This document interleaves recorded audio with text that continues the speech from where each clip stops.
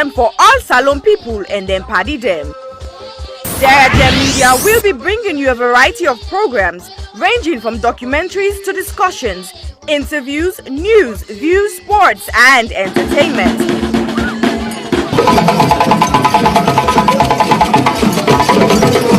Our programs will contain matters on development, governance, the economy, and issues that are of importance to Sierra Leone. So, no left BNO because we get Bebe program then like Salon discussion, meets the ministers, the president's hour and the Gladi program, Look Me, I Look You. All this they start soon na www.sierragemedia.org. Now who's tem these?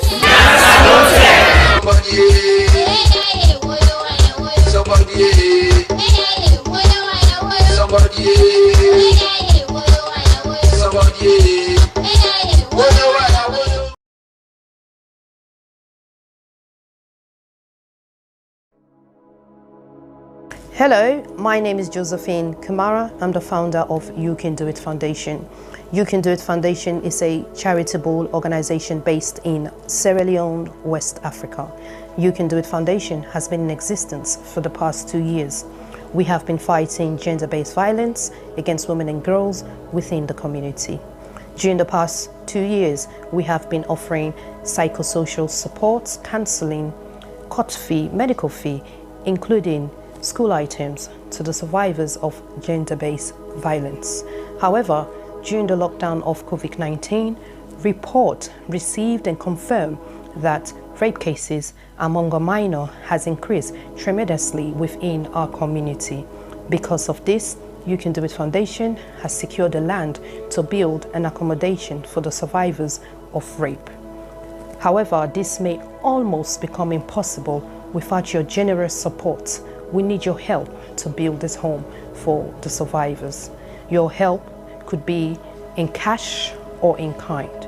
If you wish to join us to make a difference in a child's life, please go to our website, which is www.youcandoitcyf.org, or you can go to our GoFundMe page, which is Home of Hope for the survivors of gender-based. Or you can contact us with the details at the end of this video. We thank you greatly for your generous support, and thank you once more for making a difference in a child's life.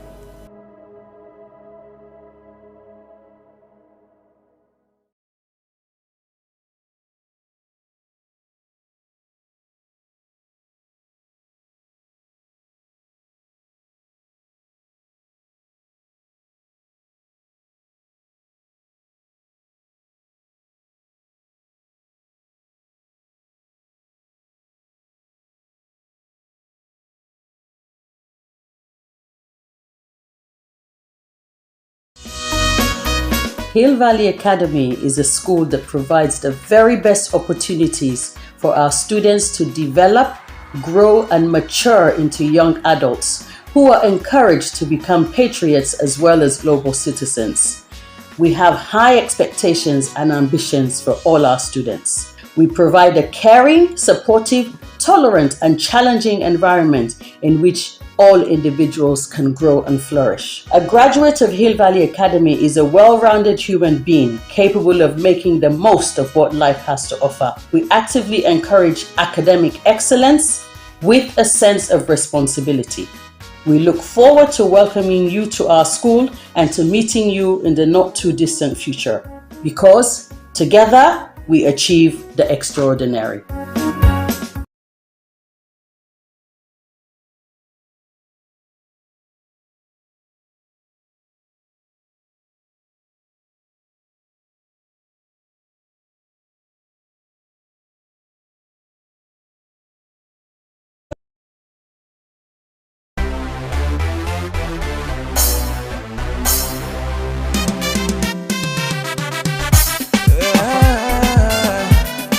My country, baby. It's a long, it's a long. Now we go with this. Clark Thomas. Africa D-Block. Sweet alone. what a beautiful love. We fall like unto the bone, cause if it well, Insai we go, sweet alone. What a beautiful love. We fall like unto the bone, cause if it well, Insai we go. Everybody me say welcome. If we always country so strong, everybody me say stand up. If you like salon, say yeah, yeah, yeah, yeah, yeah. Then say yeah, yeah, yeah, yeah. Then say yeah. So good in the morning, the land is just gloomy, the moon is going, the cloud is forming, the cocks are crowing, dew is falling, the birds are coming, everybody running. Inside Switzerland today, the land is yummy. See the mommy they cooking fufu, the party smoking cigarettes. Rajo they watch baby musu, way they find out the country rest. Right in West Africa, on the Atlantic Ocean. Inside this land, so much I can boast of. Look at the good plantation, from the beach I get meditation. Make me not wear this nation, I get L-O-V-E for me alone. Yeah, for me alone. Love for me alone, sweet alone. What a beautiful love. We fall like unto the bone, cause if it well, Insai we go, sweet alone. What a beautiful love. We fall like unto the bone, cause if it well, Insai we go. Everybody me say welcome. If we always country so strong, everybody me say stand up. If you like salon, say yeah, yeah, yeah, yeah, yeah. Then say yeah, yeah, yeah, yeah, yeah. Then say yeah. I know L-O-V is Sierra Leone. Was an L-O place where sweet like gold. We got diamond box, I silver and gold. So that we make time for the young and old. I mean for let we serve, help we serve. Also you come from the bars, you want for put chest. Peace, love and unity, now for put first. Cause the jealousy and watch or that don't make sense. Togetherness is one go bring for we success. So get up and go walk, I'll sit down for the top. I criticize the government just for mix up. But step on the pace, so we need for put stuff. Have for also for you all, no matter how you struggle the boat. It's life without pain, not easy, not in the zone. Just forget to live in myself, can go slow. We like to say I go, I never forget about this oh. Sweet alone, what a beautiful love. We fall like unto the bone, cause if it well, Insai we go, sweet alone. What a beautiful love. We fall like unto the bone, cause if it well, Insai we go. Everybody me say welcome. If we always country so strong, everybody me say stand up. If you like salon, say yeah, yeah, yeah, yeah, yeah. Then say yeah, yeah, yeah, yeah, yeah. Ooh, then say yeah. We all remember say, sweet alone how we own. Each and every one go take care of his own. So we all remember say, this country now we own. Each and every one will take care of alone. I will exalt thee, realm of the free. Great is the love where I get for so long. I got enough track of one for maintain this my land. No matter the situation, I get love for so long. I got enough every day, no day pamphlet. Place in a picking go school, make it go land the boo. I don't owe me all like farmer, put the country pattern for any attack. Me the way me boo. I got enough every day, no day pamphlet. Place in a picking go school, make it go land the boo. I don't owe me all like farmer, put the country pattern for any attack. Me the way me boo. Sweet alone, what a beautiful love. We fall like unto the bone, cause if it well, Insai we go, sweet alone. What a beautiful love. We fall like unto the bone, cause if it well, Insai we go. Everybody me say welcome. If we always country so strong, everybody me say stand up. If you like salon, say yeah, yeah, yeah, yeah, yeah. Then say yeah, yeah, yeah, yeah. Then say yeah.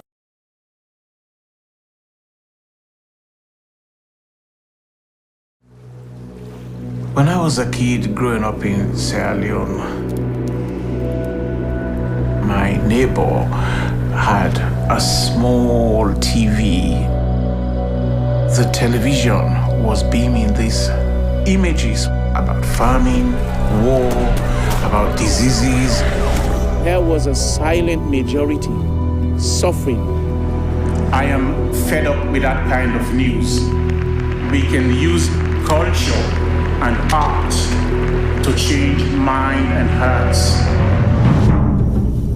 and inspire action.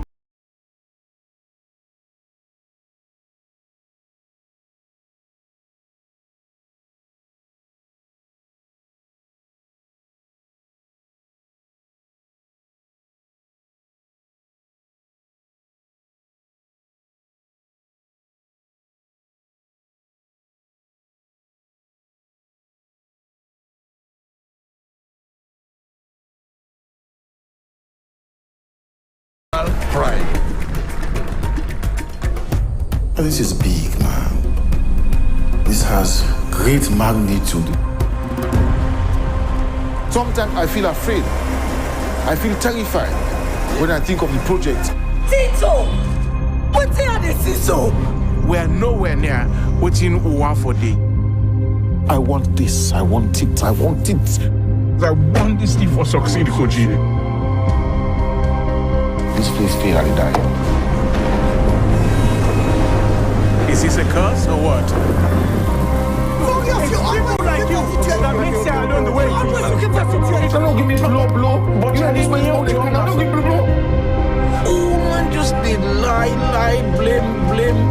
These are the things that have wrecked this country. We need more business. We're going to lead to better future.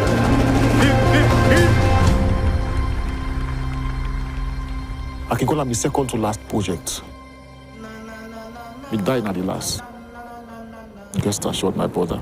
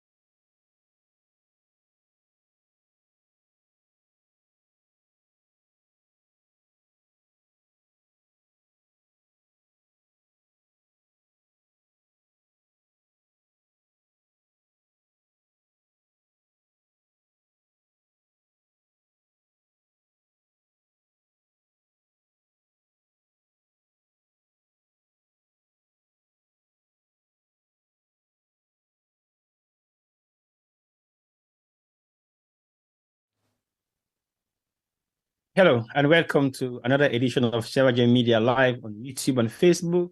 And welcome to the Wednesday edition. Winner, how they go inside the Republic. Well, Tina Shikili, not to say them call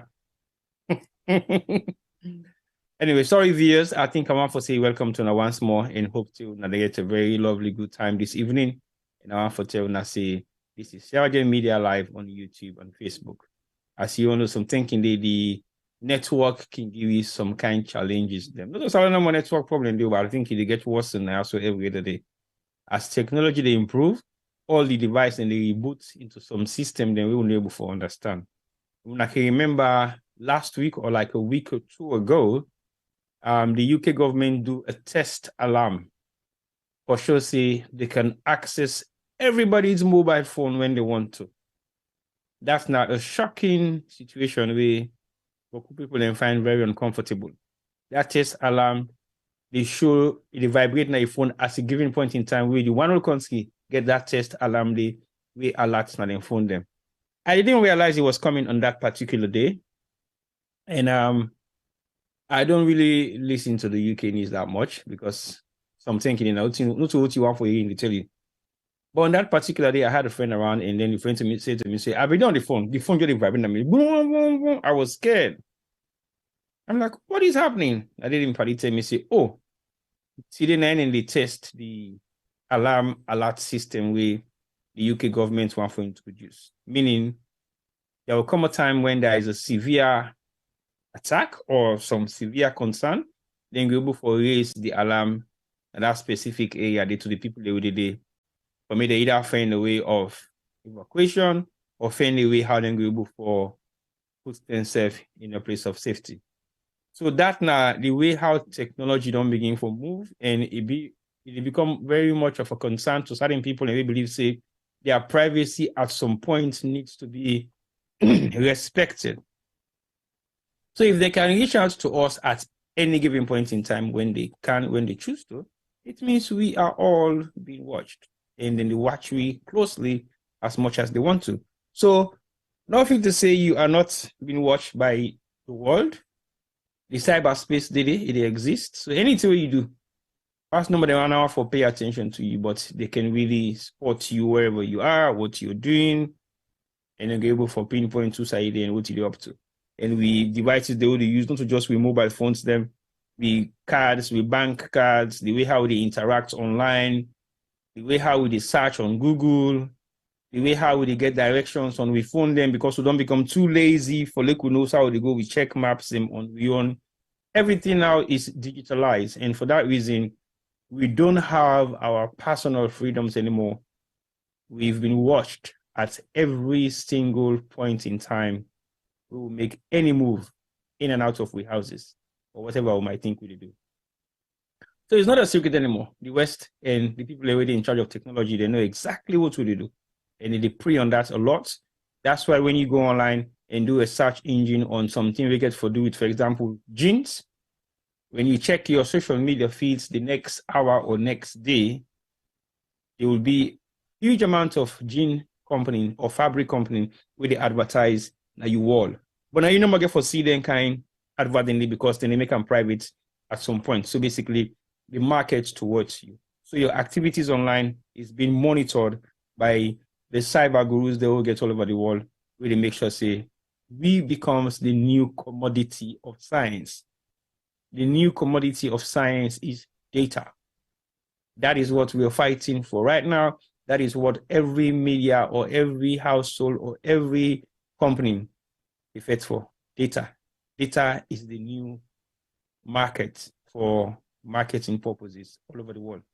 So sometimes you begin to understand, say, how comes me feel get this particular thing?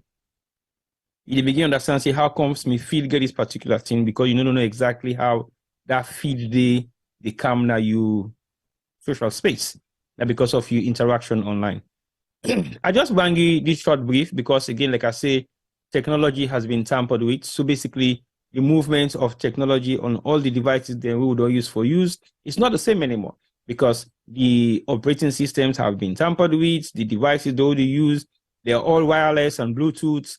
It gets interrupted at some point. So because many other devices, then they around your surroundings really use that same kind of devices, either Bluetooth or wireless. So basically, we are fighting for network connection. And that has become a serious problem. Because I would say a minimum of a household with electronic wireless or Bluetooth device is roughly about 6, I would say, per household. Because if we have 3 kids in the house, they all have their data connections on their iPad, phones, and then you have the parents, and they get computer, laptops, iPad, or phones. Again, you get other devices then where they use data, where they use wireless. You get your television screen. Again, they are all digitized. So basically, you're not able for begin go look at monologues, scrolling purposes anymore.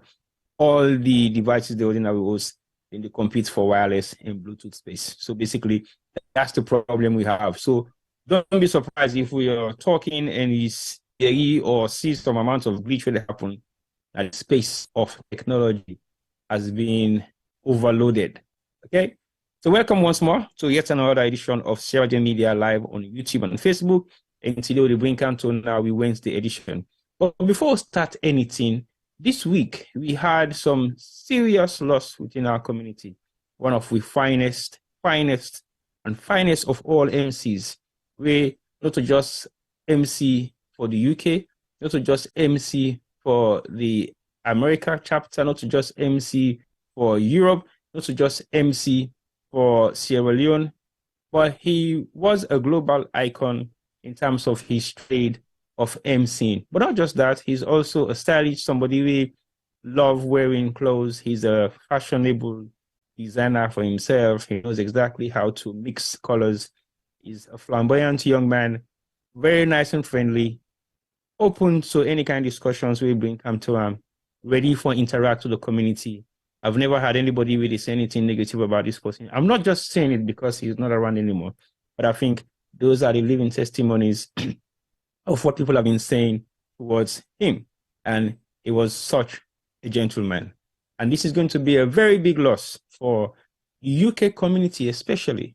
He's a family man. He gets him family around, he gets him picking them, he gets him sister, mama still there alive. But we lost a great person. Of blessed memories, we always say, you will never be forgotten in our lives because you touched the lives of so many people where they're around. It was really a shock for the entire community realize, say, we've lost such a wonderful person. This is none other than Madani Din Dabisi.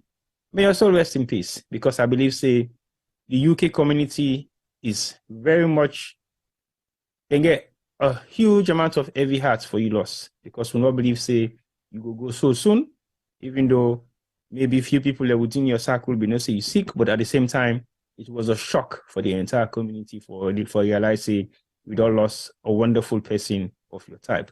So we extend we condolences to your family, and we make sure, say, we try to do the best we can for you a befitting funeral. At the moment, yes, as I sit here right now, I'm not going to say specifically what in the arrangements we don't in place for the burial arrangements, but as time goes by, we could possibly talk to the public, make the public know from the family quarters for, say, this is what is going to happen and when it is going to happen. There is no definite yet way me can clarify online as I am online right now, but we will make sure, say, we try for bring all the information necessary. He's a community man, and as a community person, we all know exactly what in that the role we don't play in the lives of people. They don't officiate so many weddings then possibly right now. I would say, if I begin for counter, you go past 50. Just in the UK, apart from the other side ceremony, the way you don't perform in duties as MC. I talk about birthday celebrations, 50th, 70th birthdays, wedding anniversaries, MCs for shows. I think he was one of the flagship MC for, well, what's the flagship? One of the primary MC for one of the award ceremonies that we don't happen in the UK for the past couple of years, and he's been their resident MC for years. Also, MC huge amounts of top and high-ranking events that really happen in the UK. So when you talk about MCing within our community, you cannot miss Madani's name. He's always been part of this particular industry, whether he's on stage or not on stage. He will always appear in a flamboyant way, where everybody they admire. The sense of humor in terms of what he wears is compared to none. He's very versatile and very bold in wearing colors. So not so somebody who is strange to all the things I don't talk about. And I believe say the entire community is well aware of the fact that we've lost a wonderful civil union. I know we say in type no good day with community again, but it will be very hard for replace somebody like Madani Dean WC. On behalf of the Sierra Leone media crew, we extend condolences to the family, and we pray for me and take heart. This is not an easy time for them, but we hope and pray say people around the community be able to come around and galvanize themselves in support of this great loss we overcome. We try to overcome them. It's been challenging for some of us, and it's also been challenging for people who were very close to him. I don't know whether Mr. Femi will permit me for we possibly observe a minute silence before we continue. So basically, on your call, we can observe a minute silence for Mr. Madadindin Dabisi for the loss we lost last week, and we hope say in soul go rest in perfect peace. 1 minute silence, please.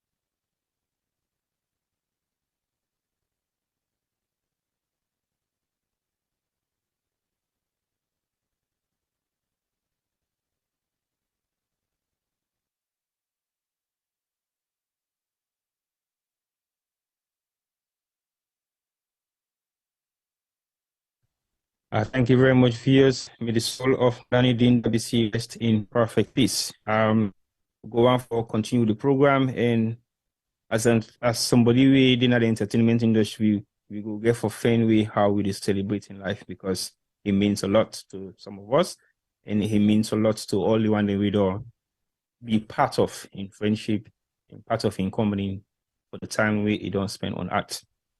Today, we get a lot for talk about, because they go into the things that will happen within the past couple of weeks in Sierra Leone and out of Sierra Leone, and some of the things they will to say now priority to the people of Sierra Leone for me to know exactly what is happening. As we go into election month, because we come now fast approaching election month. Election month is just a month plus now away, roughly about a month plus away. For that reason, the tension in Sierra Leone and all over the world, outside Sierra Leoneans, then they don't begin for increase. And for the fact that the tension they increase, it don't change. It don't change the platform of how people then they respond to each other. It don't change the platform of how communities then they respond to each other. It don't change the platform of how we look at things around the surroundings them and how we will respond to some of them things. Today, it looked like for say, I slightly might be running a one-man show, monologue, but I think I'll get for bringing Kami what I me, but not now. I go introduce them shortly after I don't introduce the program we run for today, and Insai will come and give you a word and say hello to Una and tell Una exactly how you feel about the program we run for today. It doesn't look long on the program sheet. If Una they watch I think say if Una look on topic of discussion, we're going to see some of the highlights of some of the things they want to talk about today. But I'll just go through them briefly. Today, we talk about Free Press Day. And the question is the press truly free in Sierra Leone? That's another question. And that question, they will ask them because today, nine at the day where the United Nations puts and selects for make them celebrate Free Press Day, meaning every press institution, media house, journalists, or anybody with a practice any form of journalism or media practitioners then forget the freedom or protect the rights of the citizen and highlight their freedom then by allowing them a free space to be able to operate. In what manner? I don't know, but I think it's in the safe space, safe manner, we then go hold people them accountable and ask questions where necessary. So today was selected specifically from people they refuse to say them they bring peace to the world, we're not the United Nations peace. So basically, that's one of our topics, and we'll also talk about the ESL nomination for elections. We don't see on Monday and Tuesday. Monday was a bank holiday, Tuesday was another day. So those two major political parties in Sierra Leone do the nomination na the ECL office. We na the office responsible for the elections in Sierra Leone.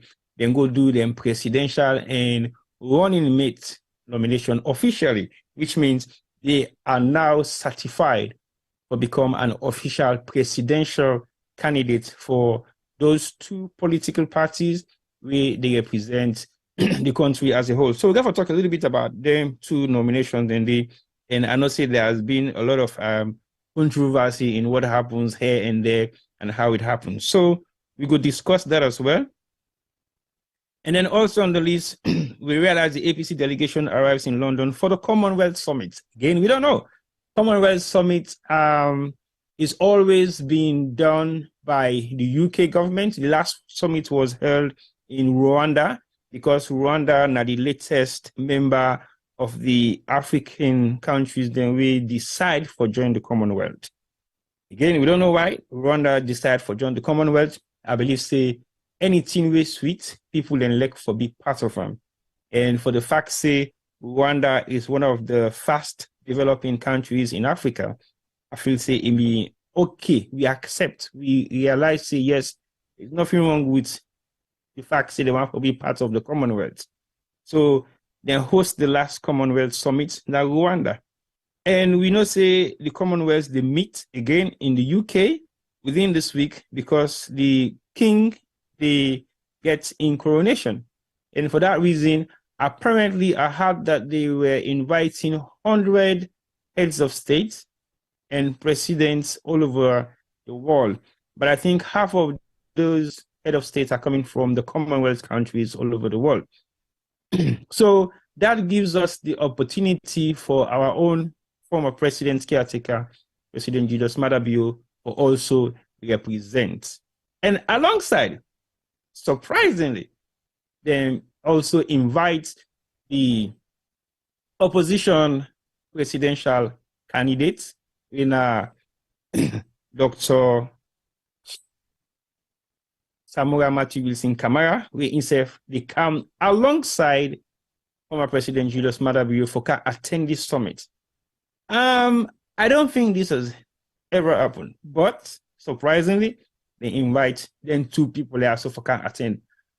How important is the opposition leader of the presidential candidates where they come one or come attend a Commonwealth summit with the current incumbent? Surprising. We'll discuss that in the back as well. And then, of course, we get two of the main concerns. Then they at the bottom of the agenda. We former president caretaker Julius Maada Bio say it build 50 factories in Port Loko. All right, so we need to talk about that as well because it's very important for me. We know say all of a sudden the president don't ready for build 50 factories in Port Loko. 50 factories, not smaller, but we'll talk about that and see exactly what are the possibilities for extend 50 factories in one area of Sierra Leone and what is the capacity of that particular area in population. But remember, a few months ago, the gentle Honorable Alpha Saeed Bakar Khan states say the Port Loko district alone gets 200 million people. So, of course, for me, they're able to get 50 factories, it's possible based on the population we then get. But again, that was just a statement. But we'll discuss them back again in details and see exactly whether that is possible. Furthermore, the president states now one of his farewell tour the way he do now the same axis. He already don't give 50 billion US dollars as a gift to the people of the Northwest. We now something we come out from the mining industry. That's another serious issue of discussion because again, we want to know exactly what in $50 billion we're able to do in Port Loko, at the Northwest, and the importance of that form of donation. How you see like as a Sierra Leonean, President not give no opportunity to people already all over the country, but it specifically highlights Port Loko district. where he said he don't give 50 billion US dollars. Again, that is questionable, but we will discuss them a bit more so we know exactly who that's they hand over that money to. And what does it look like to actually see 50 billion US dollars cash? How they able to transfer that money, who that they hand over the money to, and how they able to put that money there in a safe place. Those are the questions we're asking, and those are the discussions we will get for today's program. Let's bring me brother and make it say hello to viewers them and tell you exactly what's in our intake on the 5 topic of discussion. We get boku picking the we get for born. Over to you, Mr. Palmer. Hi, Tiwa, can you hear me? Loud and clear. I hope say family in the area. Well, I hope so. If family hear you, please, when I give you some thumbs up on the chat, so we know for say when I really hear you for me. You know, for say we can come bluff Paris. Today, not get Juma, can you hear me now? T-Boy, can you hear me? Maybe Juma will join me, but over to you, sir. T-Boy, can you hear me?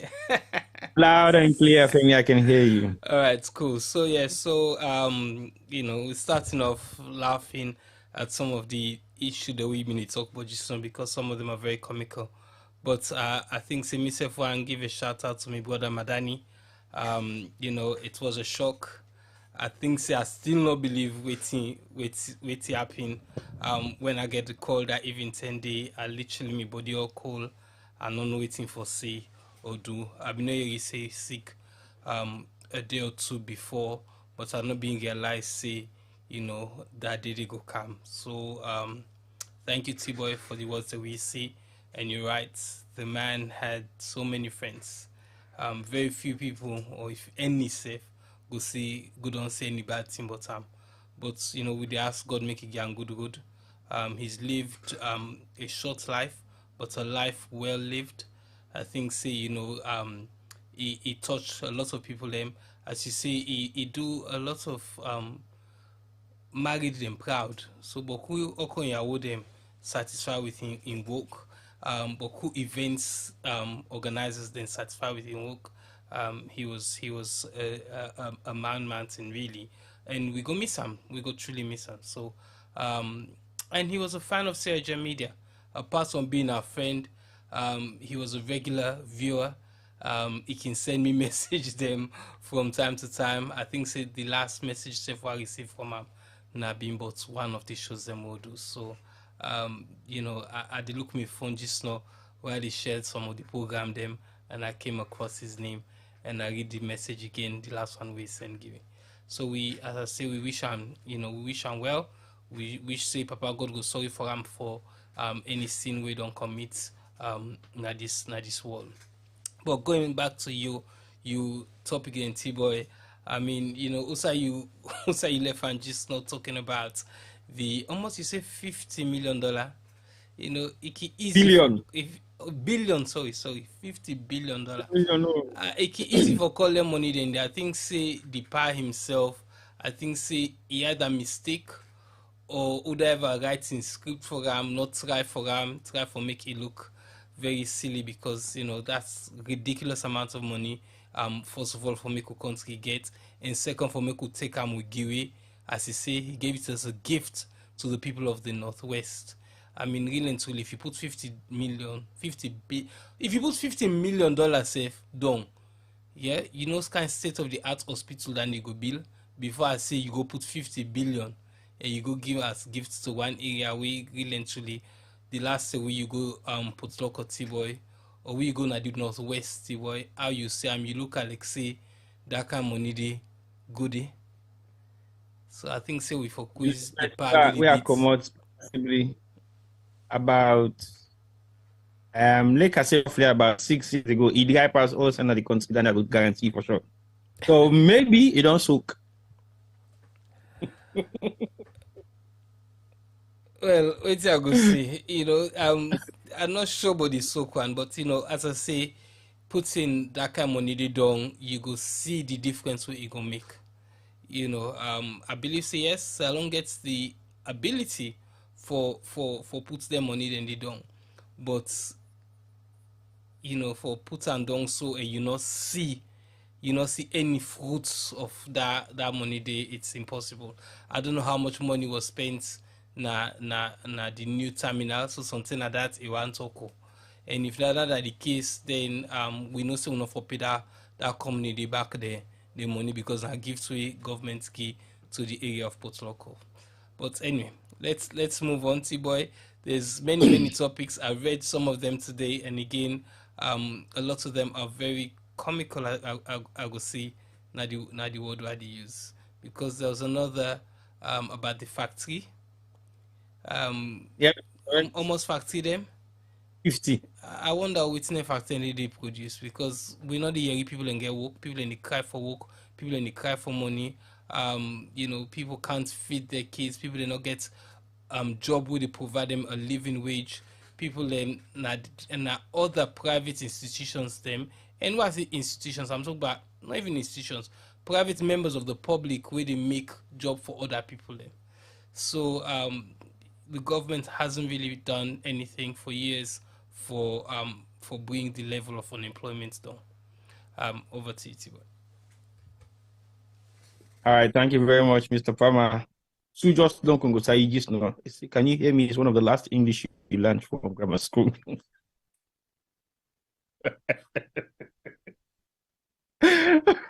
No comment. Because if you comment, snake grammar school, if they come for you, the last English that you learned, so I get for these all the time. Anyway, thank you very much, Femi, for that your short contribution to the topic of discussion. Again, I would possibly check the chat from time to time. We don't get to a young man. Oh, my brother is online again, Stephen, and welcome, Stephen. And you're becoming a regulars now. And good to see we get you on a regular basis every other Wednesday. It's good to see you come in January, because definitely, I know see they enjoy the conversation. But for just answer two of your questions, I think, yes, I agree with you. Say the president is meant to be the president constitutionally, but at the same time, when in term of office done, we don't serve done, he remains to be the caretaker president, because we're not going for one the country without a caretaker president. Of course, he's still the president until voted out.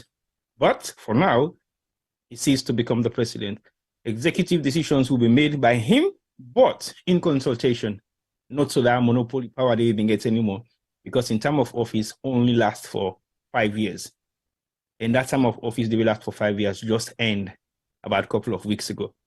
So it now remains to be a flag, a presidential candidate, and also it remains to be the president's caretaker. So that now one we are going for respond to, but no one for going to banter ahead today, because we want for just continue the program. But keep watching. And if you get any concern you want for raise, please highlight it on the chat. From time to time, we're going to check the chat and see exactly what's in the going. But the first topic we want for look to talk about today is Press Free Day. Today, now the day where the United Nations really put aside for say there should be a freedom of press all over the world. Why do you think the United Nations decide for put a freedom of press all over the world? Because the world they become into a state of uncontrollable leadership in terms of everything that happens in every area. Governments, private, public, and various different entities needs to be held accountable for some of their actions, regardless of what capacity they might find themselves. So now make the UN decide, say, today, when May 3rd, they be the Press Free Day. But it doesn't necessarily mean because today then choose for celebrate Press Free Day means every journalist or media practitioner get the right for abuse their rights, say, oh, because we have a freedom of press, it means we can just accuse or say things that we want to say against people. We can defame people's character and say negative things about them because we think we have access to some of those information. I mean, as a responsible media house, you therefore also be mindful of how you disseminate information then, because sometimes your information might be true, but necessarily doesn't mean you have to distribute those information, because you can create more chaos within the community where you put the information in there. So as a responsible media practitioner or as a responsible journalist or somebody will feel say it work now that safe space of the media world, you also should be mindful of what sort of content that you're going to put out there for people and for consume. And media comes in various different forms. This is one of which we're using with a non-called social media, possibly the common form of media practice now all over the world, because it means if you have an access to any mobile device that can go online, makes you an automatic freestyle journalist, which means you can broadcast things in real time, but that does not qualify you to be a media person or a journalist. Because otherwise, there should not be anything like going to university and learning the trade of becoming a media practitioner or a journalist. And also, journalism comes in various different forms. There are pictorial journalism, there are text journalism, there are audio journalism. So basically, it depends on which area you want for specialized. If you choose for specialized in the print media, in terms of writing stuff online, writing stuff that can be printed on newspapers, magazines, tabloids, or newsletter, it depends how you call it. That's now one specific area of media practices where you will say, okay, media journalists are the right. But again, you also get another form of journalism where now voice. Basically, most of the one they do radio shows, podcast, and you get online commentators. The way now the most common one they now they on social media. They are not really media practitioners, but online commentators. So basically, they talk about issues the way they happen within our community, talk about issues the way they happen, our social issues, them, private issues, then sometimes controversial, sometimes true, sometimes facts-finding things. Then it depends on how you feel to say you want to disseminate the information in there. But the facts say they give media practitioners then the freedom to do things. It means they have to be responsible as well, because they also can be held accountable for misusing the practice. How? So if you have an information of somebody, you know, for say this information is not 110% legit, you have to do some fact findings behind the information first. But if you also feel say there are facts behind this information, but if you disseminate this information, it will cause chaos. For example, somebody don't go raping Peking, and that person is like a community person, and you know, say if this person also you expose another public, they go kill her. You should find a way how for dialogue then kind of information there, so we're not going to make that person day in life they at stake. Because by doing that, even you self will life go there at stake. Because that person must have people in a way now in your fan base way liquor. We will be very gutted, say now you expose this particular person, we make able for we make them killer, so then self can come at you. So disseminating information like that has to be done in a very controlled manner. How? You're able for Sky for do that for like you minimize the risk of any violence that could be perpetrated on both sides, but you still let out the information out there so people can understand exactly what has gone wrong or what crime that person didn't commit. So we have to be very mindful of the free space where we advocate for and how we use them. So the freedom where we get now the media, is it the same freedom that every media practitioners have in Sierra Leone? Because no matter how we look at things, we therefore always try for direct them to we country and see how effective that practice they be. What happens 5 years ago, or I would say what happens 15, 20, 30 years ago, or long time ago within the history of Sierra Leone when it comes to media practitioners, there was a law called seditious libel law. And that law means you should not defame somebody else's character. If you do, in a way, you will be arrested and sent to prison. The media houses in Sierra Leone, Independent Media Commission, and all other media practitioners or institutions in Sierra Leone have fought tirelessly for remove that seditious libel law there. There has been successful governments over the past 30, 40 years in Sierra Leone that has failed to remove that law. I think it is a constitutional law, but I think it's got some ties with the Constitution of Sierra Leone. But it also gets another element of a way back and up, say, every citizens of Sierra Leone have the right to freedom of speech. How much of that freedom of speech we exercise as practitioners or as citizens of Sierra Leone is questionable. It has been questionable for more than decades. And we still be questioned as it is right now. Over the past decades, we've seen many media practitioners being arrested, sent to prison, beaten brutally, some even killed. So that law hasn't been changed for years and years and years. But fortunately, we have the President Julius Maada Bio government will decide for ban that law, they take them out of the books of Sierra Leone and then replace them with something else. The reason why I make we understand what we talk about, so in terms of the seditious libel law, we then don't revoke, nor they exist anymore in Sierra Leone. Now, because it has been replaced by something. And the replacement of that law day, is it better than the previous one or is worse? Now, let's weigh the two of these two elements. If we put these two elements together, you will realize, say, the seditious libel law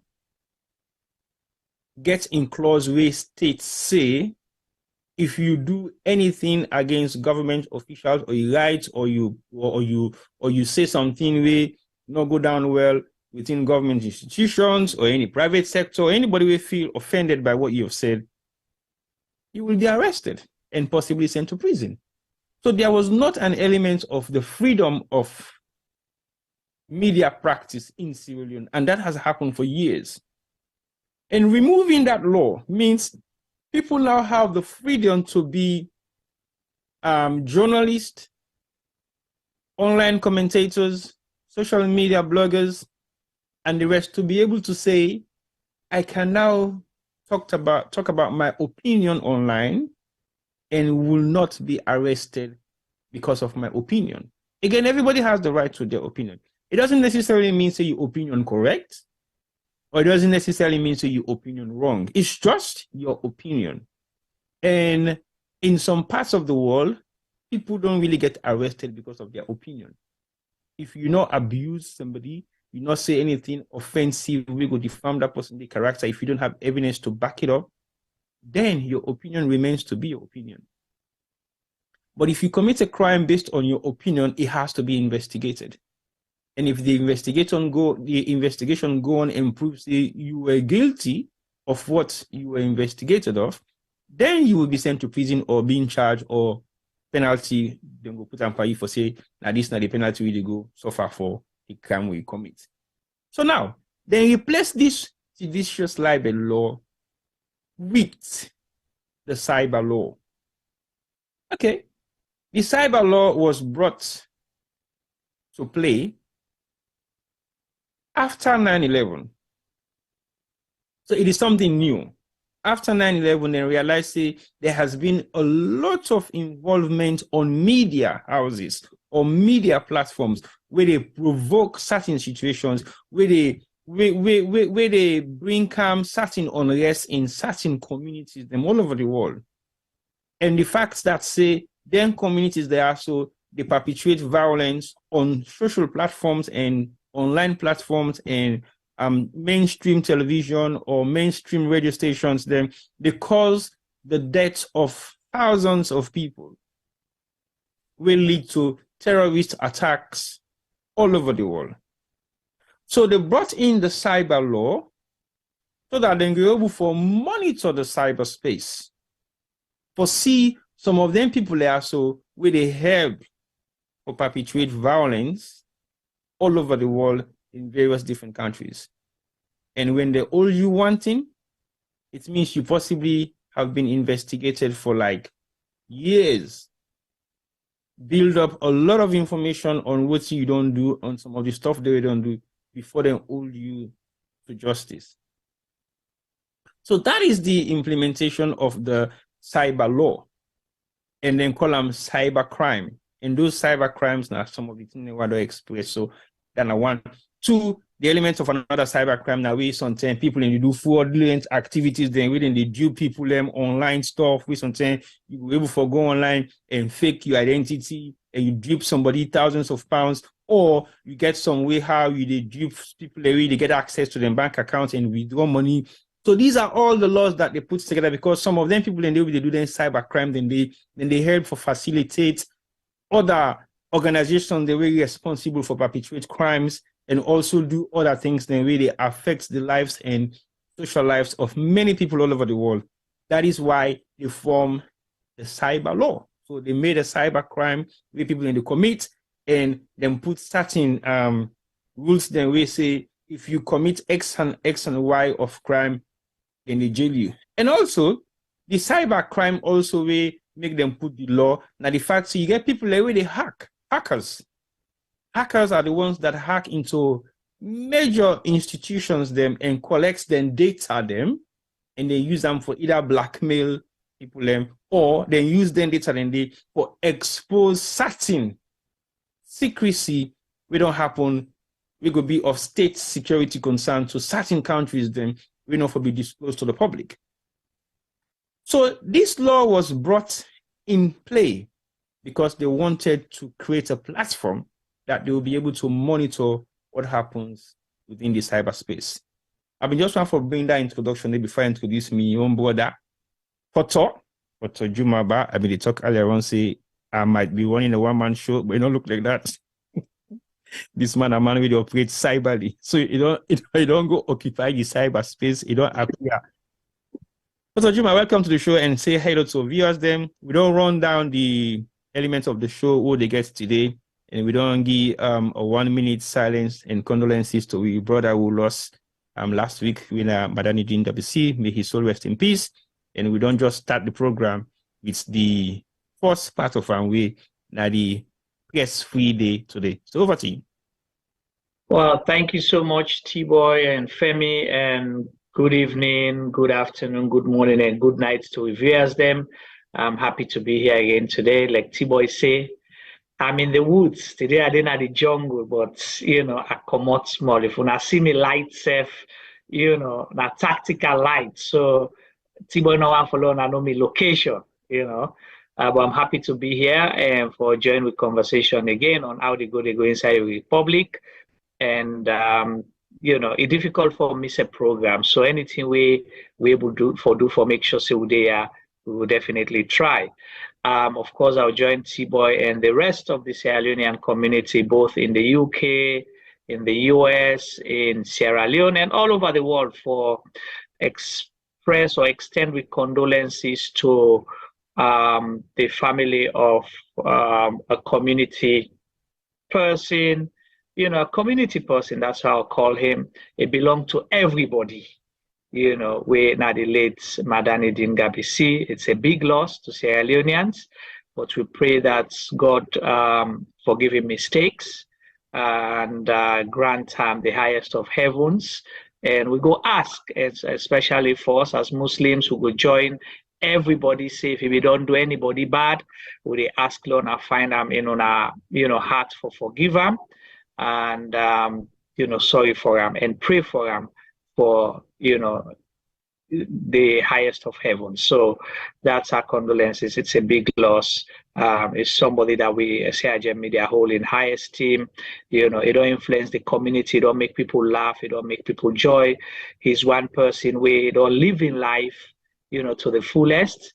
But everybody getting term, and with that term they reach for pass way. But now somebody will die, we will see the one whole world film. All the people in life, the way don't touch all people at the bottom. So that's what I'll say to start with. They talk about, the cyber press free day. And of course, as media practitioners and people are wading into the media world. So this is the thing where people are not can understand. Journalists are saying, no, we are not journalists, but we are media practitioners. They say, what do you mean? What's the difference? I say, because they use new media, different form of new media, and we cut across. We write as well, either in open or as ghostwriters. We what do you call it? The video, we use social media, we do audio, you name it, everything that media related. We do graphics, everything. So we are not journalists, but media practitioners. So, and of course, I really talk about cyber law and how that they don't become, you know, so important after 9/11. And yeah, we are in the cyberspace. And of course, again, for do anything they use with computer, your laptop, you know, any digital device. So sometimes they call it digital law, you know, and anything where you do you have a right, but you also have a responsibility. But it's sad for a place like Sierra Leone, where they introduce cyber law not to for protect people, but to oppress people. So that is the sad part. And it's unfortunate. These governments, they clap and jubilate, say they don't take away the, what do you call it? The libel law. But we've seen now, it better at that time where you've been getting libel law, you left people for practice. But now there's no freedom in journalism because it's either you are talking for the government. So now Jeliba journalism will get now in a salon, you know, where you get for praising the government. That's it. You cannot be critical, you cannot question, you cannot challenge, you know, or even expose certain things the way the fourth estate supposed to be there for help with checks and balances and for whole government accountable. And if you have a functioning media, you know, practitioners and journalists, we be part of, we will consider, say, they're part of the civil society organizations. It shows that, you know, good governance, they operate in a country. But you're suppressing people, you don't want them to talk. But sadly enough, the government, they suffer the pinch and they don't know how to handle it because the vacuum now where the mainstream media or conventional media houses or outlets or platforms them don't left because they don't go quiet. Citizen journalism don't take place. When I real time, I get me video, I post it out there, I have my audio, I report. So that's citizens journalism. And we call it guerrilla journalism because, you know, they follow the structures, but the news, the information is getting out in real time. Example, right? The president say what? It don't go give $40 billion. They can't. I just an example, no man. I just want to touch on few examples where first step, if you get conventional media, they will censor those things before they put them out. But that one day, because of they don't oppress, people say, okay, we didn't record. So it's real time. You cannot censor it, you cannot edit, you cannot put what you want. The other person we're going to talk, say, you know, Victor, for example, you know, able for change, say, it's in the SLPP now, but we know one green again at the country. There's no way to edit that. So that is the power of, you know, citizens journalism, when a real-time reporting, you can't control that. So the more you lock the space, the more you open other outlets where you're not able for control and regulate. Over to you, T-Boy. Well, thank you very much. I just like where you highlight them few stuff then, because again, now the essence of the open-minded media practitioner, they will not get no regulation. I remember about 10 years ago, I had two friends of mine where say, oh, social media is blossom. Oh, social media is good. Let's use this Facebook and do X, Y, Z, Z. I'm like, guys, you really have to control what you're doing online. Yeah, no, this is not free media, but no regulations. But after 1 month of broadcasting, they realize, say, oh, no, this has to be regulated. How? From my own point of view.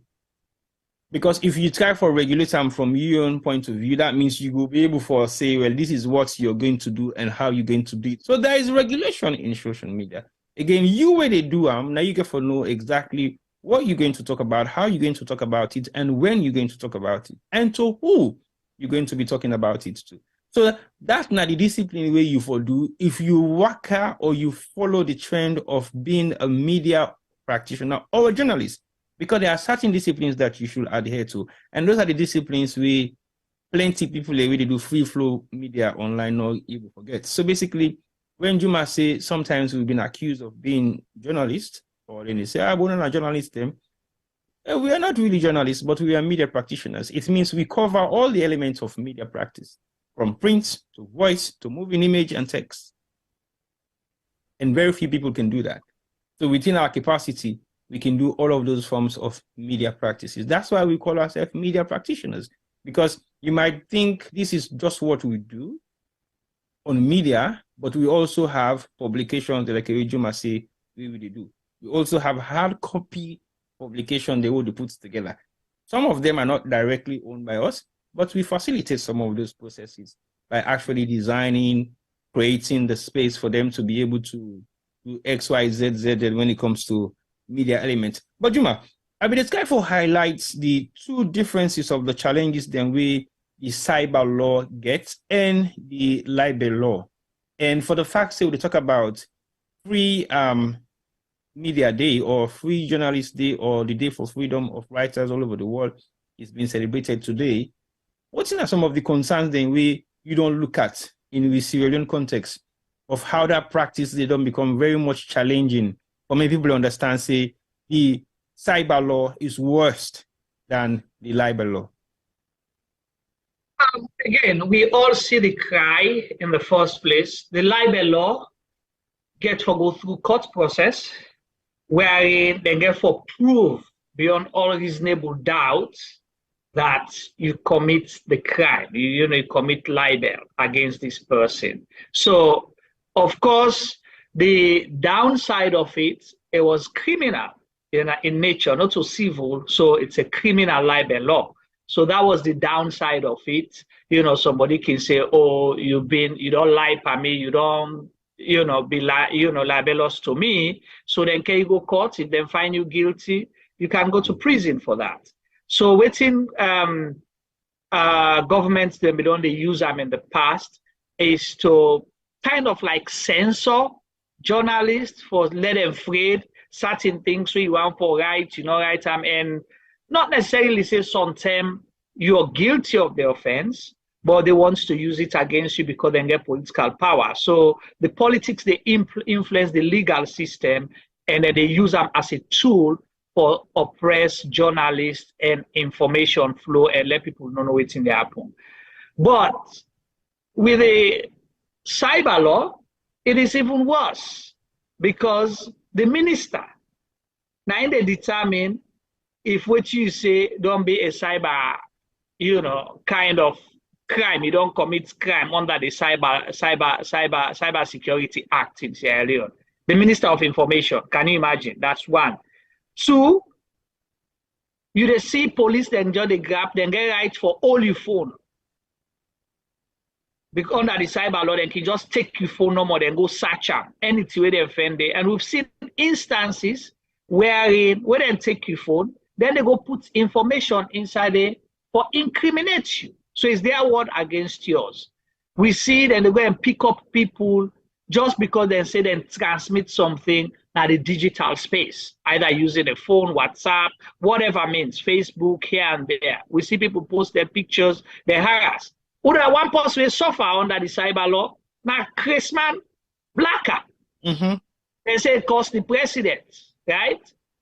So the only evidence we then get for that, because if you say I cost president, you been there, they go give witness. Then therefore use video for go give evidence say cost president. So then go lock Chrisman up na Paremba Road. So when you look at all those things, the cyber law apparently not supposed to chase people because of information we didn't share. Now for criminal acts, then people lay upon fraud, then kind of thing and they now in sober governments and they use them for. You understand, for intercept or like we see then dangerous kind of information and they transmitting terrorist information and all of that. But this government went ahead, then lied to the sponsors when at EU for sponsor the bill, for let them drop the cyber law, stating saying for help for curb terrorism and things like that. but they went ahead and used it against the people of Sierra Leone as a weapon. But information is one thing, bruh, you're not ever able to suppress. No. With communities, in those days, people get them where they transmit information, where they go find them. So there's a way where you go transmit, where they know that transmit the message, right? Now bush, now village, for example. People are still they communicating there, you always them. So it's the same with this. You say they suppress people, they all admin their within a group, because they're in a group where they share information, even whether I participate or not participate. That's not your own business that one day. Now people don't take up new ways to share the information. So, in a nutshell, all you do is you educate people about it. You encourage people for use them meaningfully rather than use them for suppress them. Because the moment we try for suppress, then you open other all the way enable, just like a black market. If government's not able to sell dollar, black markets they right because people need dollar. So it's the same as information. People need information. So if you push the you institute cyber law for suppress, people let they share the information on the ground. So it's a lose-lose for you. All right, thank you very much, Juma. Yes, it is a lose-lose because at the end of the day, information shared can be shared in various different forms, and it depends on who that is shared. But I think, like you say, for make you get arrested just by maybe receiving information or pictures or audios or videos from any different quarters, I think should not be a crime. So basically, the more they increase the capacity of what in the cyber law supposed to mean, because like you say, it was supposed to be a law put together for curb terrorism, because then one for try for see how they try for reduce terrorism activities within the sub-region, especially when Nigeria, when one of the biggest Muslim states them in West Africa, also we don't begin get involved in the act of terrorism with Boko Haram. So they made afraid to see something and no one done it for spill down to the western part of Africa or West Africa. So they therefore put measures them in place so they don't be able to monitor the cyberspace. That was the essence of actually putting together the cyber law. We take effect a couple of years ago, but we realized then drop the libel law and replace them with the cyber law, where possibly is worse. Like Juma say, the libel law was a criminal law where, yes, we've seen people being arrested in Sierra Leone for libel law, possibly jailed, but we haven't seen the amount of arrest or harassment being made when the cyber law take effect. Go on, Juma. Yeah, T-Boy, I just want to add again there. So you point exactly. At that time, the people that way you there, you say they arrest now order them. Either the owner of the newspaper, the editor, or the person who writes the story, right? Under the criminal libel law. So now them people then get, full responsibility. But here now, with the cyber law, they can pick anybody in that street. That market to my they say, we don't even know, we're completely ignorant. But what's in cyber crime they're about. We post a video out of fun or something, we don't even know what they capture. All right, let's say the past 2 days, APC get nomination, SLPP get nomination. We saw videos, each side provoking the other side, making fun of people, right? So don't say, I see a video where somebody take, then another person voice or somebody say another person, they go identify them, bam, then go that person, they then go lock up. Not to journalists, not to nothing, because you use a video and everything. So what are you trying to do? How would I know what should be posted and what should not be posted? I don't know. So now everybody is exposed and they at risk for let the minister recommend, for let them go arrest you, for let policeman grab, he just go arrest you and seize your phone. Anybody can just grab and go arrest you. Well, Ilona also extends not just the Minister of Information, but also any minister, member of parliament, who feels correct said against him is not happy about it or find them offensive. Yes. So, it means you cannot hold people accountable, then go talk to you like, Well, that's the point. But America, they say they will not be able to control it because look at what's happening. So how the president go call old people and go lock them and say, I not been say, and they go give $40 billion to people of Pafoki and Marampa. The information is out there. Victor Fo don't want people and say no more green. He say he don't go SLPP say but no more green. He don't want to say una don't vote so tomorrow, una don't blame him. Victor Fo don't pull it say I don't want to now say no more green. So if you go vote for a problem, KKY don't say you know, the election at 2024. 2024. We don't have an elections in 2024. So you know, so when you go old, you go that information they out. Who you go old? The president nine talk say we not a kill again. Now then self capture the information because who side and they not to APC people, not to non-SLPP or power supporters then did it. Now to themselves to them. So why they go old now for can go police or court? Well, again, if they want to be fair in the justice system in Sierra Leone, then somebody should be held responsible for that. And that's exactly the problem. Anybody they commit such a crime, because that is not a crime in the first place. It was an event that was broadcast all over the world. So anybody will have captured that sort of information and rebroadcast it. So that is basically what has happened. So you go on for say, in a nutshell, there is no freedom of speech in Sierra Leone for media or for journalists, for journalistic practice. There is selected freedom of speech for the chosen few, meaning the people where they propagate within government want, anything where they in the interest of government, because the same things that where the old people or for minor things that where the old people who see people away protected by the government don't say worse things. They will then get what you call a government gets them pro social media posts we then call gentle. When I go and talk for kill, the insights, all of that kind of thing. But you still see him as part of the president in convoy.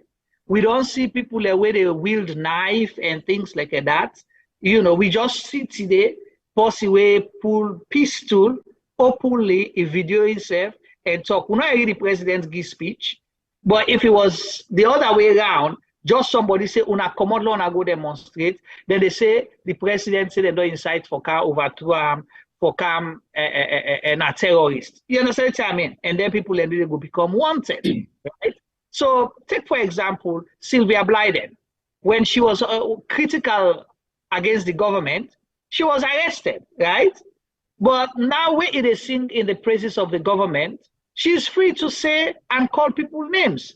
Whatever she wants to do, she gets away with it. We they see, what you call them, the press secretary, they lie, they post things they win a lie and attack other people in personality. We they see people inside State House, including the president. They make fallacious statements publicly against people using social media. Now that make a talker. You understand? Using the cyberspace for incite people, for bully people, for call people names. But so is he immune? So now make I tell you, say the freedom of speech is, you know, selected for the chosen few. Thank you very much, Juma.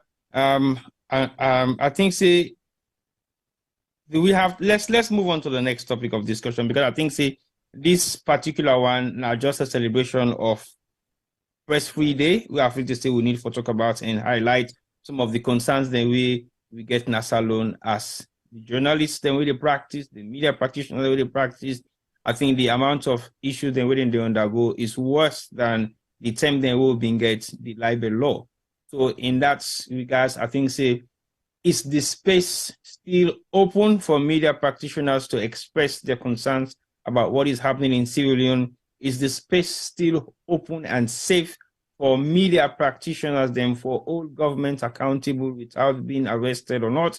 Because that's not some of the things we make them use this particular day as a day for celebration, because they want media practitioners or journalists, the way they practice all over the world, or get the freedom for ask questions to institutions the way they govern the country them, or ask politicians them questions the way they for be accountable for. But if there is no safe space at all for media and journalists the way they practice we're responsible for all government accountable so that people should have their freedom, then we should be considering whether the cyber law is of any benefits to Sierra Leone, or we will consider whether we still have the freedom of expression within part of the constitution, or whether media practitioners or journalists in Sierra Leone can practice journalism without being arrested or without being biased. So let's move on. We will continue for discourse, Dandy, because it's very important to see we continue for discourse, and because we get to the thicker part of the election process, we don't begin get closer. We don't know exactly what is going to happen for many media practitioners in Sierra Leone. We discuss for all government accountable, we discuss for express their opinion and raise concerns about some of the things that will happen. Yes, there might be some in Sierra Leone we get the freedom for do stuff, and others don't have that freedom. And we can forget an equal platform where everybody get the right for do what they do, as long as they haven't been offensive or abusive or maybe tarnishing the character for people they not get evidence. And these are all evidence-backed things then really the public already. So there is no need for go say, okay, do you investigate or you find out for see whether or not the truth or lies behind this? These are words being said by people, or would they make direct statements or references to the president in messages them that the places them where he go. Whether a mistake or not a mistake, but he said those words. Did he retract them? No. When he makes say they need to kill again, it's for repeats that particular statement several times in very different places. But did he do it on purpose, or this is not evidence? So basically, all the things that we talk about are evidence-based. What we don't see and what we don't hear with we own yes, now we question and ask whether a right or a wrong. The amount of discrimination will happen within the space of media practitioners is what we also highlighting. Not long ago, or just confirm what in at the time for highlight. So we all see what in happened with Zainab Sharif when one of the social media inspirations then within the community. But again, she expressed her views on how she feels about not just SLPP, but also APC, and also against Kande Yumkela, we infill say let the people then down. And the next moment we realize Zainab Sharif is being invited to CID for go make statements, and was detained for a couple of hours or almost a day. Couple of days, actually. Okay, was later on released. On what account? He released on bail for what crime? Again, they said she made a statement against the First Lady and the President of Sierra Leone. But that statement was her expression of how frustrated she was with the issues that is happening in Sierra Leone. Go on, Jimmy. So quickly, on that issue there was Zainab Sharif. So this is the most interesting thing about the cyber law, the way they use them, right? There was no complainant. Thank you. Go complain, we go give statements, say, me President Bio, Zainab Sharif cost me. There was no complainant. But So with the people versus the state, isn't it? exactly. But again, who are the complainant? So because they not get no case for care and go court, now make them detain and they foresee they go suppress and punish them for lock him out, then pull them after a few days. And then for them a deterrent for other people them. You understand? For let them not talk. But this is the criminal thing that the CID people do. When he go there, then take his phone, interfere with his phone, begin to send messages to people. That's a criminal act by the criminal investigation department. You don't do that. The evidence, if not the phone you use as evidence, you know they tamper with them. The moment where you go inside and begin use them, you don't tamper with them already. The information where they inside do we have a forensic? Do we have a media forensic department in the CID? They'll claim they have it, but they don't have anything. Jack, which you call it. Anybody who sabi operate phone, they tell you say neither the forensic expert. The way they download WhatsApp for them, you understand, where they set up Facebook account for them. As long as she sabi they have 15 and they, now you're not the expert. You know, then able to understand these kind of things. When you talk about forensic investigation in technology, it entails a lot. Of course. It entails a lot. So do we have that capacity at the CID? But anyway, that's something for another day discussion. No, go down. But one more thing I just want to add on this cyber law, you know, now how the SLAG, the organization supposed to protect the interest of journalists, they connive with government for bully and suppress other people, especially now open the space for new media, right? Like social media, for example. I see one interesting thing. They have a Twitter account, / Twitter account, where they say / the fact check information. Fact check on what sort of information? Anything, yeah, for saying that it's trying for deter, you know, misinformation, wrong information, propaganda. But they will never, from when they don't begin send that Twitter thing, they're not ever tell you say they don't fact check the president or the minister or member of government. We don't say certain things. For example, you read and fact check Lunge terminal for tell whether it's a terminal or what you call a fact check. Not necessarily means say you get for come disapprove of the message. If it's true, tell me it's true. Yeah. Tell us yes, it's a terminal or airport. If the president said I'm gonna give $40 billion to the people of Mafoke and Marampana Lonsal, tell we say yes, it's true. The president dished out $40 billion cash. If not, tell we say no, the information was wrong. Now 40 million Leon Sigi or now 4 billion, whatever the amount. But you can't see that.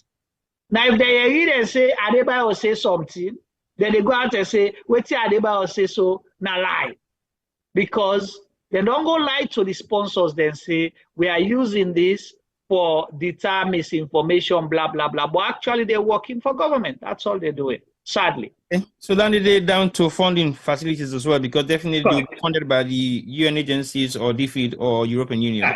Right. That's fine. So like we see number back in the days, within the last couple of days or week, we don't see all the peace envoy, then we don't erupted the whole country by making sure that we get peace. They're not been there, but now then they exist. But okay, that's fine. Okay, let's move on. We'll come back to this cyber thing and the freedom of press all over the world, especially in Sierra Leone. Maybe in subsequent programs, they will forget as we approach election year, because it's very important, because media practitioners... Election weeks. We don't have year anymore, T-Boy. No, I say in the year to come, but weeks before election, sure. All right, so we'll come back to that one later on. Now, let's go to topic number 2, ESL nomination for elections. Juma, we were at the,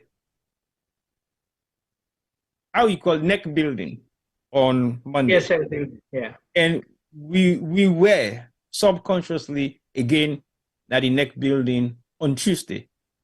We were on the streets of Freetown on Monday, and we also participate again when we did at the streets of Freetown on Tuesday. What's your take on those 2 days events when it comes to ESL? Well, again, as Sierra Media, what we need is the space. We do there, we cover, we report things as we see them. We share our opinion that we analyze them based on what we see. And it's up to you. If you think, say, what you put out there not correct, you can approach us and tell we say, no, this is the correct version. And I've not been see fine, so on a glass so now we're not been fine. But as a media platform, we went out there to cover the nomination of the 2 biggest parties them, and the only parties that we're feeling candidate, a presidential candidate for the June 2023 elections. Monday was the APC, and by default, and I'll ask you this question before I continue. Why is it that anytime where APC gets something big, it's a national holiday? But I didn't have been Labor Day. It was a holiday as well. Was it a coincidence? Well, again, I make ask you, is it a coincidence or is it something actually planned for say let we sabotage them but then works in the favor of APC? Because remember where the McKinney, where they don't choose them flag bearer, and it's always happening when he get for do with activities around the presidential candidate of the APC. Remember, there was one condom from McKinney. Yeah. So the public holiday got moved to midweek instead of Monday. Remember, they moved the Armed Forces Day from Monday to Wednesday. Yeah, because I know it could be another day of celebration for. Exactly. But then it ended up being a 1 million man march from McKinney to Freetown. So Monday again, it was the same thing. Because if it's a public holiday, next self can take public holiday, right? Yeah. Because if it's a bank holiday, can take public holiday and move them for let the activity happen on Tuesday. But they decided for it to happen on Monday. Was it just a coincidence and next one for sure say they're efficient, or it was a way to sabotage it and then it end up be say it work in APC in favor, wherein you get over 20,000, supporters out there to accompany. But few things here where we notice, both days, okay? Because you don't, President Bio is a presidential candidate. So the same opportunities and privileges where you accord them is the same you accord to an opponent, Dr. Samoa Kamara. Equal opportunities because it's election period. Therefore, this is what they're talking about when they say create a level playing field for everyone. They make the scale tilt in favor of one person. So if you notice, NEC then said now only 20 people for accompany Dr. Samoa Kamara on Monday, right? And that they cause waiting. Then fire tear gas by people them by the hills, right? We accompany. The following day, President Biogo, how many people you see inside that room? Okay, when I say only 20, because NEC make a specification, because I watched the I follow the process. The 20 when NEC been the highlight on now the 20-man delegates where they go inside NEC buildings specifically. Correct. But they did not have any restrictions in the amount of people away for come with the. That's exactly my point. So why you been getting fire tear gas from people then? Exactly. But even if they go say you want for Adia to NEC the regulation or the request or whatever they put in law saying that 20 people on Tuesday. Now 20 people you see inside the NEC office. No. But Juma, talking about that, I remember last elections nominations was similarly the same thing. Right. Approaching the State House, the huge amounts of people in Wickham were stopped. And that was APC as an incumbent. Right. APC as an incumbent, APC became for can nominate the flag bearer, Dr. Samoa Kamara. So basically on the process, when they approach State House, they stop all the crowds, say no. Right. Allow now all for go because NEC not be able for taking also. But the crowd was so huge, they possibly go slightly above and be able for curtail then they until the 20-man, I think it was less than 20 anyway. Correct. It was less than 20. It was less than 20. The candidates them and the one they nominate them, the one they witness, that's it. It was and less than 20. Family members them, that's it. So basically, we were part of that delegation. We were practicing on that day. We entered the hall and we were there until everything finished and then come back Nadu and then follow through. But the example where you make, you then make reference directly to the people and we've been there inside the NEC office itself for the ESL nomination. That's the one first, the one that we've been there inside. Okay.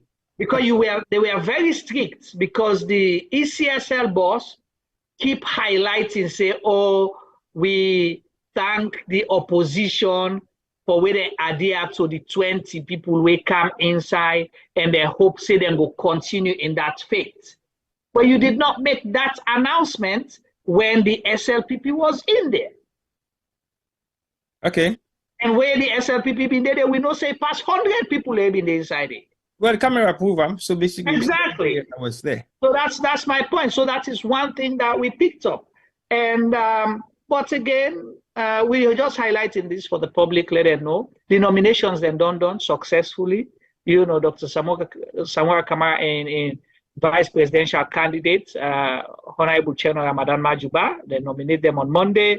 And on Tuesday, you know, Dr. Julius Mada Bio, you know, winner the presidential candidate for the SLPP. I'm not referring to him as president because he wasn't there in that capacity. Yeah, he was a candidate, presidential candidate, and in vice presidential candidate nominee, Dr. Jules Dejalo, then said they don't successfully nominate them. So up until this point, we know say it's going to be a two-man race, APC and SLPP for the June 2023 elections. Okay, Juma. Now we have how many political parties in Sierra Leone? How comes we did not have representation for the other political parties then for do their own nomination?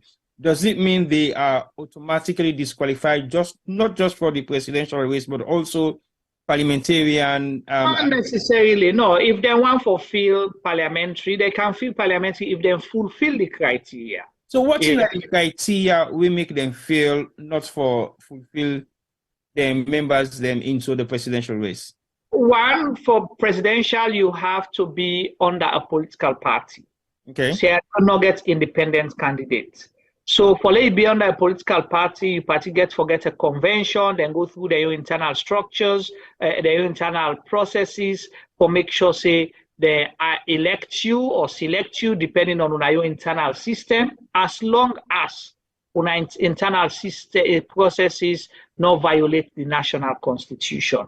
Then you candidates them for fulfill the criteria under the 1991 constitution, where for sure say you qualify for be president of Sierra Leone. And one of that means say you for qualify for be a member of parliament, meaning that as at this moment, you're not going for be to sin, you're 40 years old, you sabi read and write, you're not crazy, you not get criminal record.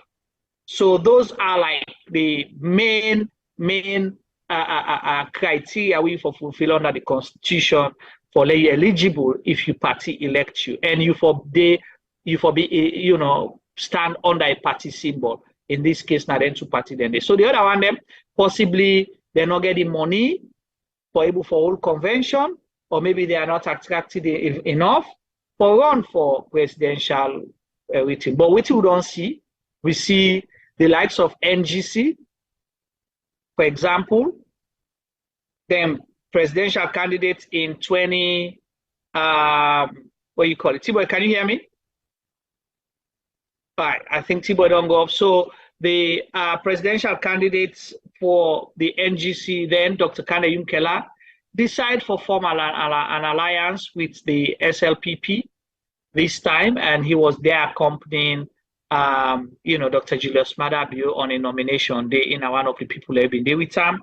Then, of course, we see C4C, then they're at courts right now. They have a ongoing court case, so they've not been able to hold conventions, and so that make them impossible for them to fulfill a candidate. Other parties, we don't know the reason behind it, but one particular person where then disrupts a unity party, where it is sad because you get to give people the opportunity, let them decide what they want to do.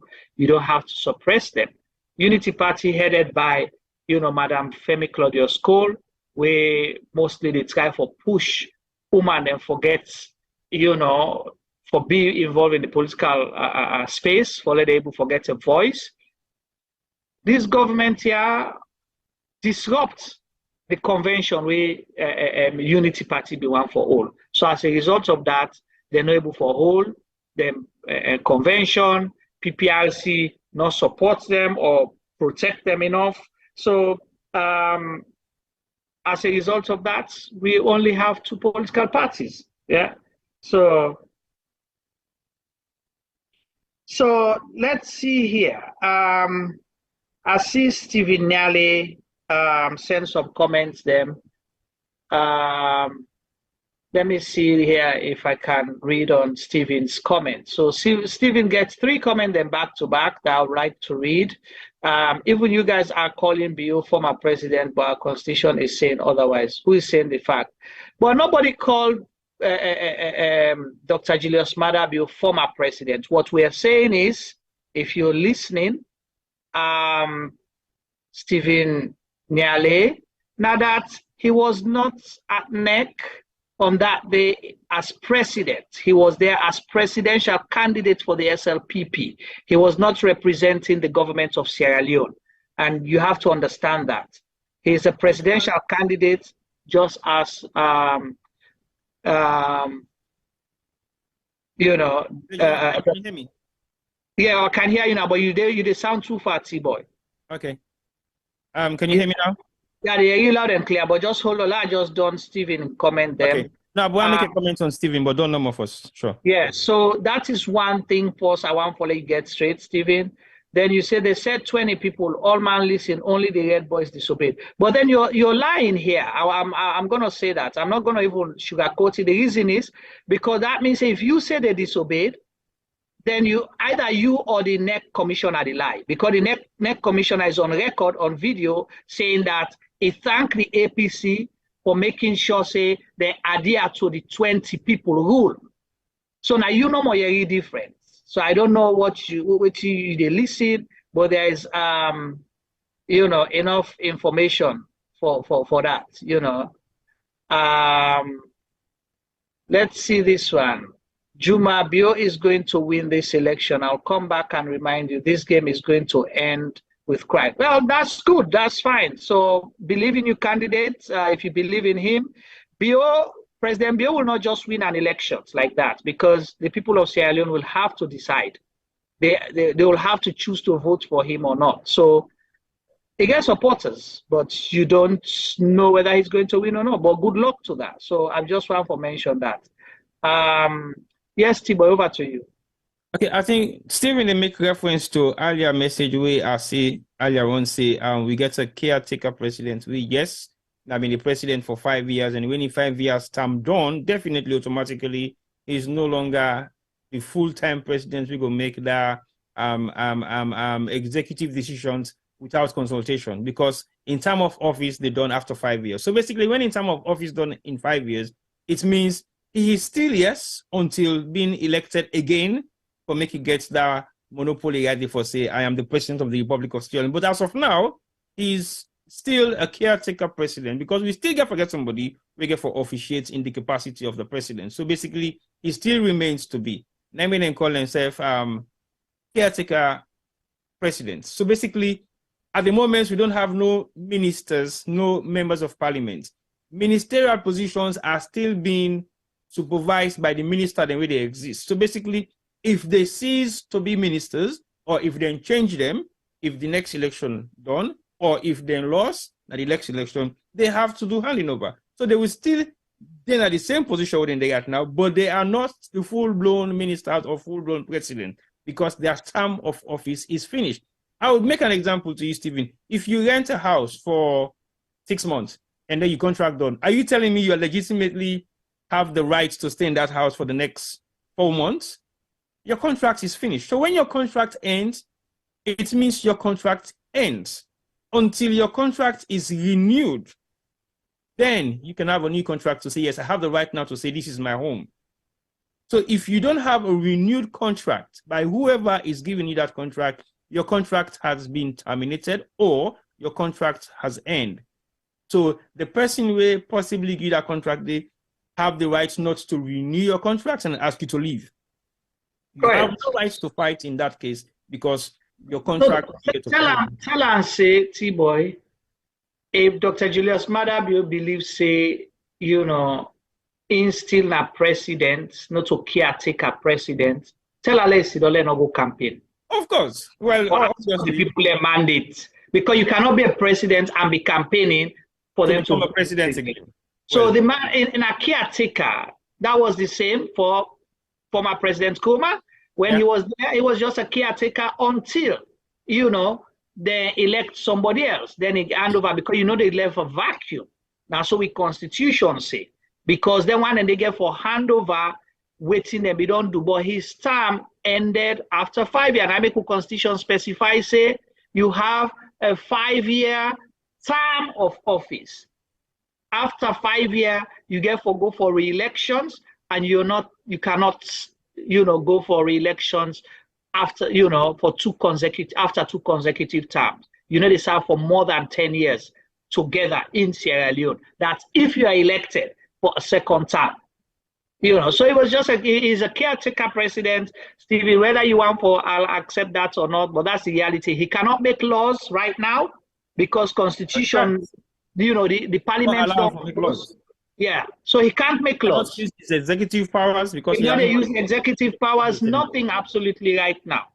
He go just there for supervise things them until there is election don't hold. So he can't go and change his mind tomorrow, say election or the whole. They do. Even if you want to try and save, it's not possible because you not get a mandate. Me say whatever decision he might want to possibly execute has to be a consultative decision, which means everybody has to be part of that table to make a decision to say this is the way forward or this is. Nobody calls him former president, sir. We said caretaker. He's a caretaker president right now. That's what it is. You can call him even former President Nkrumah. We call him President Nkrumah if we want. That does not make him the legitimate president. The title that will ever remain to be. Yeah. And they call honorable minister or somebody don't serve in an ambassadorial position. You ever remain going to call that person an ambassador? Everywhere don't commodity. So he's a caretaker president until we get elections, then declare somebody the winner. So that's what it is, because we know they allow vacuum. But the things the way he gets right for do as a full-term president, for make laws or for doing executive powers or appoint people, do this and do that, he can't do that now. All don't cease because parliament law, because anybody we appoint gets for go through parliament for approval. Approval, yes, sure. So he can't appoint anyone because parliament not they approve anybody. There is no parliament right now. So now I don't know how you understand. I don't know what you read, Stephen. I don't think we can dwell on Stephen's message, because at the end of the day, Stephen, now you position for find out exactly what's in the position of a president who has served his term in office and what happens after that. You might be making reference to the Constitution, but if you dig the Constitution out again, it will tell you otherwise. So we don't want to dwell on that. But the good thing is you're raising questions that you should be educated on. And I think, say, fine, we'll discuss this, because not just for you, but for many other people out there, we possibly go the same kind of notion, say, he still remains to be the president until he hands over. Of course, but he's still the caretaker president until he hands over.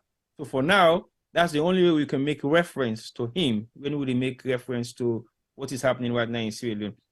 It's election month fast approaching. So basically, if he's still the president, definitely you're not going to contest for the election because you're not in for contest. So for now, he's a presidential candidate. And we have two presidential candidates. If you watch, I think that is the reason why the Commonwealth invited both of them to come to the UK, because they are both presidential candidates. And the president, the caretaker president, will not do any official engagement. That's why he said nobody should travel. But for the fact that we have the coronation, and the coronation is to invite heads of states of all the Commonwealth countries, them all over the world, unfortunately, we only have a caretaker president. So the opposition also is a presidential candidate, so the both should attend.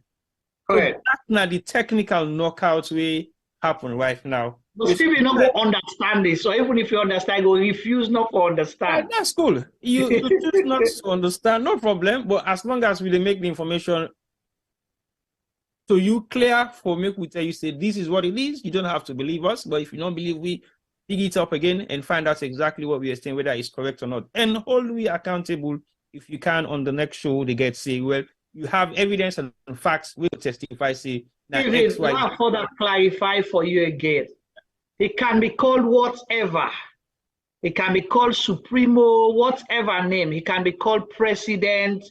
But the role of president, of a full-term president, you not get time again until elections done. And people don't tell you, say, in this first place right now, you're not able for hire or fire anybody right now.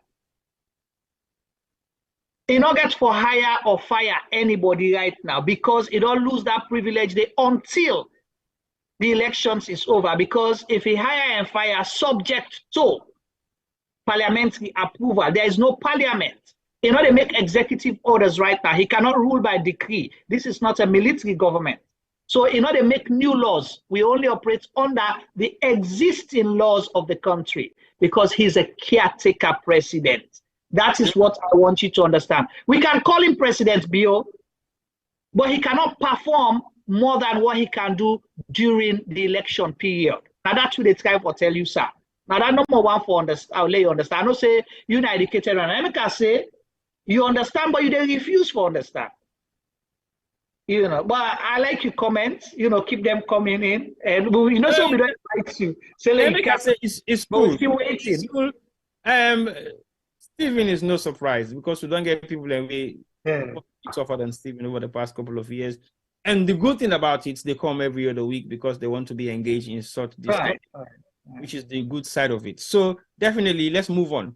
And so you okay? Look, we'll move on because we know for say the ECSL gets in your controversy where they don't do this particular nomination process. We will know for say for sure. There's one thing where this ECSL did do, and these two things we are observed, and this na recipe for problem na Sierra Leone. And Mickey always say, I don't tell you something, right?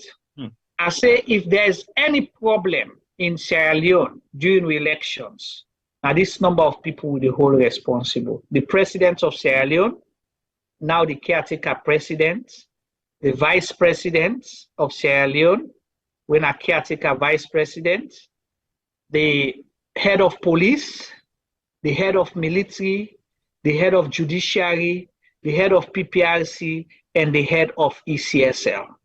And then 7 people. So why you specifically highlights them 7 people in there? The reason is because we electoral process is handled by ECSL and PPRC. They provide oversight.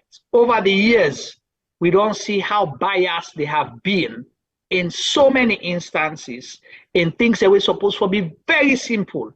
And then they create unnecessary problem, outside problem not supposed for them. That's the one thing for the end. The judiciary, of course, we all don't see how it's been politicized, how they use them for more stool parliament, how they use them for all case them and turn into political case them. You understand what I mean? Until the international community step in.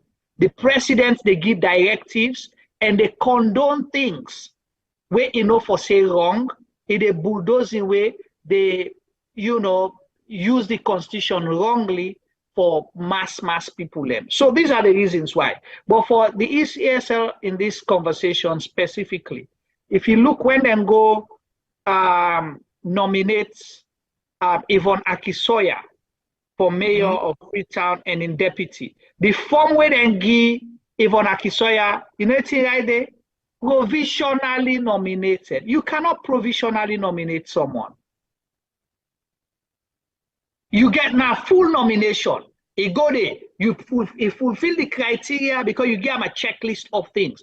You carry all the document them? Yes. You carry this? Yes. Whether I get court case or not, it does not matter. So you going out to print a form that says she's provisionally nominated, then they create problem. We hope Gento don't go for a nomination. I'm not sure.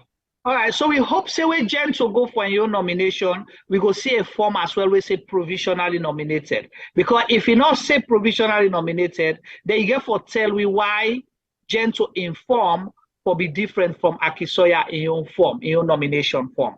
So that's one thing. 2, these people, they're supposed to be what? Independent, right? You have to be seen to be independent. Whether you get political allegiance somewhere, you get party where you the favor for vote for, that should not be seen in public. But what did we see with the electoral commissioners? All of the electoral commissioners, the top leadership of the Elections Commission Sierra Leone, they took picture with President Bio in portrait behind, and they're doing that. I saw the picture. Yeah, you saw the picture. Yeah. A body was supposed to be neutral. You know why make a lot of organizations they against inscription like a tattoo, signs, and this. Now for one not for show bias or allegiance to anything, but they stood there deliberately. They picked the spot where they took the pictures and do say 5 years, and then the other one give the victory sign. So already you are showing that you are biased. An institution that is supposed to show neutrality and we're supposed to be seen to be independent. Because I'm just highlighting this. Everybody has a right to their vote. So they have to vote at some point. So basically, right. But you are in an institution that you are meant to be neutral. So basically what you need to do in that capacity, now for show neutrality wherever you are, now for practice neutrality wherever you are, now for make sure say you get a fair playing ground for both political parties when it comes to allocating anything. And if you watch in that area, why is it that SFPP now starts them coming together for congregate now them party office? Why Atuga Stadium? Is Atuga Stadium their new political office? Now their new party office for me then go down the nomination process there. I thought they should be going back to their party office because at the moment, they are only representing their political parties. Why they leave their party office and choose for Gona at Atuga Stadium? Those are some of the questions that we possibly want to ask. But now we see people that say, oh, APC they adhere to instructions, but what are the instructions being given to the SLPP when it comes to nomination? Was it in the public domain for everybody to see, or was it designed for just the very few we will possibly get access to? Because at the end of the day, sign order for dance. Well, na party office, regardless, no make una party office that way. They're not going to build stage there for the president dance. No, but they can build stage outside. It's been designed for that purpose. So basically, but sign order there for build stage for like dance the old man says, so that we can go downstairs to get stadium. But again, we look at the fair playing ground here. Because the reason why they highlight some of them concern there, as soon as some of the things that we don't highlight say these are all recipe for chaos. We will lead to another kind of running around or create some kind of panic or create some kind of kuskas. We know will go down well to the eyes of men and people already outside. Me personally, I don't have an issue with them holding, converging at Atuga Stadium, holding a rally there or pumping up their supporters. I have no issue with that, okay? If they want, then go all and be a yard. You understand? As long as not to inside State House. You understand? Then I have no issue. I'm not sure they did anything wrong. Not in choice for go there. But again, this is politics. You have to use strategy that works for you. The president knows, say, inside Freetown, if he holds a rally, now empty streets. You understand? Because we saw it with the vehicle passing by. For let you see Salon. Remember, me, you don't do this test before na Cambia, right? Where a sitting president they come, people they go about their normal business. Nobody even see. We know Salon people they can into line, okay, or wanting to see that president because not to every day then go see the presidential convoy, then go collect. This na amateur streets, eh? The president in convoy be the pass. What you see, all man they go about in normal business. Would that busy they sell, would that they work, and then they watch na the size. So imagine if it was a rally from their party office to NEC. They're not for being get that crowded. Atuga Stadium, not they take past 2,000 people. So it's easy to feel. So for you will not understand a place like before Atuga Stadium become Atuga Stadium, we used to go there. How be they call it? Compound. Not compound, yeah. I mean compound field. So the whole past 2,000 people. The stand where they build the small stand, not the whole past 500 people. Even up to 300 if you get them, you're very lucky. But they all past 2,000 people, the whole place. So they therefore put on a place, choke people them around, while they look like in a crowd. 1, 2. Logistically, I think it was easy for them. Because when they send the buses, then go upline for take people and come, then get one spot for can drop them all. You understand? So they don't drop them there. When I don't rally done, the crowd don't full up. All right, when I jump back inside, jump back now, bus back and go. So they will not be seen by the eyes of people who are not within. Exactly. Like for say now Watalo they all come out. Also, thank you very much. So remember, if you be carried and go, you say let them rally the streets of Freetown.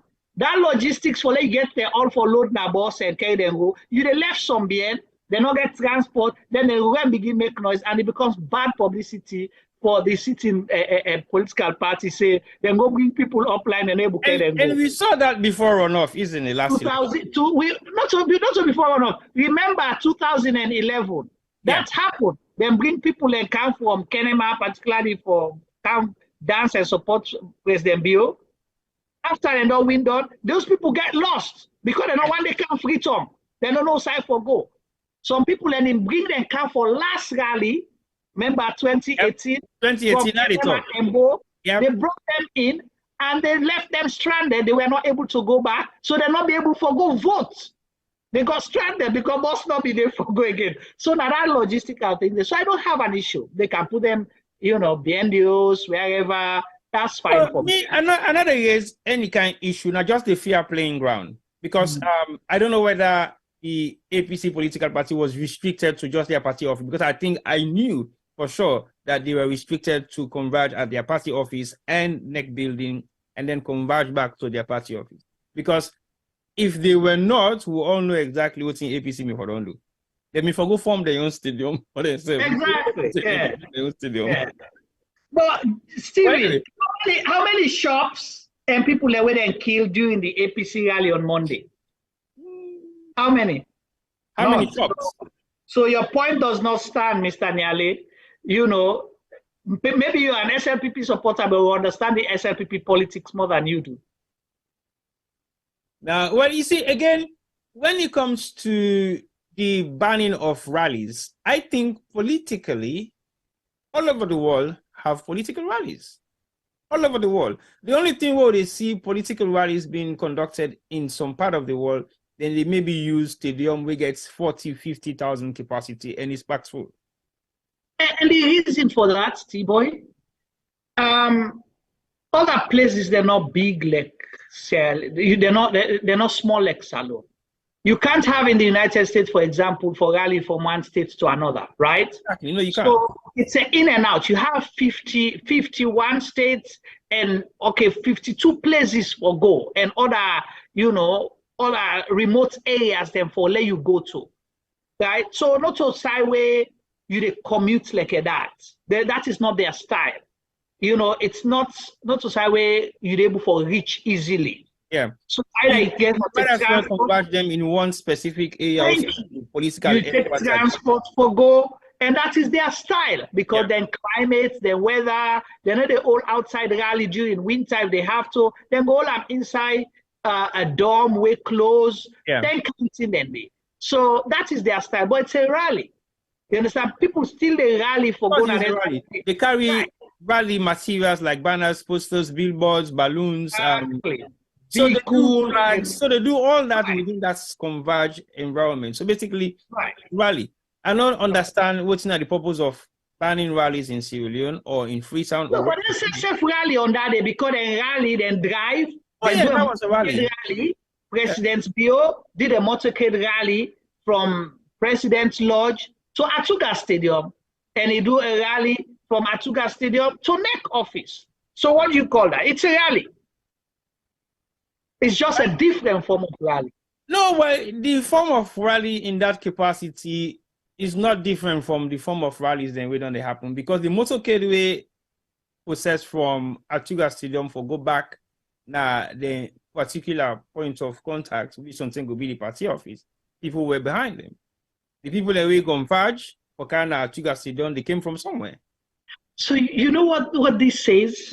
Again, now you ask that question. Is it a situation wherein President Bill not believe in the SLPP and want to detach himself from SLPP, I mean they're not going to the party office? Because if it's your party headquarters, regardless, Even if you want for going to Atuga Stadium, you take off from your party headquarters. But he hasn't been to that party office for more than 4 years. Yeah, from the last away. Sing that sing. Yes. My love for you will never die. Okay, maybe in that capacity, he wasn't serving as a member of SLPP, he was serving as the president of Sierra Leone, but currently he is serving as a member and presidential aspirant of the SLPP. So I think it was paramount for him for making going to party office, maybe start there and then go next. Then he can end up now in Atuga Stadium, which is not a problem. Like you say clearly, I was just looking at the fair playing ground of things being shared equally among. It's a big thing, T-boy, because this now you party office, now then symbol you get. Yeah. Now then you they come out, you go take blessing they for go. Yeah. Let them go nominate you and they come out from a party office. APC, every time when they get a business, then presidential candidate to say they come out. Now then party office. Well, maybe the SLPP right now is not the SLPP, it's Pauper. And Pauper now Atuga Stadium, the office. Where they have mobile office, so they not get one stagnant. But somebody tell me, say, you know, for full up Atuga Stadium, it is in a Eastern, because you can forget 200,000 euro one t-shirt, then get together, then go get together 11, and go full up there and chant, forget 2,000 people. No, but Juma, I don't have problem with the amount of people that will show up for events. Because to me, there is always going to be support base for any political party, regardless. Whether you've worked hard, you haven't worked hard, there's always going to be people who support. Again, we have people like Stephen and a few more other people that all know when are hardcore SLPP supporters. They might not be Pauper, but they are SLPP supporters. And I know a lot of SLPP supporters, then they support SLPP regardless, whether the governments don't do well, the government don't do well. So all I am asking, there should be an open, fair playing ground for both political parties for exist. Because exactly now, we know say yes, the incumbents get a lot of strength in terms of reach, in terms of XYZ, but then for also give an opportunity to the other political parties then where they exist. Because at the end of the day, when you look at this now, what's going to happen where we come to parliamentarian campaigning for parliament seats now, the various different constituencies then? Are you saying they're not allowed to do their own political campaign in their own ways? Because sometimes some candidates go there right now where they go. They don't pull that law they want for putting up for all rally again. Well, no, I just have like because some candidates go on for go rally for go campaign at Kuntolo. It must get people already follow Gambian. Yeah, no, they don't put that necessarily. Don't know say that they water. If he becomes a popular candidate, then he get carried with the follow Gambian. Exactly. So, but people get for process for going to the place the designated. So how are they going to manage that process? How are they going to control that process? Election, we have the mechanism for monitor and control them process then they, because how many people are you going to allow to protest or to process into a meeting with sometimes a member of parliament where they contest for in seats one for all, maybe for example now the town hall? Is it going to be possible for get all the various different political parties? La provoke Stephen Smaller big T-boy. All right, go on. Stephen they contradict himself every second and he expose the BO government every minute. So he say we have street rallies in the UK? We have to allow our politicians to tell us their plans. Said we have. He said we have. Yeah, no, when he say questions, so I just help him there. So to tell us their plans and now halls and stadiums. We don't tell you, Stephen, see, even that the hall and the stadium is a form of rally. It's a form of political rally. Try to understand that first. Go search the different type of rallies there will be. And you say no. Answer the question. Yes, we have. Hold on, quick. He said no street dancing and misbehaving. But the president is dancing every second. The president, every second night they dance, the vice president, they dance, everybody. So the first rule for support the SLPP and pauper government, you have to dance. I have non-Sierra Leoneans where they ask me, say, what is happening? What is this dancing about? Why is this president always dancing? I want to flex with you. So, Stephen, the president cannot be dancing and tell other people not to dance. Sorry about that. Juma? Yes, sir. My own take on the street rallies in the UK, yes, political parties have street rallies before they converge into the town hall or the venue within the go. But we don't just see them in huge numbers, but they do. And in Sodok, I have seen Labour Party members converging to go to maybe the town hall or outside and they host their political meetings. Then they get them flagged in their hand. They will not converge in numbers or make their way to the hall, but they will converge in 2s, in 3s, in 4s, in 5 because we not get that capacity for local begin get ourselves in numbers because sometimes they won't get the whole self. Nobody's happy, nobody. But in Sierra Leone it's different because if we say right now, SLP get party meeting in a party office. Sometimes you get 15 people are waiting at Kisi where they say, okay, well, look, we'll all go together. Look, we charge one taxi. Correct. Look, we'll all wear with t-shirts. We'll meet up now. Yeah, because that happens a lot. Because when Stephen they talk so, I remember clearly, 10 years ago or more, when SLPP political party didn't get a meeting them or the elections them, now then small halls them where them in they take. I don't think said Stephen being know anything about politics because he wasn't participating in politics. Then I go make him very yeah. So basically, UK officiates them political elections and the way they know the host under SLPP 20 years ago, and they mean they converge in groups. And how many times we don't get police there, we don't can stop SLPP elections them. Now this country inside UK, I have witnessed more than 2. So if they talk say violence is not needed, we need to do political rallies in the UK, but SLPP as a political party, and equally so as APC, they don't do elections in this country where, well, I'm not going to know of APC, we don't do elections where police don't come over, but I'm not going to testify that, but SLPP, yes, I've witnessed more than 2. Mr. Don't witness more than APC must have their own fracas. I don't know whether they don't get any kind election, we don't bring police. But I attended 1 or 2 of the elections over the past couple of years, and it was confusion, but no police intervention. But we don't host an event now, Sodok, where police can stop the event because it was our event that we hosted and we called various different political parties to participate. And SAP came and erupts that political meeting. And now a space we will provide for both political parties for come and discuss issues relating to Sierra Leone, with our health, education, and other issues them. So when Stephen they make reference to the NTSO, if you understand, say, these are normal practices. Salon don't go through war. Even the war will go through in a salon, we still get political rallies. We will open the space for, say, we can't get a democratic election being hosted in the country. So that now they tell people they still get access to arms and ammunition. They still haven't been able to disarm child soldiers in Sierra Leone, but we still participate in political rallies.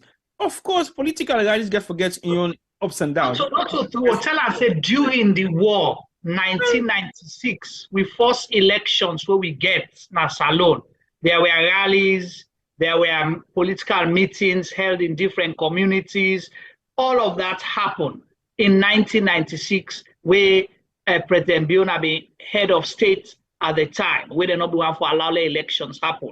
So there were rallies in 1996, Stephen. If you know no law, you go back now these books and check, you know, and of course, 2002, 2007, 2012, 2018. So what is different with 2023? Why is President Bill scared of political rallies? No, because the records of them political rallies, then they will not ever say somebody don't die. Exactly. So, they will get some say, yes, you go get 2-3 groups who can self, and the political rally effect the way they happen, self. Now within the political party themselves, not because of the opposition party they can't fit this one. No, now within their own political parties, because in APC the rally, sometimes few groups of APC they clash, they meet up, they fight themselves, and then continue the rally. Again, equally can happen so now SFVP. Equally can happen so now PMDC or C4C. It always happens, but in order to reach to that stage, the way people then go lost their lives. I haven't been able to identify any political rally in a salon. The only thing that will happen and go say stampede, people and sometimes exhaust, sometimes they go can't give them water, sometimes they faint because they're not asking for the whole day. They're able to forget any form of refreshment, sometimes they go collapse. That's all. But I haven't seen any physical violent situation. Then turn away politics na been politics na salon where they say McKinney and Sanda where then so come in the sense what na the AI fashion. Then they still do political rally. Even Pujeon. Then they still do political rally. The time we get BS Massacre and JB Dauda, possibly you don't even aware of them, you don't even know more by names. I've seen them in person.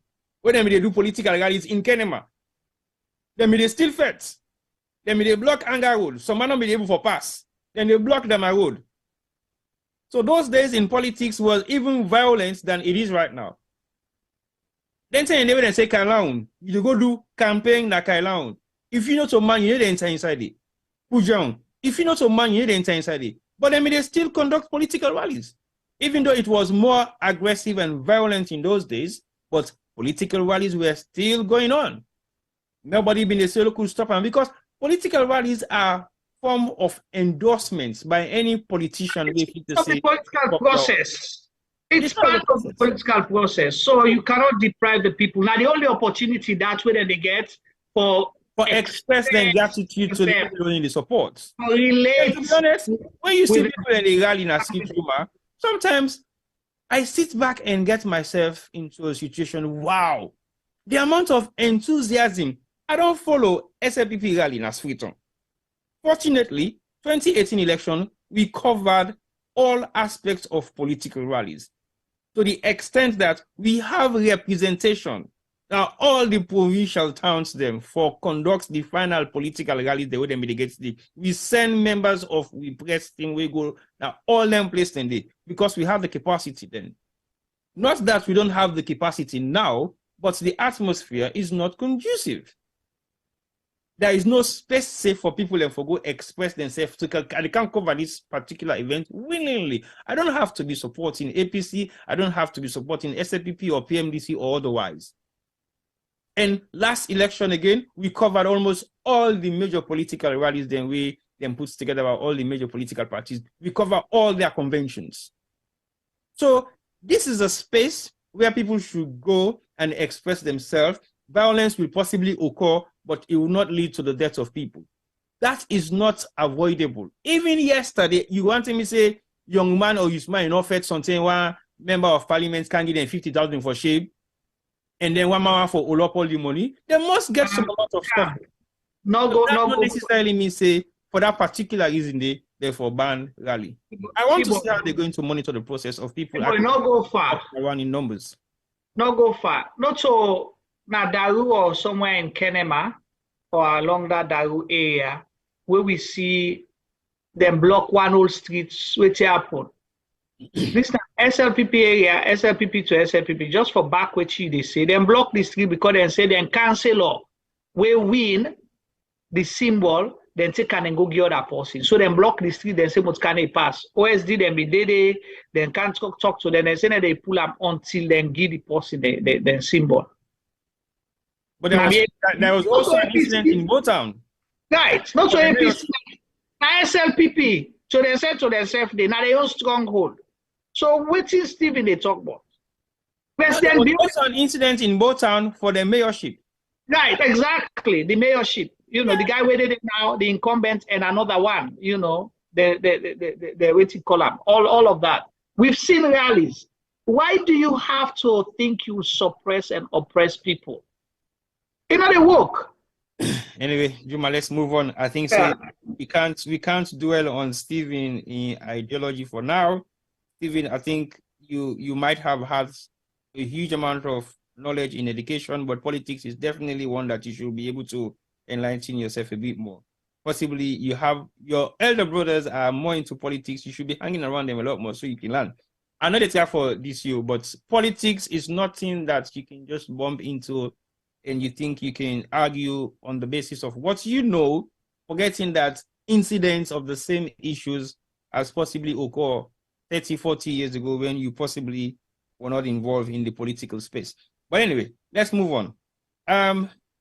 Juma, the APC political party gets a delegation we propose for CAM na the UK on the purpose, specifically for the Commonwealth or other agendas related to, again, the political space in Sierra Leone, whether it's been divided or whether it's been put together for everybody to participate equally. What's your take on that? Well, again, it's an opportunity for the APC presidential candidate to go out and engage Sierra Leoneans in the UK.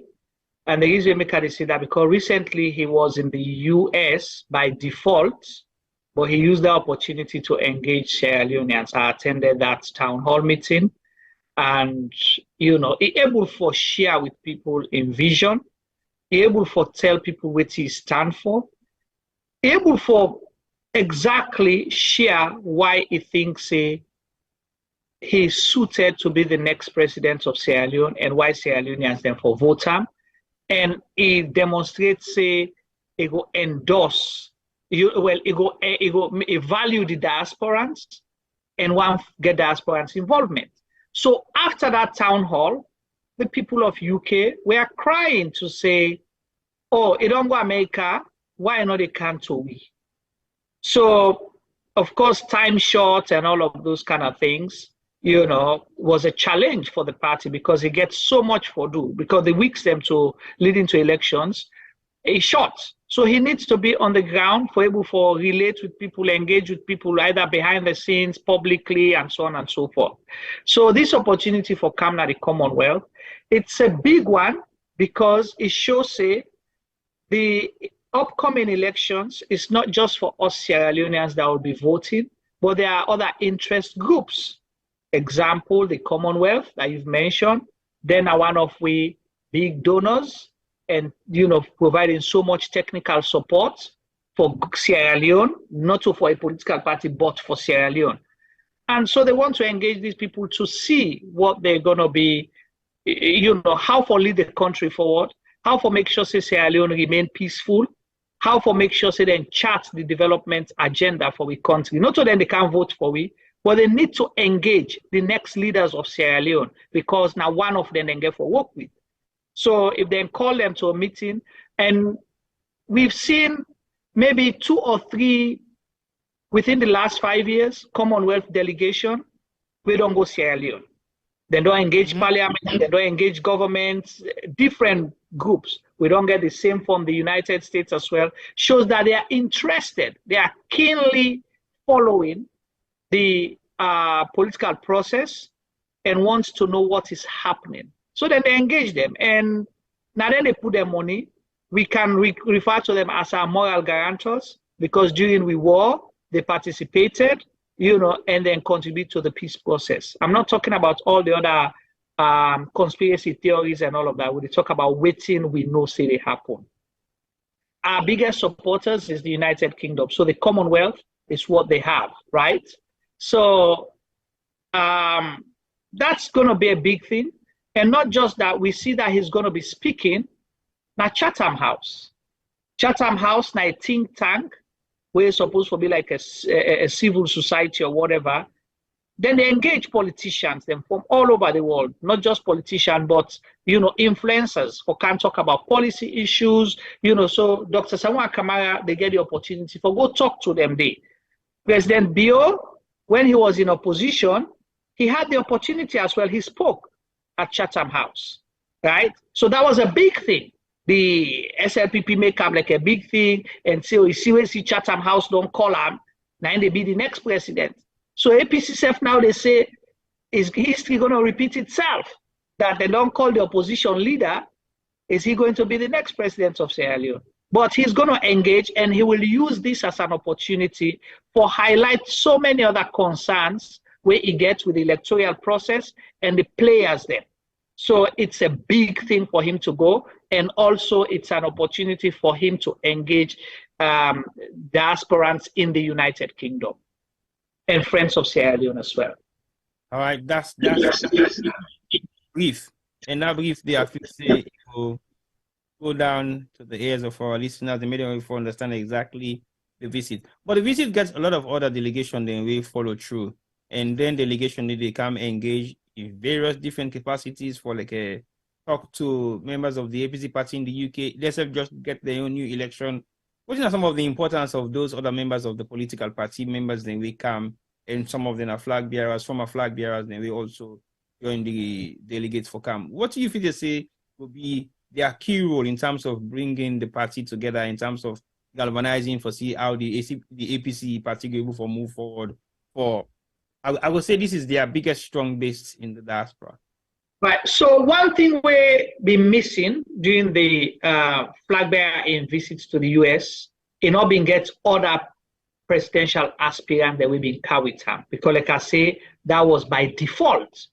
But him going to the UK is being joined by other presidential aspirants, them flag bearer aspirant, them the likes of Dr. Richard Conte when I finished second at the APC convention. You get Ambassador Almami Pepito Koma, Insai, then at the delegation, and of course the former Secretary General, when I the Deputy Chairman of the party, he's there as well, and a few others. So going there, Pepito gets support based now UK. So is Dr. Richard Conte. So them going there for talk to their supporters, then say, okay, you know what? This is done. Let's don't become emotional. Not about you candidates anymore. This is now about the APC. Join the APC and support Dr. Samoei Kamara if you believe in me. I want to believe that is the kind of message that Pepito, Dr. Richard Conte, and the likes were able to share with their membership and supporters then they. So if you begin at any camp, let's break this barrier now and let's become APC if there was a tension. So that unifying force helps a lot because there are so many things hanging.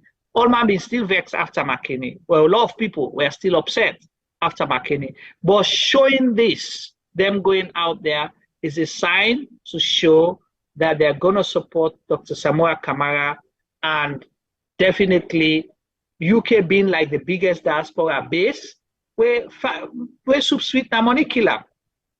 You know, and the diaspora, even if not $50 they get, but they have been helping to sustain the APC the last 5 years, because APC big guns, they've been like financially crippled in a sense that they froze their accounts, you know, then give them court case, they hold them passport, then you get for go take permission for travel. All of that have been employed for say, you know what, let's weaken them so they're not go able for function for the next election. So we get that advantage over.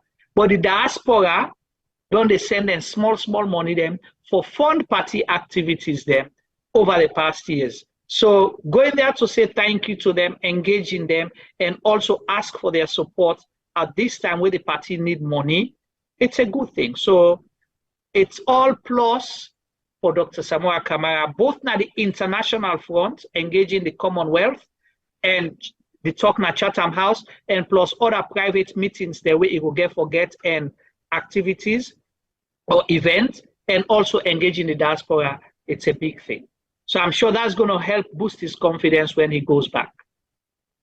Okay, that's fine.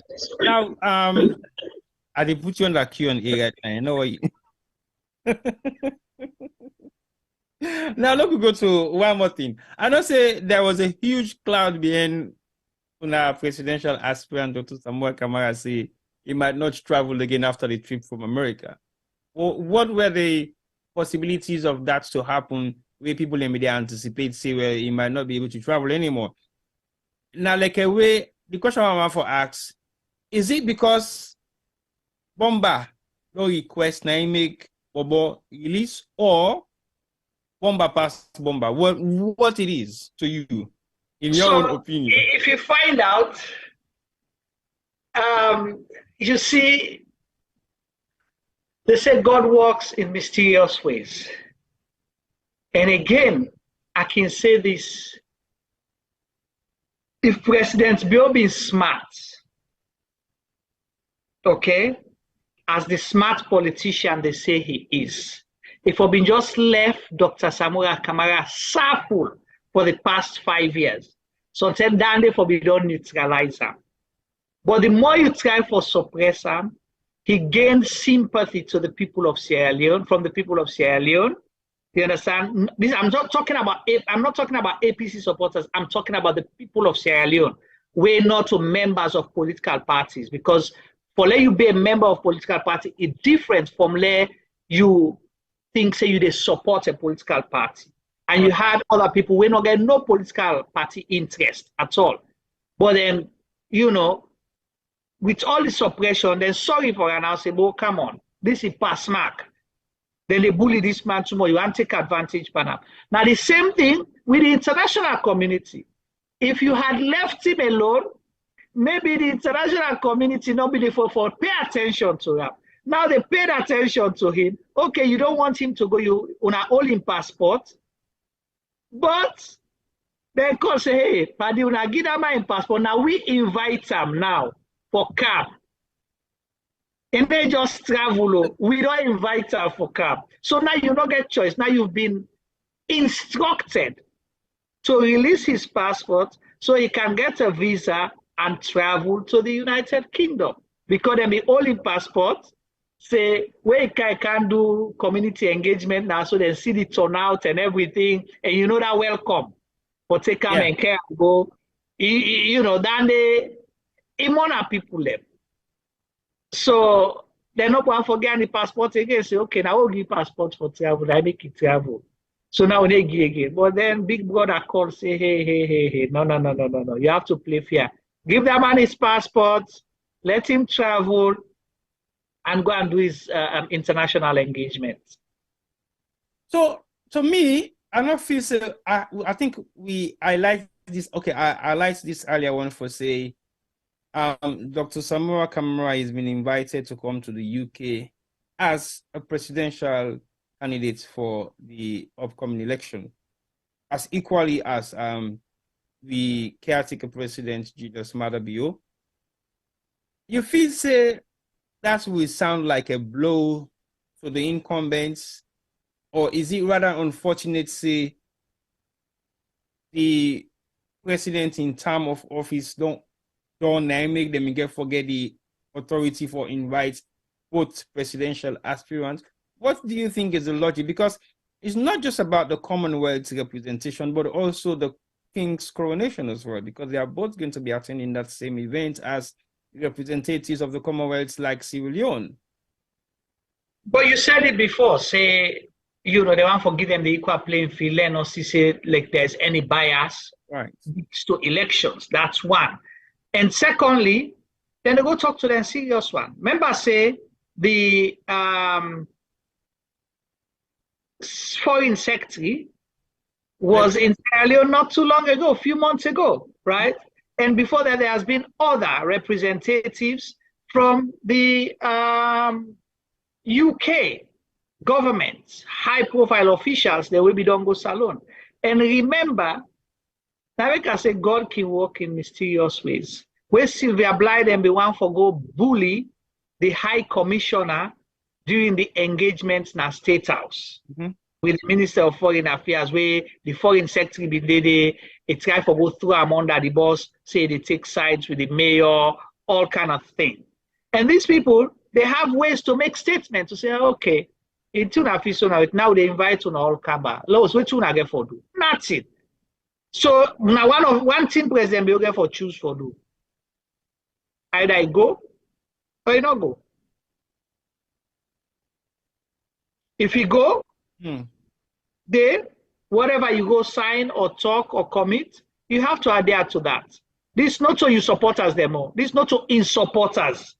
If they go talk to. Like where you can go there, BNR party in England. No. Not to that dance they go. These are Commonwealth callers. Hey, party, come. I can't sit down and talk. What is going on? Now this now one for loan I do. They go talk and they then sign up, and he has to adhere, because we not adhere to waiting and sign. Definitely actions will follow. Whether he becomes president or not, actions will follow. So now strict one in the one. So what do you think is going to be the community's reaction to Dr. Samora's Kamara visits to the UK? Because again, we see the outcome of one of the other spring of the political party in America. We see the outcome of people coming out and giving full support. UK as the biggest within the sub-region, what do you think is in the expectation? Because is he just coming to see the APCians like we SLPP president don't do for the past 4 years, where they only come and attend to the SLPP political parties? What is going to be the difference? Well, again, I don't know much about the internal arrangement, but if the APC make that, that will be the biggest mistake they will ever make in their lives. Dr. Samoa Kamara is aspiring to become the president of Sierra Leone. So his town hall meeting should not be restricted to APC members. He should be in a position to go and talk to Sierra Leoneans as the presidential candidate and a presidential hopeful, for show them the alternative way he gets. Not just criticizing the SLPP, say, oh, the SLPP, they do this and that. What is your alternative? Why people have for believe in you? So the people that way they prepare for in speech, for this and that, they should make sure they have something good to tell the diasporans. But the meeting is to be a meeting for Sierra Leoneans and friends of Sierra Leone and people with their interest in Sierra Leone we're based in the UK. It should not be restricted to APC members. He can still hold a meeting just for APC members if he wants to, or other events, but there should be one specifically for Sierra Leoneans in the diaspora. And if we're ready for answer questions, you know, things like that, if we're able to show why you want to be president of Sierra Leone. So that's what I'll say. It's an opportunity for him for win new hearts and minds. It will be a loss if they decide to close it just to APC members. That's my frank opinion. All right, thank you very much, Juma. And I feel say, is there anything else you want for me we discuss surrounding the presidential candidates where they come into the UK from the APC? And are we at any point in time going to see these two people on the same platform, possibly in Chatham House, or maybe? No, it's not going to be at the Chatham House. Maybe. Otherwise, are we going to see any kind of protocol pictures? Because again, if they go have a meeting, there's a possibility, say during the Commonwealth meeting, if they're both there at the same time, they might take pictures for the optics, you know, for convince people, say UK as the big brother states don't broker peace between them, whether they will help for de-escalate some of the tensions, provided if whatever they decide there, then follow through and pass them on and cascade onto their party members and people that were there within the structure. Because there's one thing where I get concern and reservation about President's bill, and I've always said this: you cannot rule by deception. You cannot govern by deception. You cannot lead by deception. And the reason why I say that, there was a statement. Remember when President Biobi said, I should be seen to be calm, but you should not be calm. So if you decide for agree on paper, then you make a statement just for the icing of men, and then your supporters or your surrogates or members of your government decide to do otherwise, it is still on you as the leader and presidential aspirant of the SLPP and the caretaker government right now. Anything your supporters then do falls on you. So you cannot excuse yourself. I know that Dr. Samoa Kamara has always talked about peace. It is say no violence, they encourage people for perpetrate violence. Okay? That has always been. I know they talk about taking his word out of context from the opposition side. This I talk about waiting on the common eye and waiting on the follow through. Because if he wanted to go toe to toe, say I don't know for the way it is right now. but that has not been the case. So there might be that picture opportunity, but then it depends waiting and follow through. The other thing way I look forward to now where Dr. Samoa Kamara return Sierra Leone. Is he going to be welcomed by his people? Is he going to be told that you allowed 5 people to welcome him? Well, I'm waiting to see. Maybe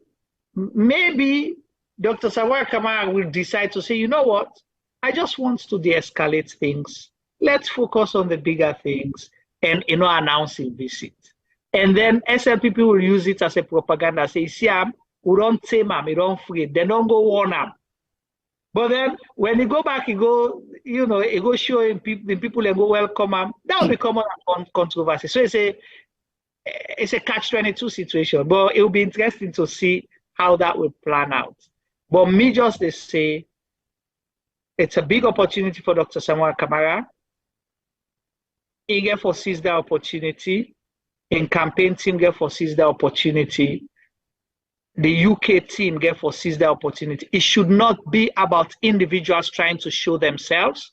It should be about promoting the presidential candidate and showing the people of Sierra Leone that Dr. Samoa Kamara and the APC is ready for governance. All right, thank you very much, Juma. I know say you don't talk on behalf of your political party or you wait for now. You want to talk as political party? No. Because when they talk so right now, they talk as a media person. When I know say you very reserved with the discussion. I think I don't have any palaver, big deal, please. Because if you want to talk as political party, no. I don't want to represent political party right now. I just need your honest opinion on them. If you begin to talk as political party right now, the discussion will change. We will begin please. Yeah. But anyway, that's Juma for you. When he talks politics is different. You can see the anxiety in the way he come out at me, and at the same way, me saying left and game. Yeah, I left you slap me, I left him with the bout. But anyway, thank you very much, and I believe we look forward to the engagement on possibly this weekend, and if we have possibly, we look at getting clearance for even go into bigger areas of this activity that will happen within the next couple of days. So we go update Una whether we go live with any of those activities or we do pre-recorded stuff. Them go on. Let me ask you a question. So you've asked about Dr. Samoa Kamara and all of that. So President Bio is coming, right? Mm-hmm. So Naya Odadikam, is he coming with KKY? Is he coming with Victor Fo, Alpha Khan, the First Lady, or Udadengodena enter actually they come? Well, honestly speaking, I don't know. But look, we bite Udade they come. So all right, you go first. To be honest, for President Bio come London right now for this particular event, you go on for can showcase to the UK community, say they can full blown. You don't get a full football team. We get defenders, strikers, midfielders, and wingers then back as well. But when you have overlapping wingers, then really good and not come back, then a Ofidogbo in style you don't pull so all go all come. Yes, I don't know because over the past 5 years, we don't see all go, not so all come. Mm-hmm. Yeah, and that don't happen within the UN convention or the UN peace meeting where it happened in New York. We don't see that don't happen in some other places in Turkey and even Dubai. We don't see that don't happen. We're not much in the UK, but we go on for see whether all go all can get for happen in the UK. But for sure, go on. Go ahead. You are asking what's not the all go all come? No, it's not the all go all come. All right. The only thing I want for us, we talk about all go all come. Mm-hmm. How is this going to happen where there has been a memo where President Bio say ministers. Well, let me get ask because and senior people not for travel. Hold on. So this don't give leverage now for candidate number 7, Alpha Khan midfielder, Victor Fo, striker winner the score, winner own goal number in the score.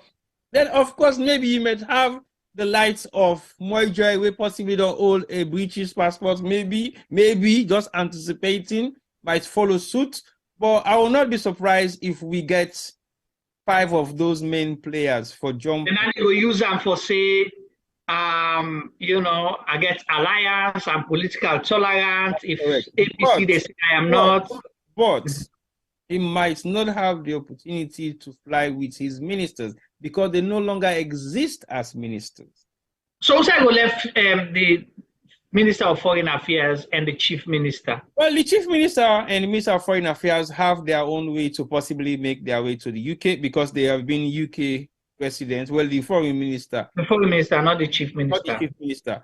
The Foreign Minister, I strongly believe, is definitely a resident of United Kingdom, so he might definitely join that trip. I don't know whether Chief Minister will be able to, if he applies for visa and he has the capacity to fly, maybe he will follow suit. But of course, there are certain UK delegates that we possibly will come along, not because they were officially invited, but they also hold UK passports or they. But how are they going to travel when the president don't tell them, say not travel? Well, not all of them are ministers. So basically, some of them will fly with him, not in the capacity sitting they come together as delegates, but as supporters, then we they fly with. Now, this is not to ministers you they talk, just... No, not ministers. People... This one, the level.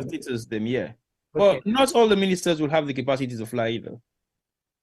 So, now ask Stephen. Stephen, would I if we say go from President Billion delegation to the UK? Because the reason why they ask you, you know, how many years, 2 or 3 years now, where they left for announce, now I then they are na kukujimuku. True, it would be nice to know the delegation where they come, because if we know the delegation where they come, sometimes, well, I don't know whether the party they put together any form of function, because I would like to attend the function as well.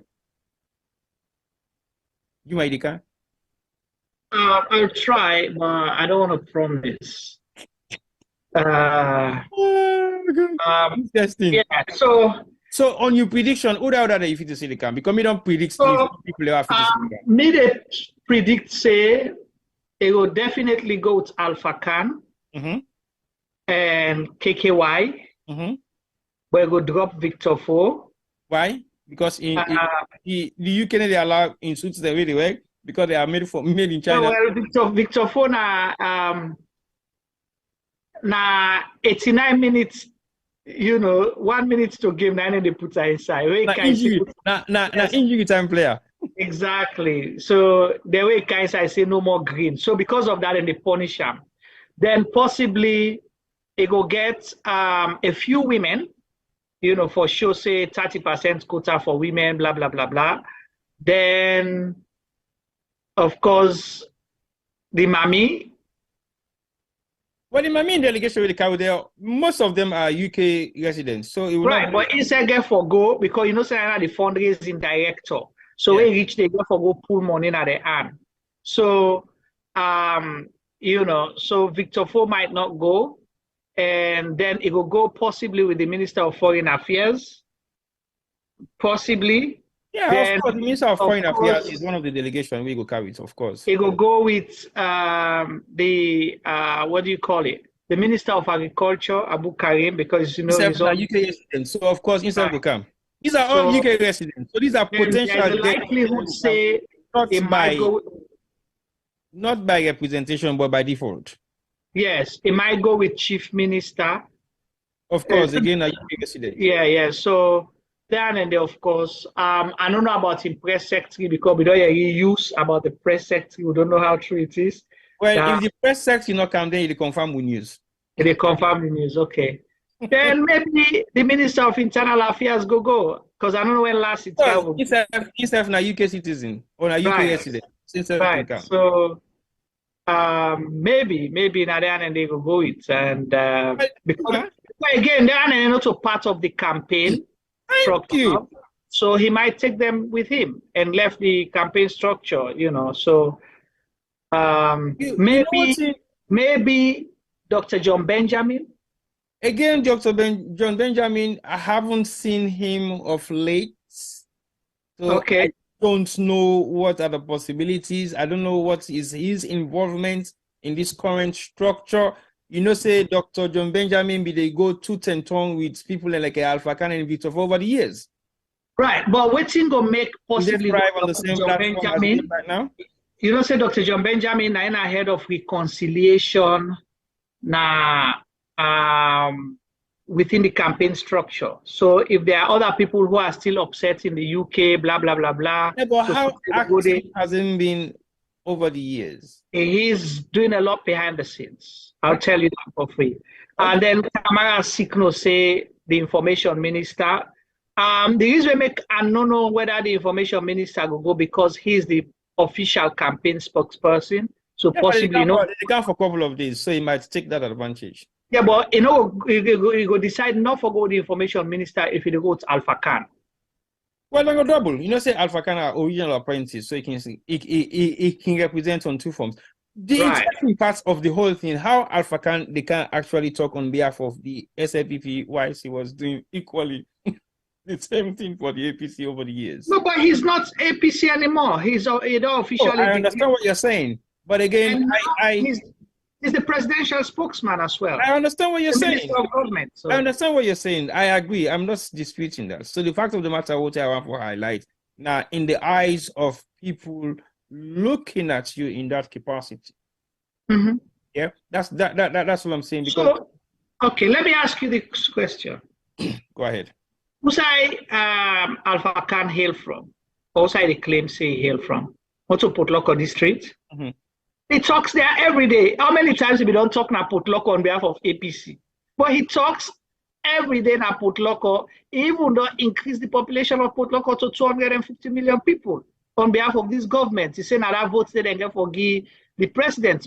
We get 3 million people will register for vote nationally, but Lunga get 250 million people will get for vote for President Bill. So he will equally do the same in the UK. But he don't talk before the international community and tell us saying I've been spokesperson, they don't all different position them during the last government, but now they talk for. Okay. So me, I will not question that, but I guess get me your reservation. And my reservation speaks volumes. For example, in the capacity of Alpha Khan raising concerns about what in this government they do, in the capacity of the president, don't actually use Alpha Khan as one of his biggest examples of the corrupt practices of the Anescoroma government over the years. Right. So I'm just trying to equate the two and see how the UK government will look at the president and Alpha Khan. This is somebody that you highlighted to be one of the most corrupt individuals in the previous government. How comes he's representing you now as a spokesperson? You saying that they will not ask questions. So this is the Nameka say you don't govern, rule, lead by deception. The people that they can meet, they would have done their brief, they don't do their research, they know everybody where they come, they don't put all man aside and stand. So if you go talk, they will just they watch you like a way sheep they watch Saul. Now so then they watch you no more. They okay labo no more. But we know the way they can tell will not pass you. See boy, there are other things that I will not say here. I know. But a lot is happening behind the scenes, and it is very interesting what will happen after June 24, 2023. So somebody just remind me, say, okay, yeah, oh, Nami Wef now. Nami Wef? No, not to me Wef, Daniel. So Linda Liang remind me, say about Sylvia Bly, they want for left name out. So no bite. Sylvia, they go in they go. Well, she has been the elder sister of the first lady over the past couple of months or years. Now the first lady in delegation, they go there. They go in at the first lady in delegation. All right. So Linda, there's a likelihood, say, Sylvia Gogobo now under the banner of the First Lady. Let me see.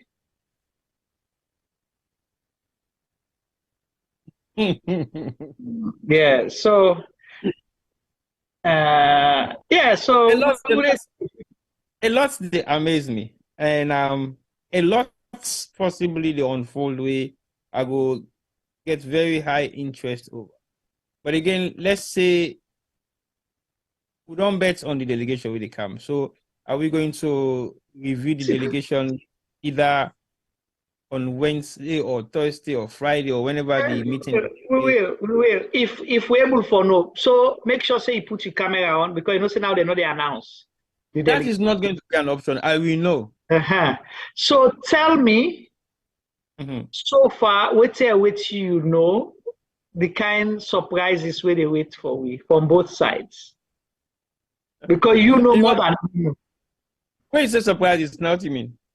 I don't know, like where the public know right now, we get for happen day during the day, you know, doing them because of the days that we them both did it. Well, I don't know of any official engagements yet for the SLPP, neither any official engagements yet for the APC, but I just see a number of speculation of the APC holding a talk with a community engagement per se. They are supposed to be holding a community engagements. I don't know what specific time that is going to take place or what day.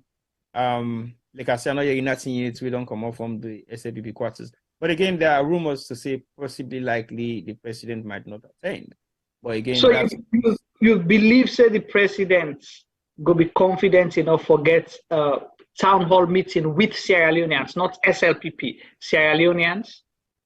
Well, I will not be surprised if he does that, because if you look at engagement within the past month, he's been holding engagements now with people that are not seen to be SLPP, but they are SLPP supporters.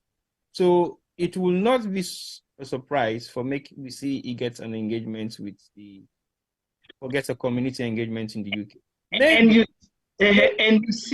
you go see KKY holding an engagement because KKY over in dead body. His strong base now be the diaspora. Over in dead body. KKY, if you know, be careful, they carry this stoner. Why?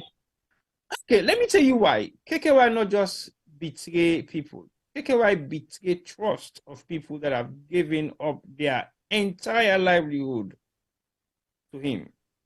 And I talk this with conviction because I know personally some people that we don't give up their livelihood, their relationship, their work, their professionalism, their ethics, just because they believe in the KKY ideology. KKY will never come to the UK and make it public for members of the KKY to be part of his delegation. Unfortunately, I have met with few of his strong, hardcore executive people in London. They regret. And some of them, they say to me, T-Boy, you will tell me anyway. I'm like, no, it's okay. You don't have to worry about certain things because at the end of the day, we were seeing things that you guys were failing to see.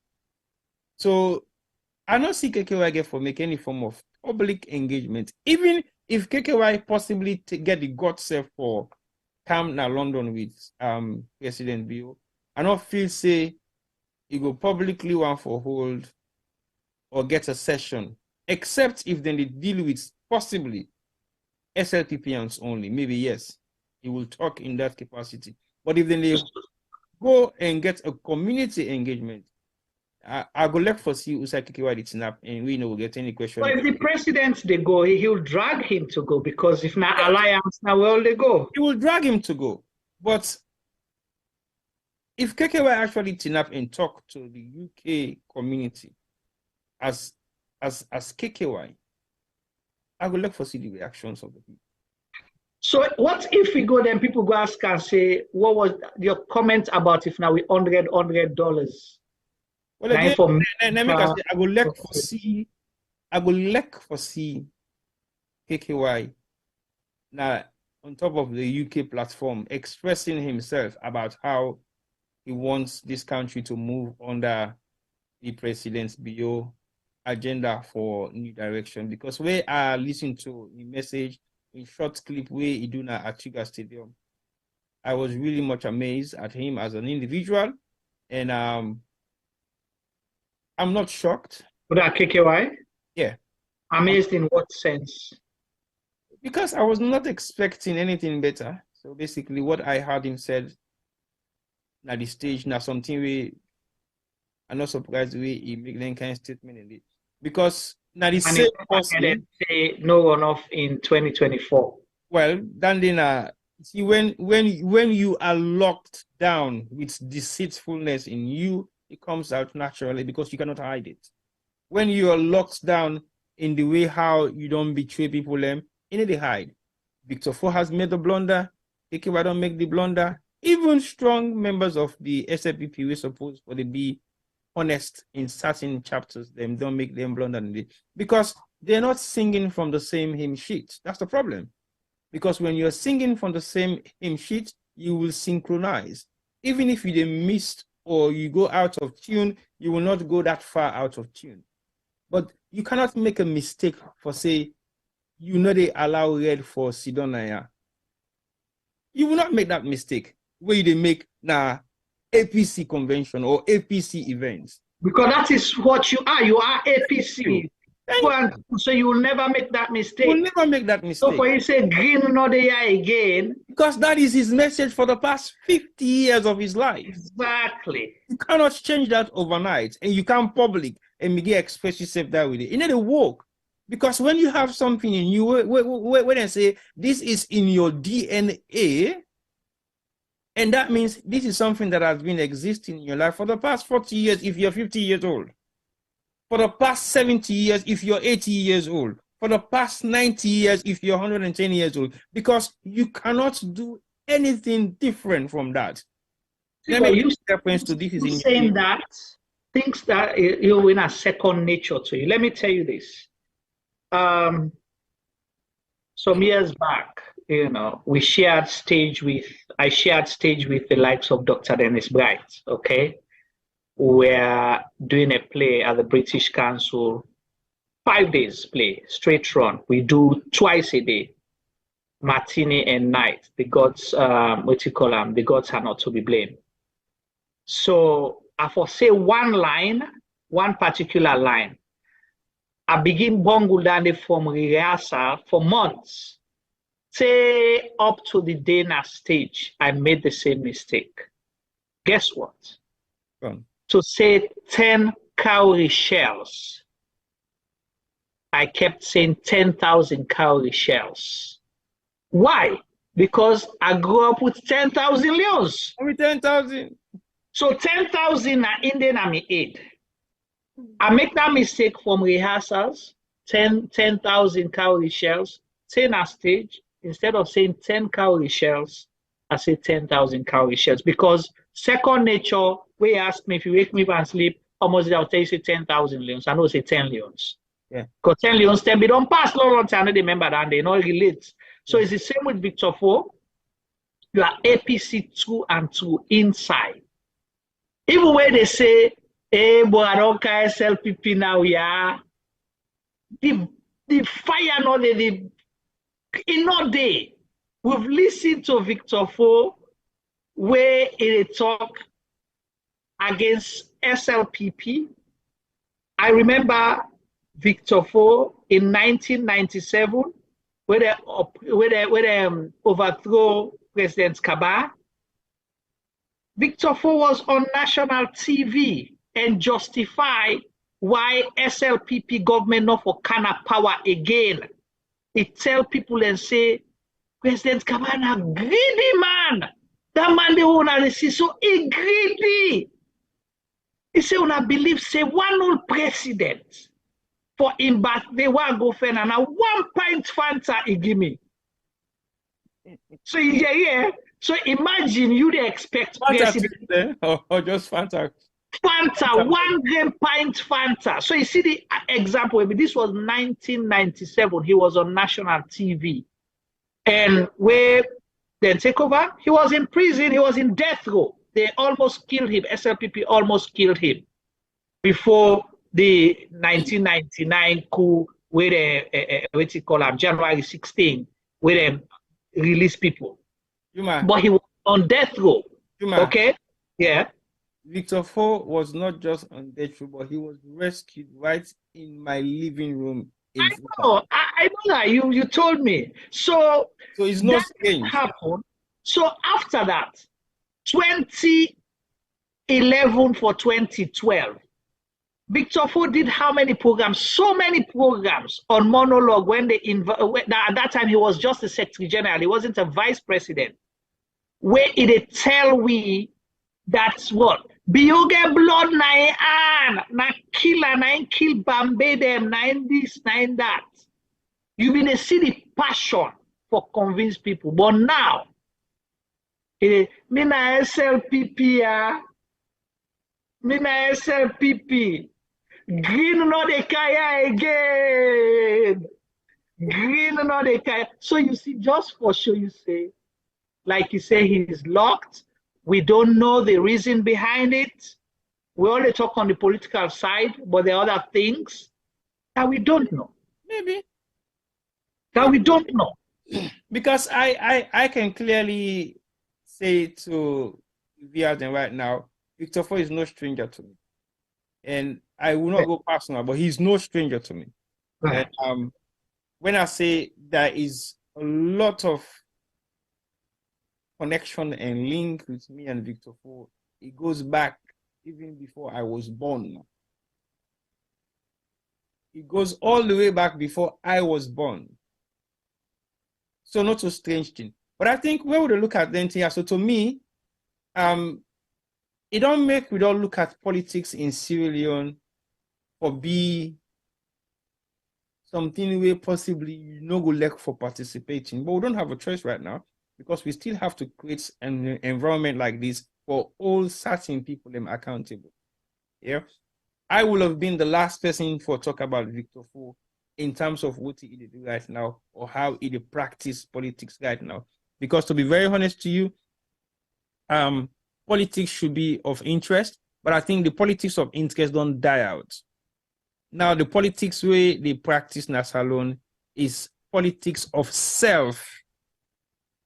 It's about paramountly you as an individual, not even for the people that we work for anymore. You don't care about their mental state, you don't care about their physical state, you don't care about their financial state. Because when you see people like Victor Fo, we don't serve in the capacity of APC all throughout in life, to the extent that he became a vice president by default in Sierra Leone. I was speaking to a friend of mine and I was showing him a picture of Victor Fo making the statement where he talks, say, Greener de Sidonaya. And I told him that was the former vice president. Yeah. And the person say, not possible. How can you do that? Vice president? Are you serious, Tibo? I say, yeah. That was the former vice president in the Ernest Koroma's government. Wow. I look at them particular people they also and ask, do they really have family members that cares? Because me, to be honest, if me papa, Abin Kande, Victor Fo, and few more others, I will not hesitate to publicly come out and denounce what they do, so say, you're not ethically correct, you're not politically correct. They're not saying move. They're not they say no go support political parties. They're not they say no go form coalition. But the value of what you stood for has gone down the drain for nothing. I know somebody who was a member of parliament that refused to support Mada Bill because he was not a married person. And he talks, say, until Mada married, he no go get in support because he want to see somebody be responsible. The day where Mada married Fatima becomes his wife. And that day that person they pledge in allegiance for say, well, I will support you as the next flag bearer. So these are some of the things that people take very seriously.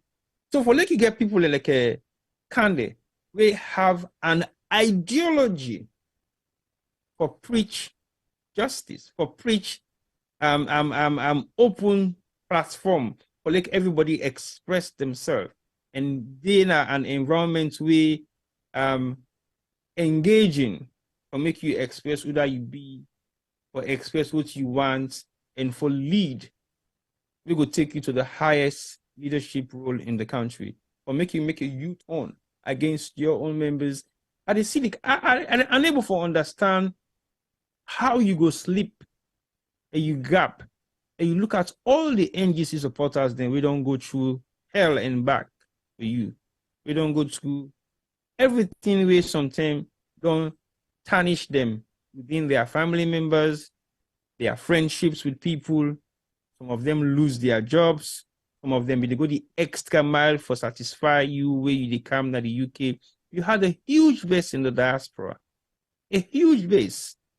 You are possibly one of the most popular political diaspora and representation we don't ever get in the political landscape in Sierra Leone. But make it go down one day overnight.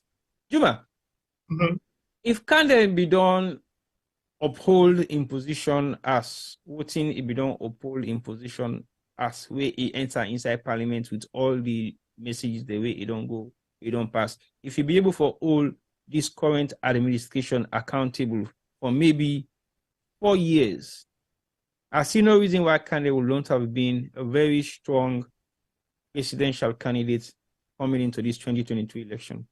Because you not just been they criticize APC, it be they criticize SLPP, and it be they criticize APC even strongly. It not be they criticize SLPP. Oh, no. Not to when it didn't have power, now they talk about it. Not to when it go take seat in the parliament to. Before. Even when it not been their power, not be they before he became a member of parliament, he wasn't criticizing SLPP. Not be they criticize SLPP, but they criticize Madabio. It not be even they criticize Madabio. No, he did. No. Okay, it be they pull hints. Because if they use waiting, okay, let me tell you this. I want you to go back and look at all Kande Yunkeller's public statements and in speech. He not ever criticized Madabio. And I will challenge you on that. Let me tell you what he was doing. He was replaying our victim role for gain sympathy and emotions. And when they talk about SLPP, they talk in a general form. If you go to Insai, they say they don't want you, what they do they? They then go and beat you, then this. He never publicly criticized Madabio. And I will challenge you when he was in opposition, even when he was in parliament. Never. He even made excuses for President Bio when he was in parliament, saying that, oh, you are not a criticizer, I not a judge of anything at the end of in term. Now he go get a scorecard. He said that. He may have said Jontocracy, rankonomics, all that one day it be only the same after people they don't grumble, say they don't tire, then he not get no way. He use one nice word, he coin and boom, it's go where I'm inside. How you go tell whether or not to how you call him, Dr. Dennis Bright been they coin the word then they and get and say go talk. This go be a good PR for you. Because Dr. Dennis Bright was consistent. Not to even talk about Arata and Grumpik. You understand? All of those things. But me, I tell you on record, when he was in opposition, when he became member of parliament, and up until now, he never criticized President Bio or hold him accountable. Never. All right. I'm not going to challenge you now, and I ask the viewers them if anybody can produce one thing where Dr. Kande Yunkeller openly criticize President Bio for a shortfall, whether when they made the opposition or when he become president. Let's show me. Just like how I challenge people, Sylvia Blyden never wrote anything to support Dr. Samora Kamara in 2018 and up until now, or even verbalize something for support Dr. Samora Kamara. When she was a minister, when APC been a try for run, she was promoting Dr. Anes Kroma in legacy. but he never openly campaigned for Dr. Samuel Kamara. And I'll challenge anyone as well. Okay, I go hold you challenge for now, and then I go do my research and go back. Please do. Majority of the messages that we Dr. Kande don't say, either on audio or on video. But I think I might not pinpoint any specific direct message, but like you say, yes, there were a lot of indirect messages. So basically, either are they reassess those messages to be directly directed to President Julius Malema. Even those indirect messages was to talk about the violence that he suffered, for play the victim role, so he gained sympathy. Never criticizing, say, what you call him, President Biden, not fit for be president or this, never. And go far. I want to go to the presidential debate with them again. Use that as a benchmark and watch out. Dr. Samuel Kamara went directly against now President Bill. He attacked him also. Yeah. But and tell her, say, stole $18 million when we were in governance. He not talk nothing about that. Kale Yunkela, when he criticized APC, he is direct. Even when he was in opposition, even when he was member of parliament, he decided to protect President Bill, but directly criticize APC and call the ultimate man, this, that, all kinds of things. Okay. I don't make you think now, eh? I'm not thinking. What should I do now for review my thought process on what thing you don't say? I'm not thinking. Because I know for sure what you're saying. I cannot say 100% correct because I need to go back and check. Please do. And check. I will come back again and say, yes, Juma, you were right. Everything that you said on X, Y, Z, Z, Z is so true because I've done research on it and I believe it's true. But I still believe, was it playing devil's advocate as in going around the corner to make, okay, on that you say that because you want to gain sympathy or empathy. Okay. You cannot want it to lead a country and they compete for be president, you know, openly get mind for talk about. Then let's excuse him for that. Okay? Let's excuse him for that. But where you don't be member of parliament as an opposition, who do you hold accountable? Is it the opposition or the government? It's the government. Thank you. But even at that time, you not do it. Before that now, you don't can't tell we say, well, they tell now nobody see me na then corner there with the color. So that means you are in tune with him. It invite you for go now they go travel and all that. You they fool people like for saying a parliamentary work you they do. No, you are not doing parliamentary work. You were there with him. So I have a question for you. And this is for our viewers as well. Coming to Victor Fo and Alpha K. What if somebody tell you, say, now APC send them? Nah. You don't believe that? Nah. Why not? Well, I hear you something today. I still get questions over that. I'm not going to talk on our public. Because it was, okay. It was a but what if they tell you, say, now APC send them now SLPP? It is likely impossible. Okay. But thinking about it, I will not denounce it totally. But it is likely impossible. I will not denounce it.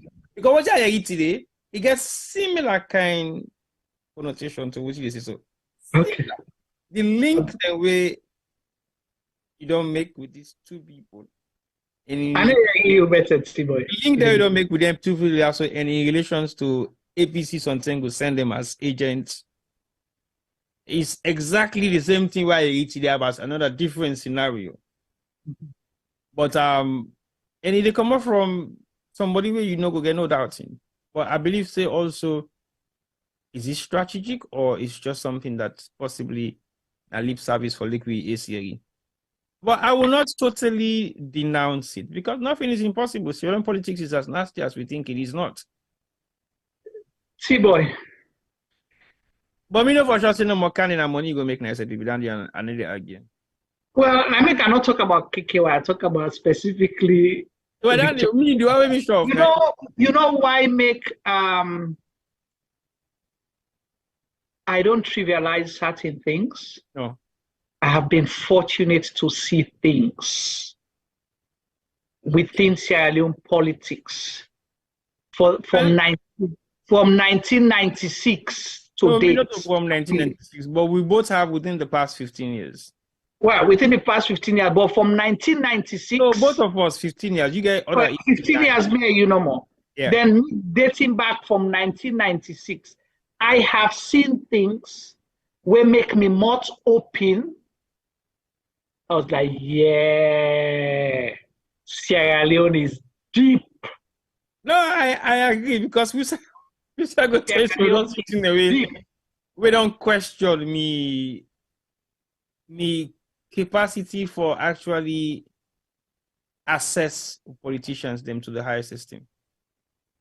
I have seen a lot of stuff like that. I have seen a lot of things then behind the scene we don't question. You can only respect certain people right now, but you have no regards for them. Right, yeah. Again, as we get to love some people are they avoid. There are certain people where are they avoid completely because I don't want to disrespect them. Because of what I know. Because they don't think they disrespect people then publicly or otherwise. So yeah. Possibly get for take a back seat in certain things that we want. Yeah. And certain debates about certain people, if it comes up, I'll not even say anything because I know what and I will not want to ever in my life. No, I will not go personal because some of those things are personal as far as I'm concerned. They were privileged conversation or privileged opportunities that we have at that point in time for come across or witness the incident in the I don't think they are going to be discussed publicly in any capacity whatsoever. It doesn't matter how much I don't like or hate or dislike whatever you might be doing, but I don't think I'll go personal. With the issues of people where they express so now just their outward behavior to politics in Sierra Leone way is in the open anyway. It's not in hiding. And I go express my own feeling about that and say to myself and to anybody we possibly watch for say sorry, that's my opinion on those people, and I think it's very strong. Because when you look at the capacity of who side and start from and the amount of integrity where they don't build within the communities the way they were supposed to serve, it was huge. It was huge to the extent that people trust their lives with these people. People lay their lives for these people. People make sacrifices for these people just because they believe in their ideology. And leadership is nothing that you can mess around with, because sometimes when you mess around with your leadership with people that have given their all for you, you know that they destroy them, but you destroy generations of their beliefs when it comes to you or people in the way they support what you stand for. That don't manifest itself in so many different ways. We don't see politicians the way possibly their generations in politics will never rise again because of the thing and way they possibly can do. People don't want to be associated with them in any way, shape, or form because they know for sure that these are not people that we should actually be part of. We don't see political names that we don't die out totally. We're not going to even rise again for nothing. Also because of the beginning of them not interested, but the shame where the beginning they carry, they allow them for kind of public space and participate. Yeah. The stigma we don't attach to them now because of it's huge. So we got to begin look at anything in it because it's very important because we got a very small community, only for making you realize you have some links with this person, that person, that person. And some of we don't see a lot of stuff that we highlight. So, but again, it's not for the consumptions of the public to possibly and know some of the things in this. So we'll keep it private, and I feel say we not go count me. I don't do personal. I do. No. I do kind of what they talk about. I mean, I wait till I see now they talk. No, not all what you see they talk. I mean, I watch because what you see not all tell the common public, but what you hear.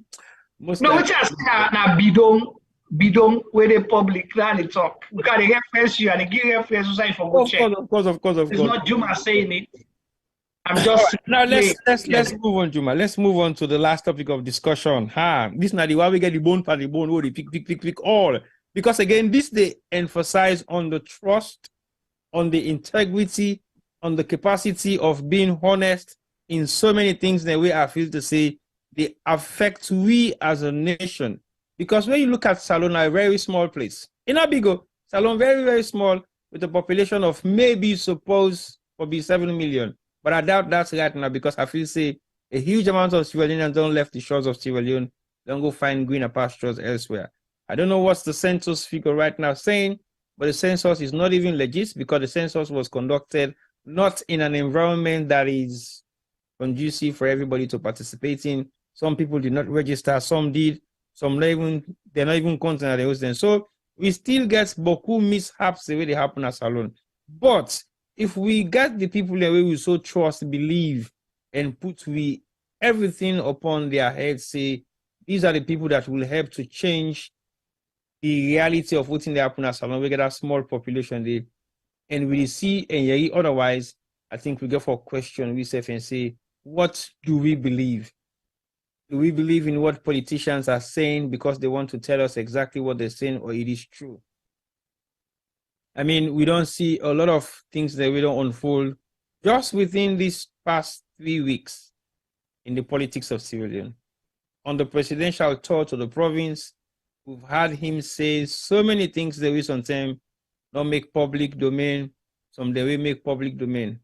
But again, we hold the president accountable of so many things that really go right and really go wrong. But in this capacity, we just careful look at the things that he don't say. These are like policy statements being made by the leader, the first gentleman. And some of them policy statements they are so nothing we get huge amount of reservation for. Because in his capacity, if at the 11th hour you can make policy statements like this, where possibly you endorse because it's coming from you yourself, then we get for begin look at the impact of the statement there. So either in the communities that he's saying some of these things, or in the capacity of how it is said. Is he talking in the capacity of the next president where they continue for serve, or they talk in the capacity of the campaign material, the way they put together, we don't necessarily mean say it's fact, or he just they say things for the people they hear and get convinced for say this is what is going to happen. Two of the specific things that we are for highlights. Now, one, we not so because it don't make the rounds, but it's very important. And that's not the fact say I made a mistake earlier and say the president announced say they give $50 billion where he say he don't give, but apparently it was $40 billion. There is no slip of tongue in highlighting 40B and me and D and Leones. The word pronunciations them is so different. We know say the president gets a lot of S in his statements that he's making most of the time, but this one not get nothing to do with slip of tongue, it not get nothing to do with mistakes, it not get nothing to do with accidents, because he said it possibly twice or endorsed the statement. And he say, I want for make una believe, say it don't happen. Not so just because I talk more. I want for make una believe with conviction. This not somebody who don't lead we for the past 5 years.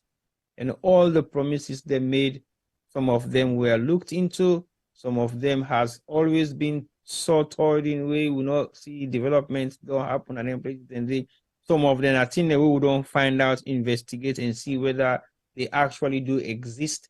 And if they do exist, who actually owns it and how it became to existence. So when the president make a statement, say, he don't build or he they build 50 factories in Port Loko district. I want to look at this rationally. Yeah? 50 factories in what capacity and producing what? Juma, you not make an bring cancer so quick, because if I bring cancer so quick at a loss, because you've always been saying this, as in this government has been deceitful to the people of Sierra Leone in the statement that they are making. And this is one huge one.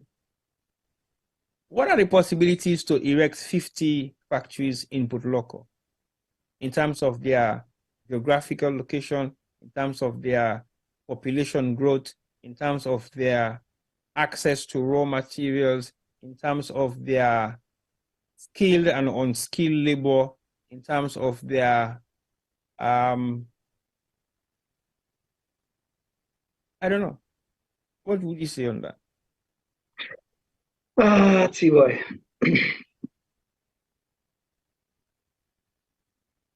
I try for pick me words because I am not upset. I am not disappointed. I'm just happy that the president, they prove me right every day. So if anybody thinks I hate President Bio, that's a mistake. I do not hate him. I will never be. He is our president. But I just don't believe his leadership. Not because he's a bad person, but I don't believe that he has what it takes to lead Sierra Leone and for move Sierra Leone to within we want. So remember, I always say this. I say you cannot give what you don't have. No, so you read the questions the way you ask. What are the possibilities to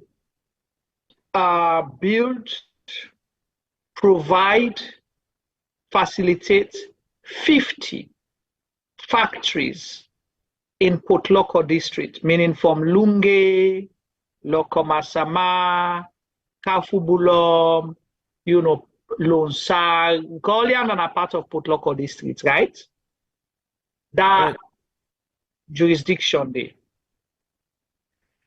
You ask the question in terms of geographical location, in terms of skills of the people that will be working there, and why would you choose Port Loko for 50 factories and none for the other districts then in the country? You ask that question. Yeah, that's correct. Yeah. A sober president and anybody will get good intention and agenda for Sierra Leone, those are some of the questions you'll ask yourself for let it make sense to you first before you pronounce them. If you're really, really genuine and if what you're saying is true. Because if you ask yourself, then you will go further, not just to say, I will build 50 factories, but you will tell people what will constitute those 50 factories. Na cassava they can produce, na tile they can make, na roofing materials and they can make, na tobacco and they make. Whose kind factory? Oh, John, let me 15 products or 50 factories. Let me go back to first. Let's start with we own staples. What we need. What are the things that we use every day? You get mabash when a sugar, right? Mabash. Usai mabash day. Now then, yeah. Now usai. Now Port Loko. If you be tell we say they can revive Mabash factory, then I go begin make sense. If you tell me about salt, where be then a Samu, I go ask you how you go bring salt come na Port Loko. Okay, let's say something you know they mine the salt na Samu, but the factory for package for do everything. Yeah. Let's say juice factory for produce juice. Let we say palm mine. For refine with palmine, fine one, package and make them nice. My factory, right? Mm-hmm. So you go say they make them day. He go say, if they can package rest, then maybe. Now flour, who's kind flour? Na cassava flour, a petete flour, who's kind flour? Flour. Corn flour. You understand, eh? If you say, na the cashew, now they can make here, you get beaucoup cashew farm there. Yep. So this I begin talk with things that we sometimes we they use na saddle. Let's go now to other goods. Now back factory, you get the infrastructure for Billion. Now soap factory, now diamond factory, now Natco factory. This I talk about factory every day. Now rubber bowl factory for make rubber, plastic buckets, all that thing and there. Now you want bring camp. Who's kind factory? Now meat processing factory. Who's kind factory? So you get for tell we waiting. Now furniture factory, waiting and they make. So if you tell me that, then we will begin to understand, say, okay, this it makes sense. How long does it take to put up a factory, a functioning factory from ground up till it begin work? Who is going to do it? Government not a build factory. So the president first, big question mark. Government not a build factory. This is not private sector involvement and investment. Government not a build factory.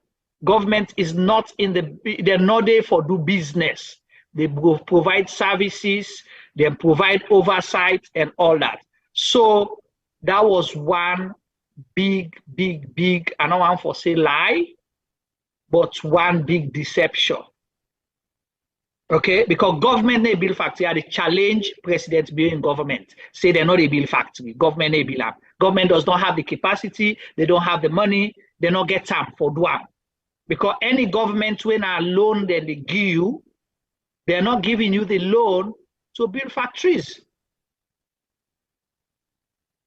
Private investors. So who are these private investors that would be, setting up these 50 factories?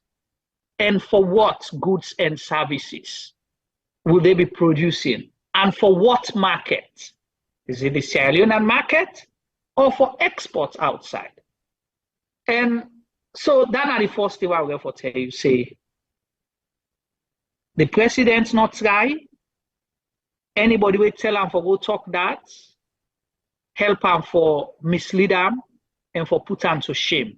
I see even SLPP people, they laugh because they think embarrassing T-boy.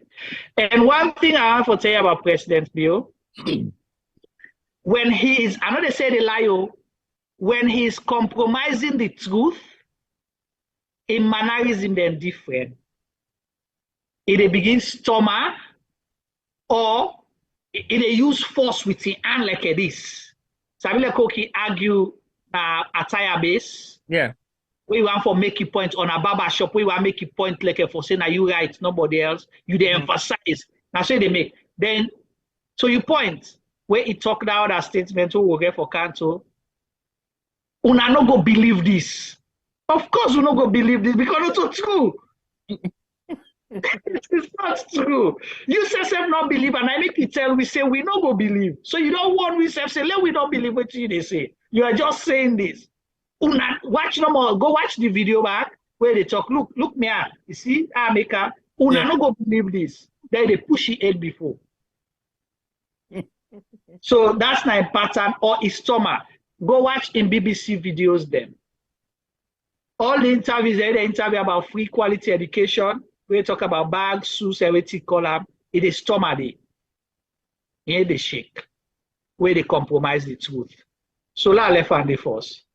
But the fact thing, I don't see that happening in any shape or form. Even one factory, not here for Billion Port Loko. So no, the reason I ask you, we don't give me this analysis now based on two things. One, what's the population of Port Loko?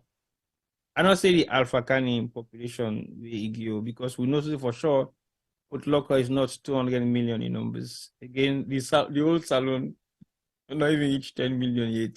Even the 7 million where they say salon, they are still not sure. So my concern is the population of Port Loko. Will it be possible for making able for all 5 factories put together, provided a bill in the capacity of the people of Port Loko for benefit directly or otherwise? Again, I want to say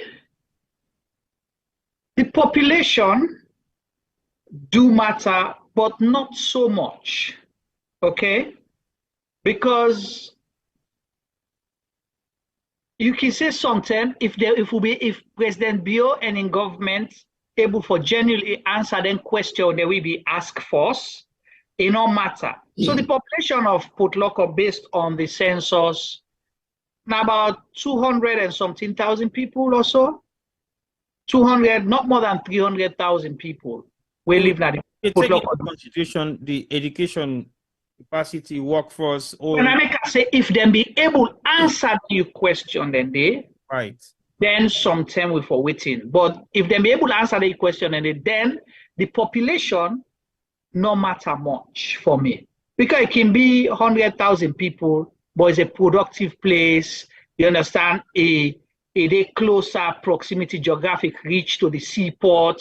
It gets other added values that will make it more ideal for build factories than other places. Let's say if other places are landlocked, then Port Loko they near the sea and this and that. You want to say, okay, it is easier. You can build the factories, then you produce, then you supply. Let's say Port Loko in the sheer border with 6 or 7 different other African countries. It's easier there, right? So all of those things you can take into consideration. But this one, okay, you don't go far. Before now, since independence, how many factories did Port Loko get? Whose factory is it for Port Loko? Apart from Mabas, you get the Marampa mines. Well, Marampa mines is not a factory, it's a mine. Ghana mines, right? You get Delco. Again, are mines. Exactly. So, Now, that's it. So, now Usabi. Yeah. So, that answers your question. Why we been get all the factories there? Why they laugh? You don't make me say fool. No, well, we have to ask this question to understand why make Port Loko not gets factories them all the years here. You have to ask the question and able to find the answer because that's part of your research if you want to go do these things. Because what do you know for Port Loko, they done the over decades of strong APC in governance, we not able to utilize the fields of Port Loko as much as they should do. Even Mabas, self we been there, we not see production of the brown sugar when have been the healthy sugar back in those days, or make it become something we could be productive for the people of Port Loko. We didn't see that happen. And Port Loko is full of vast flatland at some points. It's very rich. You get the very rich land very good for so many cash crops and really them for able for produced on that particular axis. But for me, I wonder now whether the presidents make a political statement for gain popularity or he made the statement because he really means it. Because again, as a president, for like you just look at one geographical location of your country and decide to put 50 factories there, is not justifiable to the other township the way or the other provincial towns the way in the country. So let me tell you this, T-Boy. It is a political statement, but this government then don't be consistent in lying and deceiving the people of Port Loko districts. And is Port Loko a swing state in Sierra Leone? Yeah, and I'll tell you why, and I'll tell you possibly a little bit of the history we may know when it comes to political history. why make and they push na Port Loko. Firstly, this government promised Port Loko through Lunge say na they get for be the new city. Remember, they say Port Loko Lunge na get for be the new city. The new city. Because now the new city we even get the bridge, the new city we get the new administrative block for the shopping malls, that. I saw that presentation anyway myself in London. Right. So I was looking forward to that a lot because again, if that they don't do that, they may for develop not just Port Loko, but the entire Sierra Leone at some point. Exactly. And Uda make that promise.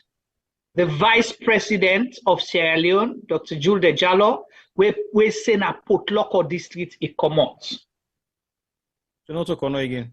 Well, it don't claim two sides, so we don't know which is which. I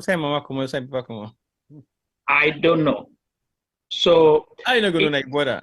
Well, Insai na Port Loko it come out. So let's take what he says: half Port Loko, half Kono.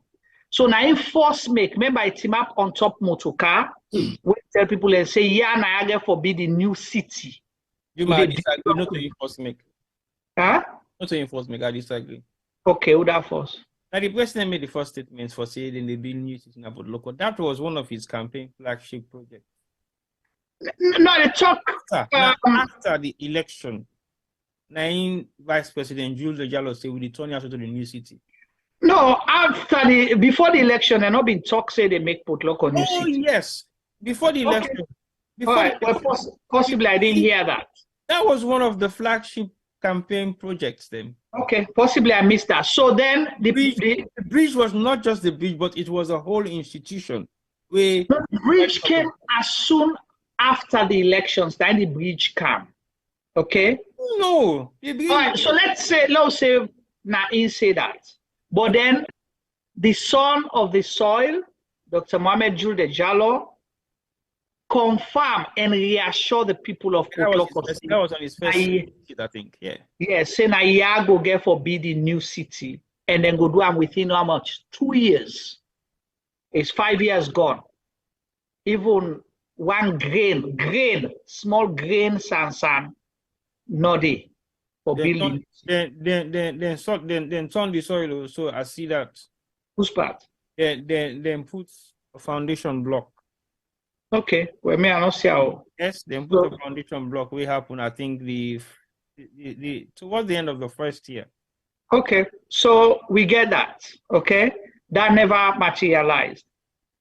Then it talk about new airport. We saw a terminal. So he's saying don't give the people of Port Loko 270 million new airport. But where they make the official opening, it's saying a terminal. But where they campaign now, it's say airport. So we don't know which is which. So then they don't come out. Now you don't come make this lofty big promise for say you they build new city. 50 factories. But you promised us one bakery, industrial bakery, now Wellington. It not happen yet, inside 5 years. Yuma, I want to know why Port Loko. What's in the importance of Port Loko to the Port? Okay, now they can't tell you now. So wait a minute. Ask that. Now they tell you this now for let the people where they tell you the reason now for let people understand why we they say a political statement. Okay. Okay. I want to know the element of political statement and which kind of grounds to the whole. Port Loko is a strong APC base. Right. Has been because of you yourself know say one of the strongest politicians, APC politicians, the former Vice President Insai are from Port Loko. Mm-hmm. Okay, and they use this thing to say the people of Port Loko been vexed by APC say we Pasheki de comot and not hand over power to Port Loko Pekin. Okay? So Port Loko don't get their own thing. And Port Loko then get, I don't know, like a corner, but then get a traditional, that household chieftaincy business, where because of that, and intermarriages, and you get step them, you get boku cousin and auntie, they will always they try for saying a million for go before, not to you. Right. But they still remain a strong APC base. Even 2018, where APC struggle in other areas, they gave APC big votes. But let me go why make when Port Loko became a swing state a little bit was in 1996 and 2002, where President Kaba take over. When President Kaba take over during the war, other areas they not be accessible. So he used a lot of people, he gets a lot of people from Port Loko, where he put into the SLPP government. And then people, and they all, if you not been put them in our government, but they were influential business people. Where at that time, say there are certain communities where you get people where they want and then they carry this community. SIB don't die, so we need we own godfather there now, where they push for me. Like the Alaji YD, Tamara Late, these were very influential people. So they worked with Tijan Kaba at the time and able for bring calm a lot of people that will support SLPP. But within the people not understand, they supported individuals, not the SLPP political party. So you're saying they were supporting Tijan Kaba directly? They supported people who were supporters of Tijan Kaba. Okay. Okay. So, an Escomayan government can turn that over 2007. The likes of Alpha Khan and Kam, but because of that first thing I tell you, one for outdo the each other, why another household they know to me, you have the Kemosi say, the Alpha Khan faction them, you get the Booyah them, all them different factions then they did. Not to you, none of me for lead. So then see there is a loophole now, so say, okay, let we can, if we able for can divide and rule inside here, then we'll be able to take advantage. And according to certain people, then believe say APC not too many people them bokude. I'm not preaching tribal, I'm just saying what the conversation is out there, not too many people. Okay. But then they say Port Loko, most of the people away they not to timini. Either they are Madingos or get fuller connection or get social connection. So they mix. Correct. So then they believe say if they go infiltrate yanda, then cable for make the a swing state where if they get their own votes na the southeast, then they just able to get Port Loko, then they are good to go. So that is why he's going in to make all these statements. And the reason that make them fight forget Alpha Khan at all costs. But waiting they don't understand that Alpha Khan does not have clout in Port Loko. That I know. He does not have support in Port Loko. You know, they're following up Port Loko because he has always used the people of Port Loko, but he never gave back to the people of Port Loko. In benefits as an individual, you get in hotel or in guest house, but the people of Port Loko, there is nothing you're going to say, this is what Alpha Khan did for the people of Port Loko. So he's struggling. So people go there, go attend their meeting them, then go eat. Remember I said them go build a bust. Now the only sign at the south, that the northwest, where they build a statue of Madabio. Yes, now Port Loko, remember? No, but they don't broke up. I don't remember that. Yeah. Then we don't build a statue there, then go for sure, say you don't stamp your authority. So now, Madam Joseph say now I come on, say now Port Loko come on. Remember when Alpha Khan been introduced, he say Port Loko people and Bonf people are the same. Yes, he had said that before for try for make the linkage. So these are all political statements. President Bio, no they build one factory na Freetown. You know go build a factory na Bo, Kenema, Kailahu, Pujeo, Kono, Moyamba, Bond. Let alone build 50 factories na Port Loko. Even if we are voting for the next 5 years. All right. I think that gets a huge question mark we surround them. But I believe, say, highlighting some of these concerns now, the fact, say, are we going to sit around and listen to them political statement they also we will not foresee, not get for make any difference in the decision we will get for make if we're ready for votes June 24? Or then political statement they also way politicians that they make in our country will be the decisive moment then for many people they make their decision say with the vote for whichever political party they choose to. So what in I go possible you want comment on that? Yes, boy, I want to say something quick on this. Because even when you make political statements, say something that is reasonable, that you can defend, that people can relate with. But some of the politicians are not reasonable in terms of their... Well, nice. So you not go say something where they become a ridicule to the people. Because if you see they make bombs, when are they come out? If you say they make us waiting. The new city.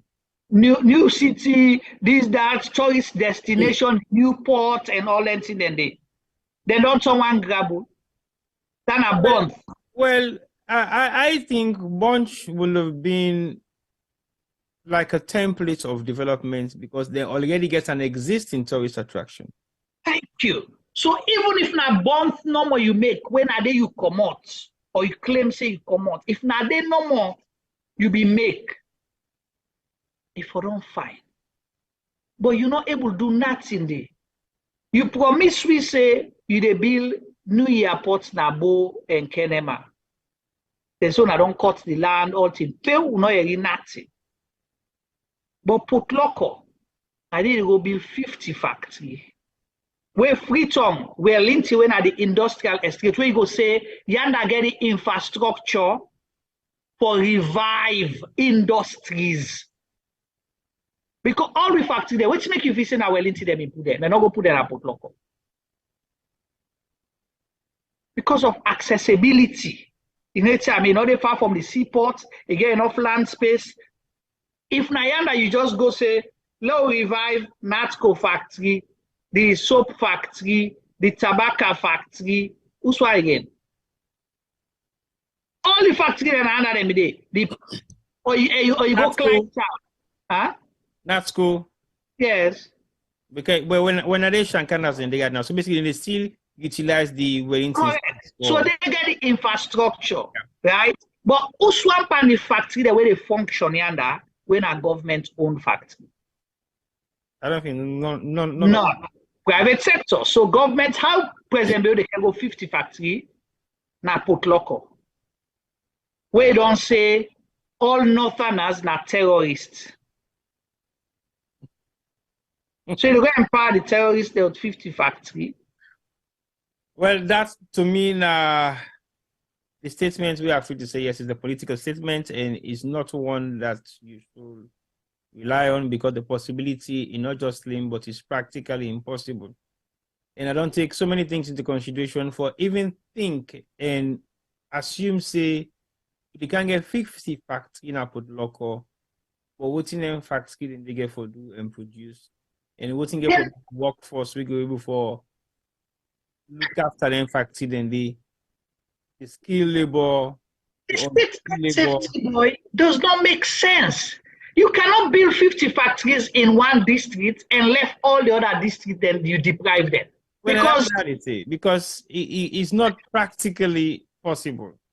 Right. If you look at if you say if they build 10 self now each district self, it's still not practically possible. Right. It's still not practically possible. I mean, forget an existing factory, you need to forget the workforce, we get for be skilled workforce. You get for take your time first for train that workforce before the factory begin for produce anything. So that first year, you're not able for produce nothing, just for train let people understand how the production chain they operate and how the management structure get for run and how you get for look at the packaging, imports, and all that stuff. Then now you could possibly use for that first year. So how long it will take you for build them factories, and it depends on the nature of the production or what's that they produce, they want to produce. Because at the end of the day, if you say, for example, you go build a factory where they do garments, you need to get a good space where get for be an environment where could be the best for producing garments. Because again, you get forget skilled labor within that same community. You get forget labor, we get forget some kind. We not just the mainstream labor. We don't need forget no skill or experience. For just total impact. But again, you get for look at the region there. The Kenema is full of hills. I mean, setting up a factory structure in Kenema will be challenging because Usai you go put them. The empty space they within Kenema has been consumed. The number almost all. The few the way they are not government owned, they are private owned entities now. So are you going to lock hands with the private sector for make you be able to get their land and they're available for build factories in a flat ground? Because factories will not be in the capacity to go to the hills and construct a factory there because it's going to be practically impossible to. Again, so many questions then, T-Boy, they come as we discuss this thing because common sense not even up. How can you build new factories when the existing one they will be in the Sierra Juice, Grafting, Cocoa, they're all closed under you watch, under you own eye. You're not able to maintain them. Yeah. That's one. Two, the time they will be get the halfback factory where they make keto. Remember keto? That's where they make links. City links, keto. You understand? The workforce. Now India them pull them and bring them cap. You been get the support laborers from Sierra Leone because of waiting T-Boy they talk. So the skill. You don't have the skill, you get for train the one then day. Why you go build 50 factory na place where no get light? Electricity no dey Port Loko. They go build 50 factory. No say if you want to attract private investors then for cap. Who will take a factory to a place where they get for spend, where they get for run generator 24 hours on electricity na one of the factory they will get for be. Electricity factory. So wait, talk about electricity. Let's just give one quick joke. I believe somebody this net or this evening time, the person get baby. Now they are usually the baby like, don't go. This not 6 months old baby. And I say, huh? What's not beginning to talk so? He said like song that's not like. So 6 months baby said don't understand. Say, hey, like don't go. He said, don't go. I'm like, huh? He said, like, don't go. Then me became I said, don't go. I said, wow. So the became must know at 6 months. You know, you're going to like, don't go. Say, he said, don't traumatize the Peking. So he said, also, don't go. Exactly. But anyway, I just want to throw that one in. But anyway, let's move now to the next one. We now the $40 billion. I want Stephen possibly comment on this because we don't highlight earlier on why they make me where they highlight the content they reading our topic of discussion today. It's not a mistake I make. Okay, I agree for the 40. It's supposed to be 40, but me say 50. I'm not too sure whether now maybe this get the slip of tongue or now. So you mistake the 50 factory to the 40 billion. So likely. So it's $40 billion. United States dollars, not to Zambia and Zimbabwean dollars. Qualified. You know what to make another deny? Why you swell up it? And watch, why you this say? We're making it deny. Okay, Juma. You know why I make an 89? In my capacity, as a Sierra Leonean, we possibly run a small scale business in Sierra Leone. I don't possibly get the opportunity for $1 million cash. Does that mean we have $50 billion cash in Sierra Leone that will be handed over to who? How and when? No, not say 50 or not misquote the president. 40, the president say 40. T-boy correct you step. When I tell T-boy like correct. I they make correction. 40 billion US state dollars. Then the president say it don't give to the people of the Northwest or Port Loko again? Not to the people of specific chiefdoms. Okay. Two chiefdoms. Mafoki chiefdom and Marampa chiefdom within our Lonsai within the Port Loko district. That's not donation will come up from the mining companies or donation will come up from himself personally because president say in don't give cash. Who? So the people of Mafoki and Marampa. Mafoki are the people of Mafoki. Who that specifically give the money to? The people of Mafoki. Who are the people of Mafoki? The people. But Juma, hold on. You did talk about this fiction of messages because of fiction and because minister like a reality. How direct can you see the check? He says, Stephen, you contradict the president. The president said give cash. Check. They use a check. No, we see the check now. One of the side way he go donate standing have been 50 million or so. Or Leons. I don't know more than the 500 million. I know more than the. Then I saw the check, but the president said cash. Exactly. Cash. They make so back with cash. Una no go believe. 40 billion. Okay, Juma. 41 billion is equivalent to how much Leons? Not even call. I know sabi call them zero. Then they be math not each other. All right. Now, but, what are the possibilities? Because I two things I want to know. One, whether the president hand over the 40 billion US dollar to, where he say cash, and how they transport that 40 billion US dollar to the people of Mafoki and Marampa? Marampa, yeah. How it then transport that $40 billion the cash to the people of Mafoki and Marampa? And who that officiates the ceremony of the handing over of that cash?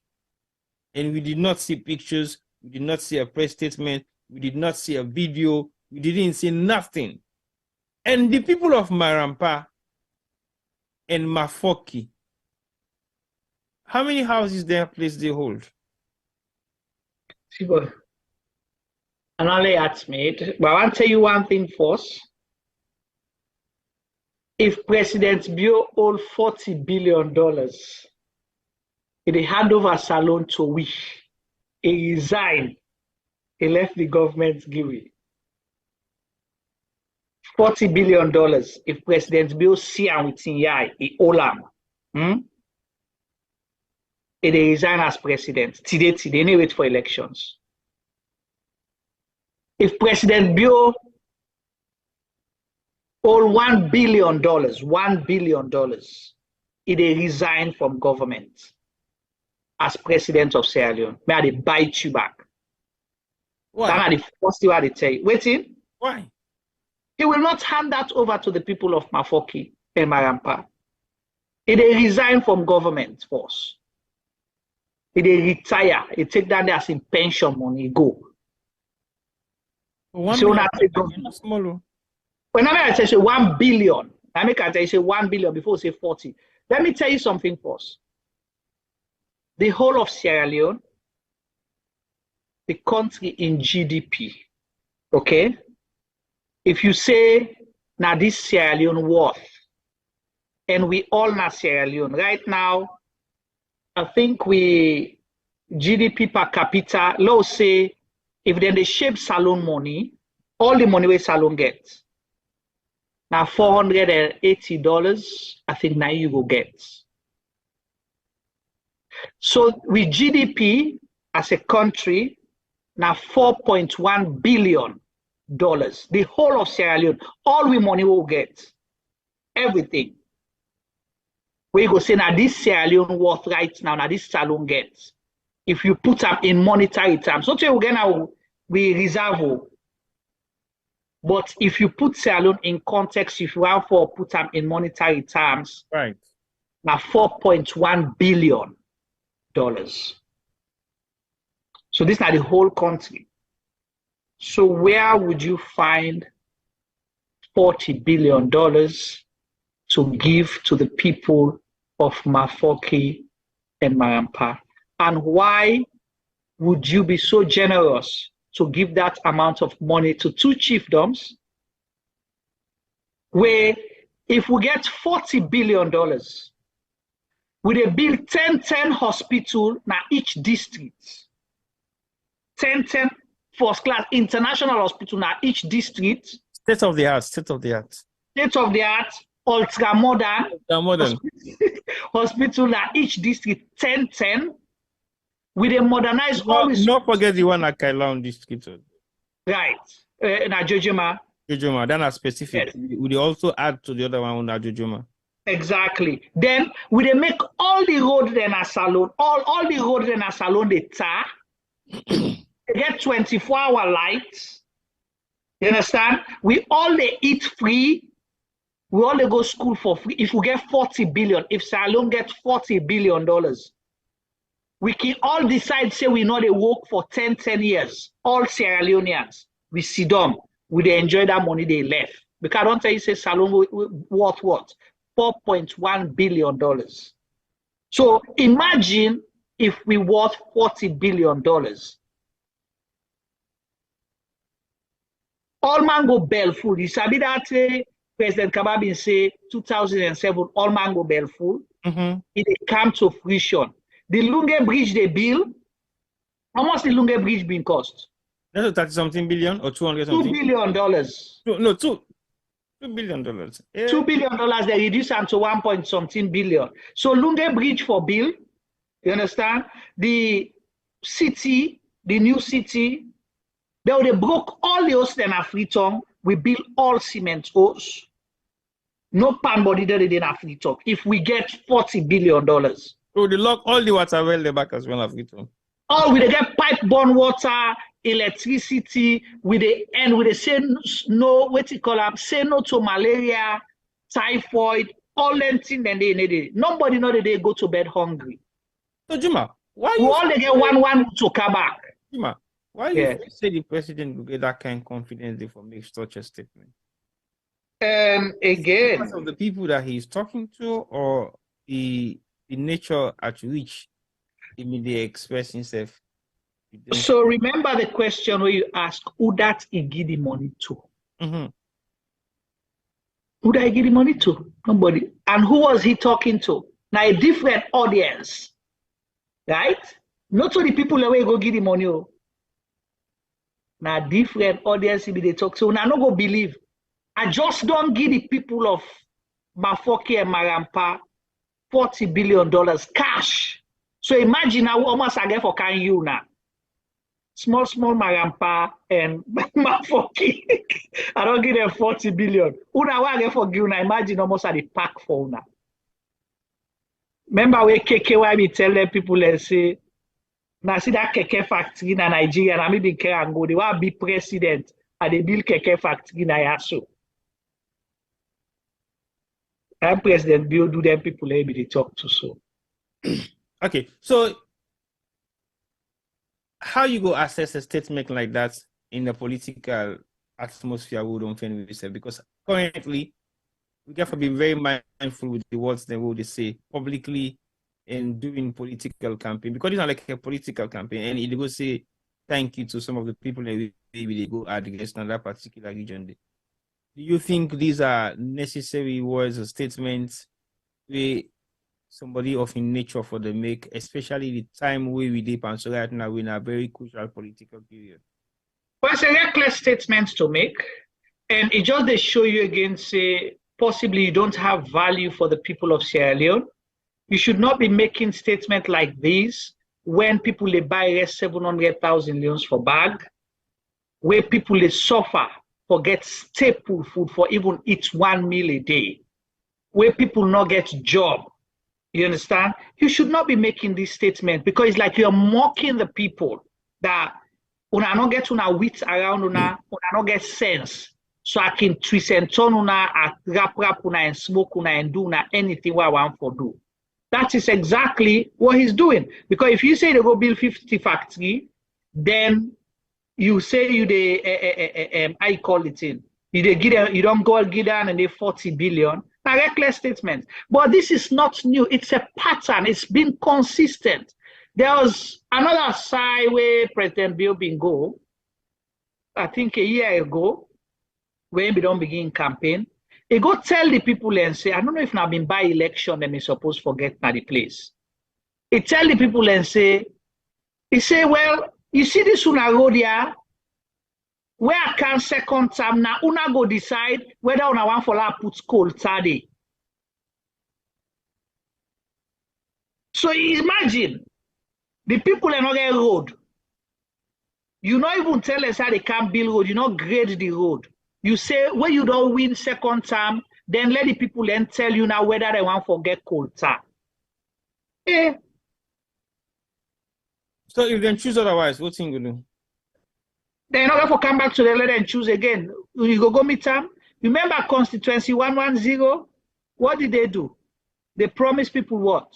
Microcredit, no, so say yeah. SLPP win. And then take them, withdraw the microcredit to the loss. Yeah. Where SLPP win, then where SLPP loss, then give them, they not give them. They withdraw it. Port Loko, where them get by election day, how many promises they will be make day? Did they fulfill any of those where they not win? None, absolutely. Wow. Okay. Statement, but it's not new. I'm not surprised. The same president now go tell we before Bill Gates say they give all the school picking their shoes, bag, uniform, and then they eat start school. Danny, you know, the Minister of Education, I get that question because we don't deal with that 2 weeks But ago. the president was the one that said it, right? Now, the Minister of Education, of course. Even though they don't tell. Ain't for be held accountable because Nandin at the top of the table. So basically, Right. from him and he filters down. All right. So now let's wrap up. I know say in the week to come we get a couple of events that we get for happen. We get for cover some of the live events that will happen. We do hope and pray say we might be giving an invitation to all the political events that will happen in the UK whilst we're here, and then we will see whether we're able to broadcast them live to the people of Sierra Leone all over the world and friends of Sierra Leone all over the world. So that's now we anticipation for the next couple of days. And then we go able to see exactly whether we go able to broadcast the coronation of we new king, and we go follow the political representation that we get for the as part of the delegation for the coronation process we get for happen in London. We hope and pray still we're able to gain access and we'll be able to know exactly whether we come live, talk to the people of London and talk to the Commonwealth community specifically. Because we also get to your representation there anyway, so we'll be able to talk to them and tell them, or ask them how they feel about the coronation, ask them their views, and maybe we'll get an opportunity for ask them what's happened behind the meeting where they keep behind closed doors. If they are willing to discuss some of it in public, then why not? That's the opportunity we'll have, and we'll take advantage of it. So I look forward to the next couple of days of activities that we get for unfold in London, because London get for be very busy from now on to the end of the week, and possibly early next week, because after the engagement of all them political leaders, they are also coming to the UK and participate in the Commonwealth meetings and also participate in the coronation. And also then we'll get a lot for say to their supporters and their fan base they will then get in the UK. So we might be also engaging them with different activities that we then go possibly hold, and we might have maybe 1 or 2 for live interviews at the studio, but that is still pending.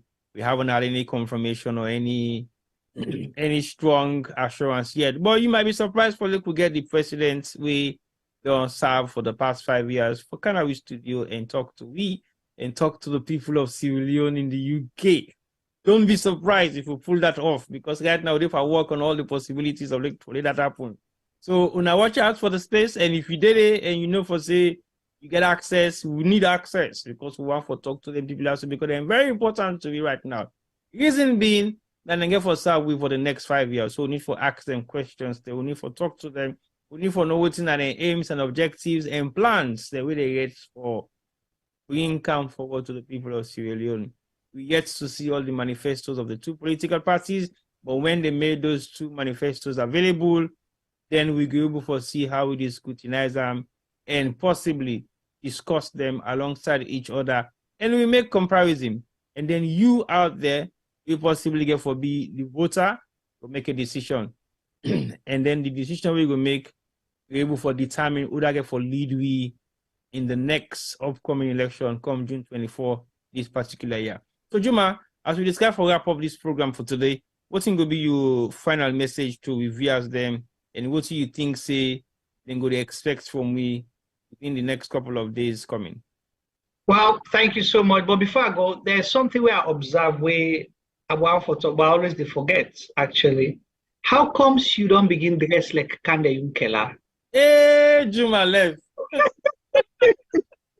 Viewers, see why don't they Kande Yunkela? You can't see Kande Yunkela they wear yellow, you know, gold, rose gold kind of thing. Juma, no. I've always been like this. Me not so fan for copy Kande. If I copy anybody in this world, you're not going to be Kande. Well, this coincidence here, so it's too much of That's a coincidence. Kande they wear yellow, na yellow t-shirt. I mean, a yellow African I wear. Kande they like this kind yellow wear dark small gold. Oh, kind me na African gold yellow I wear. Like I pull in my microphone, me like you see exactly how it is. I say, Tibo don't begin dress like Kande Yunkela. You can ask him for dudes Kande. I don't say I'm going to take over in party. But thank you so much, Tibo. It's been an exciting program. I'm happy to be here again. And thank you, Stephen, and everybody in the chat group. It's been fun. We like this kind of banter.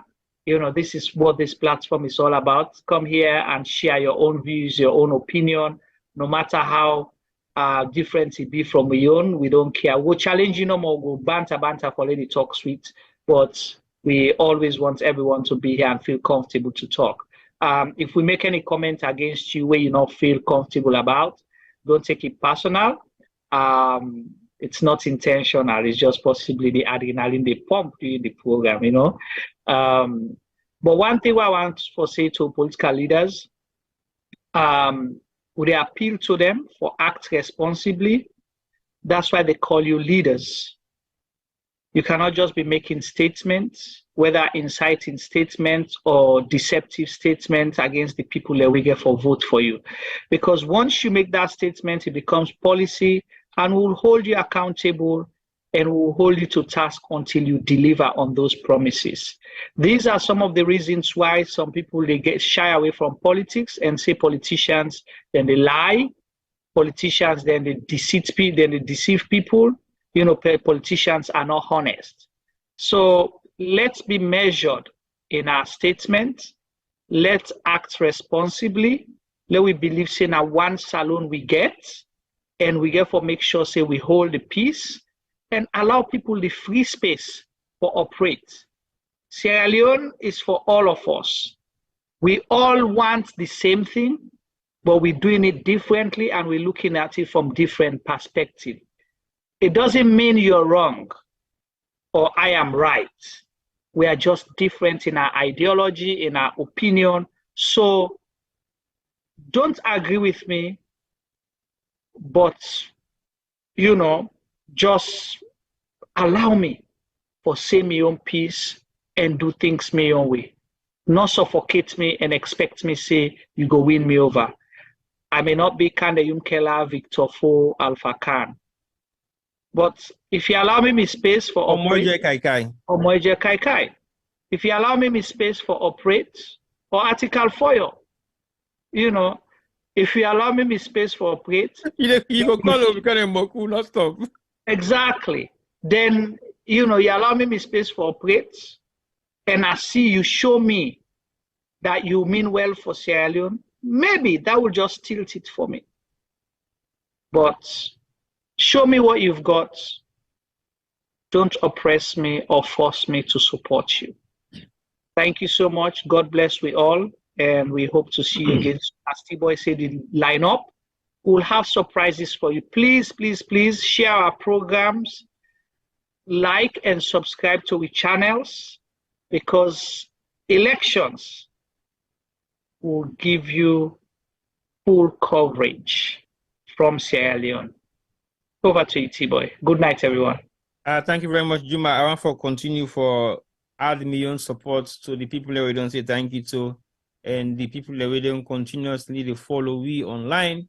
on the YouTube and Facebook platforms. And also I want to express my thanks and appreciation to my young brother, Stephen. Stephen, yes, I want you to be part of this on a regular basis every other week if you can. Let's have a discussion on things that we are all concerned about. And also all the one the way they participate in the Facebook and YouTube chat. Thank you very much. Again, we don't begin get we normal regulars and back now YouTube. And we want to say thank you to Ona for joining us and thank you for the conversation. Unfortunately, I haven't been able to engage with you guys on a regular basis for today because well, Juma don't pass the baton to me first for now. So basically, I'm running things on behalf of him, but he will take over very soon. But I want to say thank you also to the one that really watch me in disguise. We know they actually highlight themselves or show themselves. We also appreciate you now so much because some of the information they already talk about now, either we discuss them with you prior or we discuss them whilst we go along or we discuss it after the program.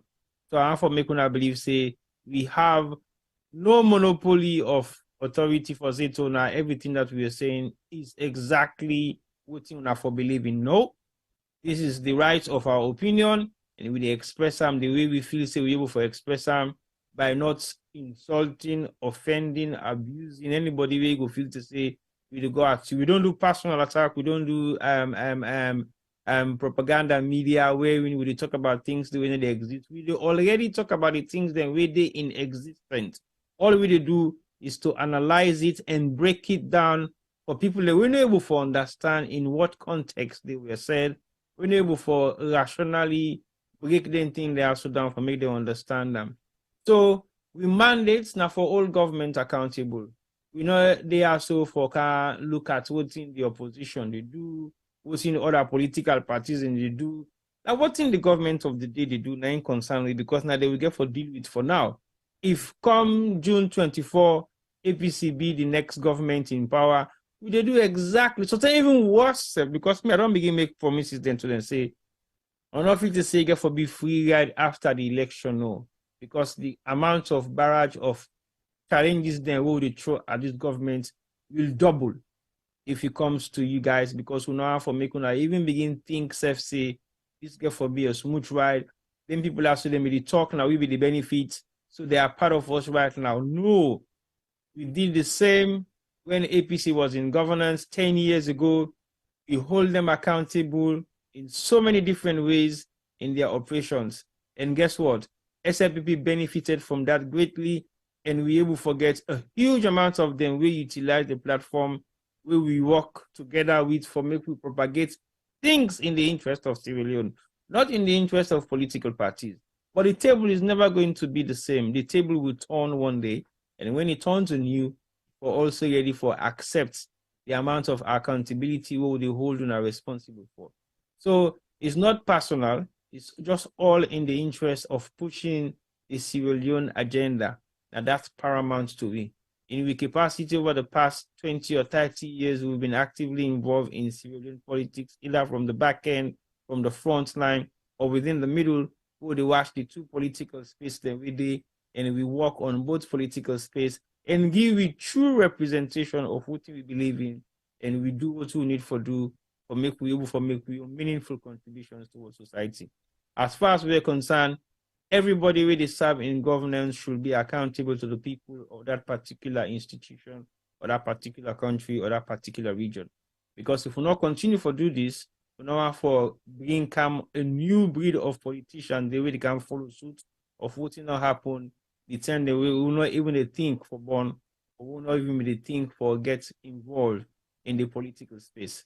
What will not happen over the past decades have made a huge difference in how politicians have been looked upon now, or how we they address politicians them, or what in politicians they mean to we as a nation. We don't make sure say we are now holding them accountable, regardless of their capacity, regardless of their personal relationships when they get with we, and regardless of the relationship we get either family-wise or otherwise. So look, we try for be as possibly as effective as we can, because now for benefit to all. If Salon betted today, 90% of the people living in the diaspora, then go possibly try for live a happy life. Because we life not for say a good, it's all better than the ones they read in our salon. But we go through a lot of stress, and that stress, the 90% of and they come off from we homeland way that they, the people and they will the support they. And if the thing the way they happen as salon, it go bad, now we they suffer the consequences. If we get family members, then we can't afford for secure job. That means they can't afford for raise money for look after their families. Will be held responsible for looking after those families because they are thinking already we live in the Western world and we are making huge amounts of money we'll be able to use for support them. We've been doing that. Our great-grandparents or our fathers and mothers have been doing that for the past 20 or 30 years. We cannot be seen doing the same thing after them people and they don't come, don't look after the generation them for the past decades. And we still continue to do the same because we haven't learned any lesson because we don't make the space actually the space where everybody for come and get their own right for exercise their own right and do what they people say right for me and do for make their own contribution to the society. So continue for like we page, continue for follow we on Facebook and YouTube, and continue for always self accountable. If you guys can challenge some of the things they already say, if you have evidence, bring it forward. We'll accept many things they really they bring come towards we. Sometimes we are not I'm not going to say we get all the right for TC, all the research they will do are on point. Some research materials that you find online are not necessarily true. But we get for make sure, say, we rigorously check those contents. We make sure, say, we verify some of those contents. We make sure, say, we possibly find the root causes of those contents so that we discuss them because we believe, say, these are the right issues. So most of what we discuss is either something where somebody don't write, where we ask question towards, and can improve them right or wrong. So basically, we break down your statement, break down your press release, break down your policy papers, and break down your manifesto, and then break down your do's and don'ts and some of the achievements that we don't make in governance and how it will benefit the people of Sierra Leone. So continue for like we page, continue for support, we continue for follow we. Like we say, if you continue to do that, you will know exactly what thing that happen where we come up with impromptu programs. There is something likely most times we don't advertise. Watch the space within the next couple of days. We go able for bring count on our live on full events. Them we possibly will not be able for advertise. So now that make them clear. Continue for join with page and share them to the people who want to know for say we able for listen to Boku Talk. I like Boku Talk.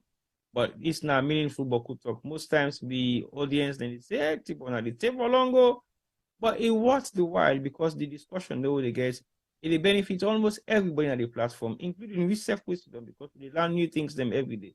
And for any time anybody make corrections to what we possibly might have got wrong, we always come back and highlight and say thank you. We got that wrong. We saw that message, we read the message, and we see the correction.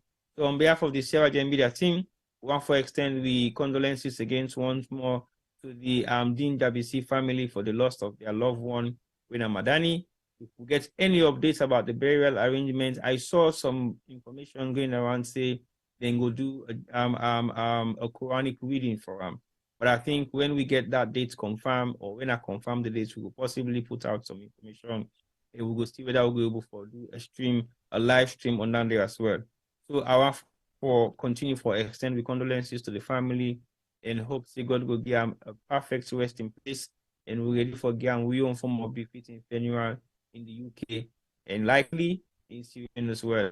So on behalf of my team and myself in the UK, I would say thank you very much for watching us and have a good night's sleep and get yourself ready for another session of a bank holiday.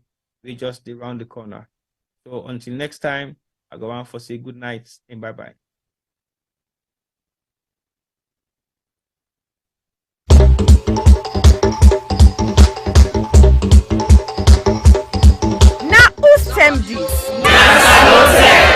Yes, this na term for all Salon people and them party them. Sierra Leone Media will be bringing you a variety of programs ranging from documentaries to discussions, interviews, news, views, sports, and entertainment.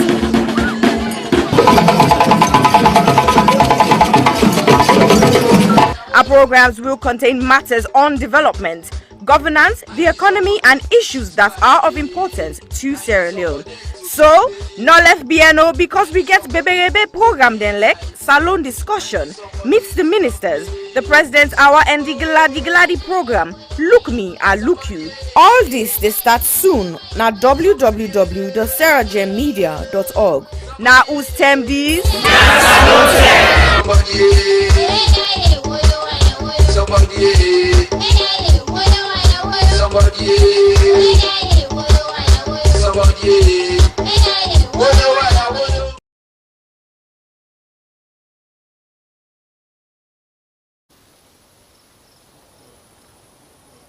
I love my country, but I usually say Sierra Leone is the country I hate to love. I do love my country, but my God, it's painful.